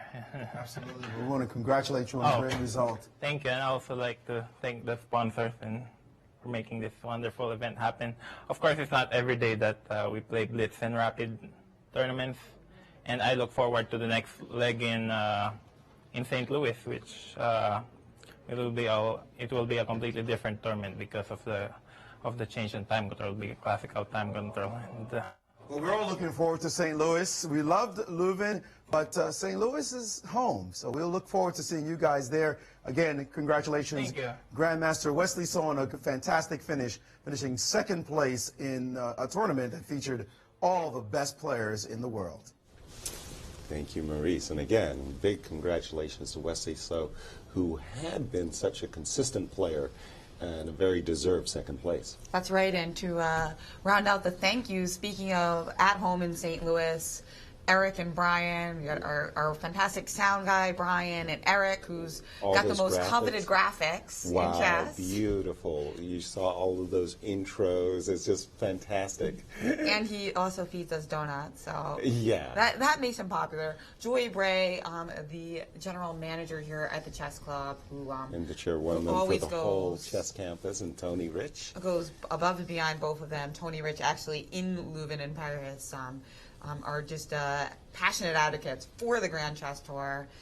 Nicole, Mark, Leonard, who you see all of his great photography, and including on the Grand Chess Tour Twitter feed, you can see Tate's picking out some of his most beautiful shots. Definitely check that out at our hashtag Grand Chess Tour and our Twitter feed, Grand Chess Tour. Finally, Spry Digital, the entire staff at the Chess Club and Scholastic Center, Graham Jurgensen, who's the technical director of the tour, and David Sedgwick, who is the chief arbiter of the Grand Chess Tour. And I gotta say, there weren't that many disputes, so David did a pretty good job. Absolutely, absolutely indeed, and well done, and thank you all, because that does make these broadcasts so much more enjoyable and great for us. We just love it. It has been a blast. And we have some final thoughts from Grandmaster Eric Hansen. I was just going to say it was a lot of fun, and feel free, to tweet any comments, criticism, things to improve. It's the first time these last two tournaments, Paris and Leuven, doing this format, and I'm sure we're going to do more of it. So we'd be happy to hear as much feedback as possible and improve on that experience next time. Let me just get one quick shout out. If there was one thing I would change about these two events, I would have a fifth day, and I'd break up those rapids so that there would be 3 rounds of rapids over 3 consecutive days. So 5 games of chess would be my choice. Then if you're going to add a 5th day, we'll add a 6th day where I just beat you in blitz push-up chess for 20 hours. Might as well make it 6. That doesn't sound so much fun. No, I like my suggestion better. I do agree with your suggestion, and because I think that some of the players kind of by necessity pace themselves a little bit, so I think we'd see even more sizzling chess. Of course, it would take an extra day, which can be hard for scheduling and for the organizers, but I think it would be worth it on the board itself. Yeah. And we've got some final thoughts from Alejandro and Maurice in Leuven before the closing ceremony. Well, it was an absolutely fantastic time here in Leuven. Of course, we had a wonderful time in Paris as well. These back-to-back events, blitz, rapid, thrill spills, all kinds of craziness. Alejandro, we had fun. This was quite a trip to be here on the European tour. I mean, I think this was just amazing. The combination of the fast chess, the blunders, the action. I mean, I don't think I'm ever going to forget Anand's Queen C7 brilliancy just to kick off the rapids here in Leuven. The organization was out of this world. Among all the tournaments I've been to, this has been absolutely top-notch. What a wonderful event to be part of, really. Yeah, totally. They fed us well. They treated us well. Felt like stars running around Paris, and then here in Leuven, you could tell, you can feel the energy for chess here, of course, in Europe. They just love their stars here, and I mean, they're like rock stars. And people come out, the crowds that came out to see them, and now we get to see them go to St. Louis. But certainly, we're going to miss this place. Oh, absolutely. We're happy to go back to the capital of chess in America. It's going to be a different vibe. We had the rapid and blitz here, players falling out of energy just on day 3, on day 4. St. Louis, it's going to be a much longer event, longer time controls. They have to get back to that rhythm. It's going to be a different experience altogether. And as Magnus said, anybody can still win the event. Absolutely, and we want to thank everyone here that joined us. Of course, my partner in crime, Alejandro Ramirez. I can tell you, this guy was getting in trouble so often, it's not even funny. But Tony Rich came all the way from St. Louis. We had the crew with Marcus and Kevin and Justin, and we just all had a blast. And we look forward to the next time we're able to give you the feel from across the pond, the Atlantic. But we loved it, and we hope you did too. Thank you. Thank you, Maurice and Alejandro.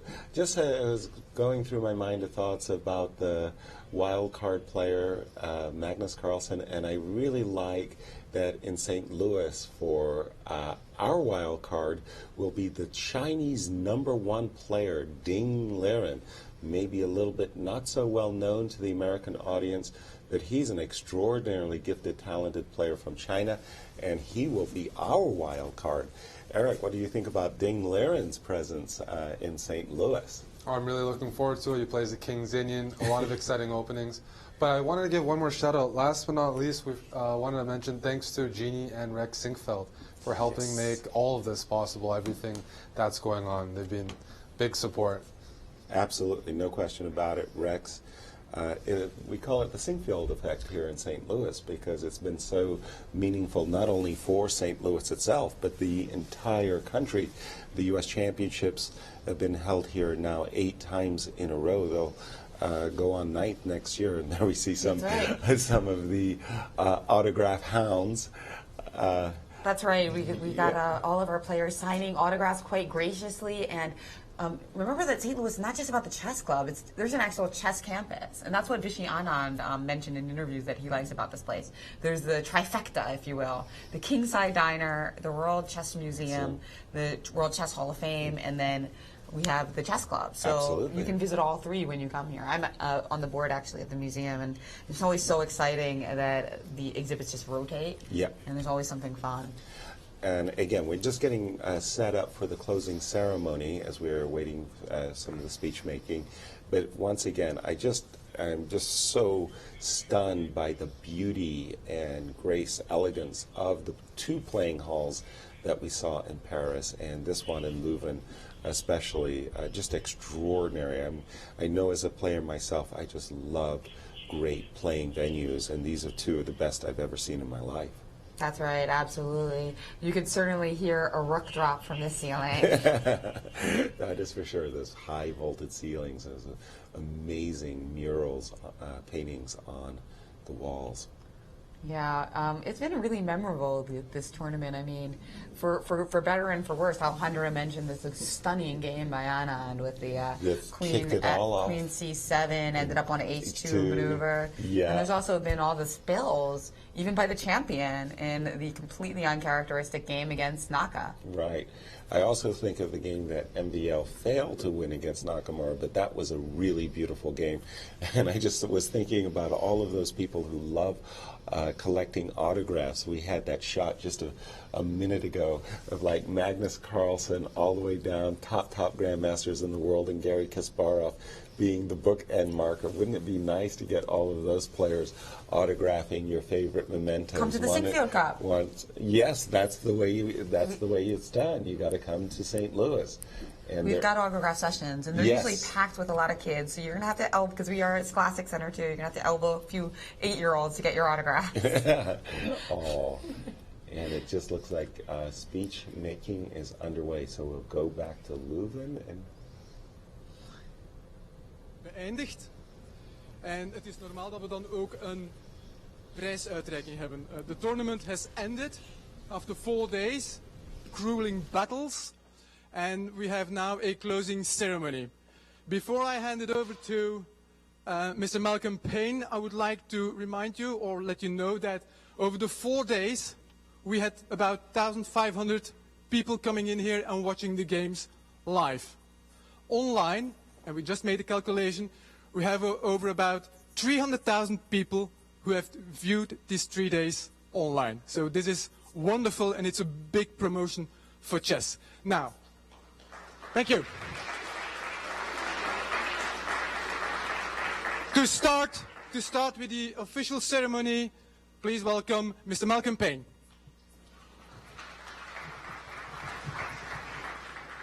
Thank you, Jan. On behalf of the Grand Chess Tour, just like to say how delighted we've been with this fantastic venue here in the city of Leuven, this historic building that you can see around you with its wonderful artwork.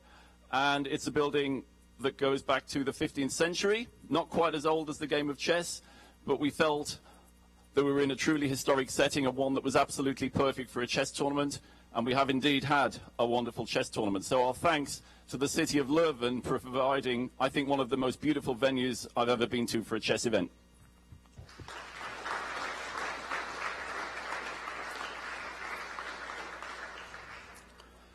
I'd also like to thank the organising team here in Leuven and also the chief arbiters for ensuring that everything went very, very smoothly. And also a great thank you to the people that Jan Poté mentioned just earlier, our thousands and thousands of viewers online. The tournament wouldn't be complete without you. We aim to give you a top-class chess broadcast. The Grand Chess Tour is all about bringing chess to the widest possible audience, not restricting the flow of the moves and of information and of the entertainment and the brilliant chess. So we hope that you'll come back to our next tournament, which will be in St. Louis in August, the Singfield Cup, and also the climax of the tour, the London Chess Classic.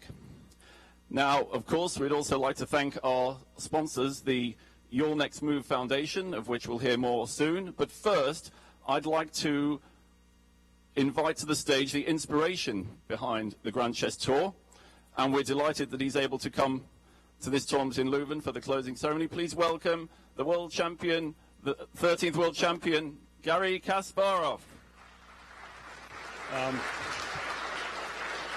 Thank you, Malcolm. Thank you. It's truly a historical moment, and you know, while making history, couldn't find a better, more appropriate place than this phenomenal hall.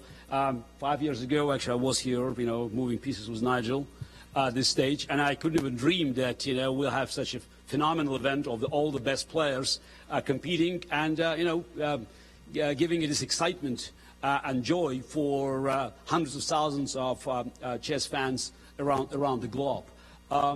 It's phenomenal place to be, and it's the beginning of a new tradition.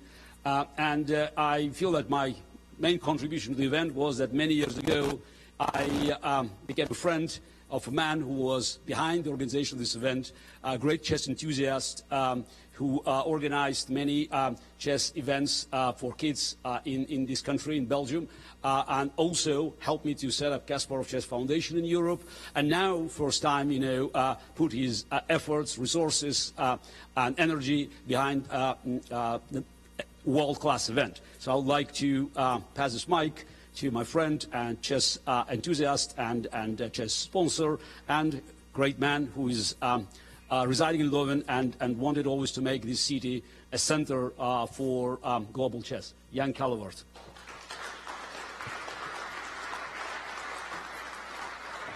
Thank you. Thank you, Garry, for these nice words. Everyone, I'm very happy to see you all of here. A dream came true to have the 10 best players in a single room, and on top of that having Garry Kasparov with them. I'm very happy after many years to have organized chess events for children that finally we have a big event organized in Belgium, in Leuven, in a very nice city, as you all know. We are very happy and proud to be part of the GCT. It's the first year we are organizing it together. And I'm very happy also that the right formula was in fact in place, a blitz and a rapid. Especially in this place, a little country with a lot of attention. We are very happy with the organization. And the team with me and Jan Poté, they did absolutely a fantastic job. I can tell you, we have many things to do simultaneously, like in chess, but from an organizational point of view, I think this was absolutely excellent. So now,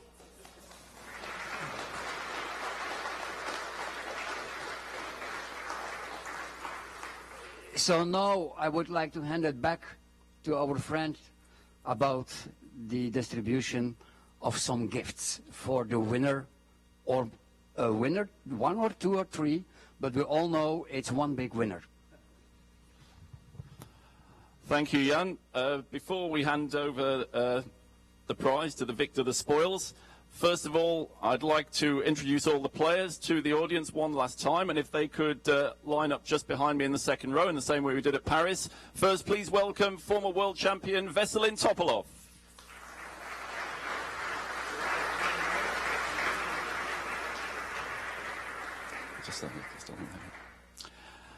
And from Holland, Anish Giri.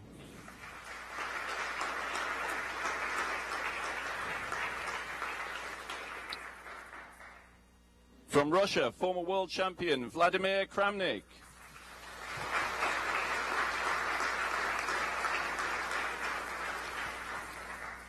From the USA, the winner of the first Grand Chess Tour tournament in Paris in 2016, from the USA, Hikaru Nakamura.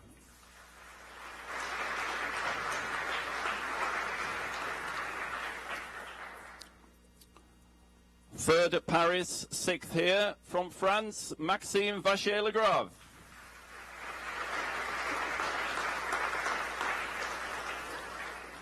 In fifth place of the Leuven Grand Chess Tour tournament, Fabiano Caruana from the USA.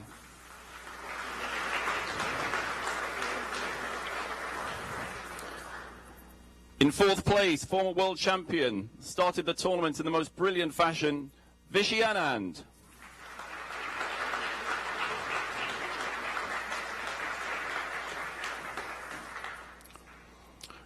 In third place, 10 points in the blitz, 10 points in the rapid. From Armenia, Levon Aronian.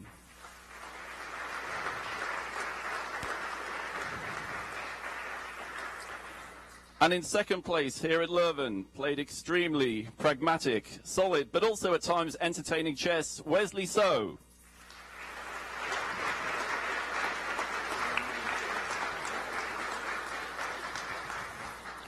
And now to the winner. I should point out that we actually prepared 3 trophies for the winner of the Blitz, the winner of the Rapid, and the winner overall. However, one man seems to have won them all. And rather than ask him to carry all 3, in which case I fear we might have a bit of a disaster, I'm just going to ask Jan Kalevaar to present the one for the overall winner. And this is made of crystal by Val Saint-Lambert. The other 2, I should point out, here in front of me, are also rather lovely, and because we're in Belgium, of course, they're filled with chocolates. I hope you like chocolate, Magnus. Yeah, he's got a smile. And these chocolates are by Marcolini. So these 2 we'll put in a little bag and give to the Magnus entourage to take away. But in the meantime, I think let's just award one trophy, the trophy for the overall winner of the Grand Chess Tour tournament at Leuven. It's a beautiful crystal in the shape of Belgium. Jan Kalevaar, please would you present the winner's trophy to the world champion, world number 1, Magnus Carlsen.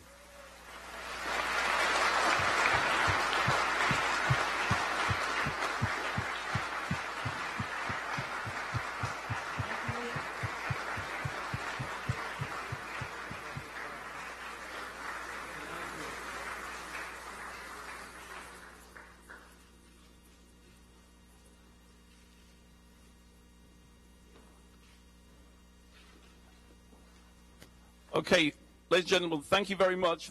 That concludes the formal parts of the proceedings. Jan, would you like to say any more words? Yes, the last sentence is the following. See you next year. Love it.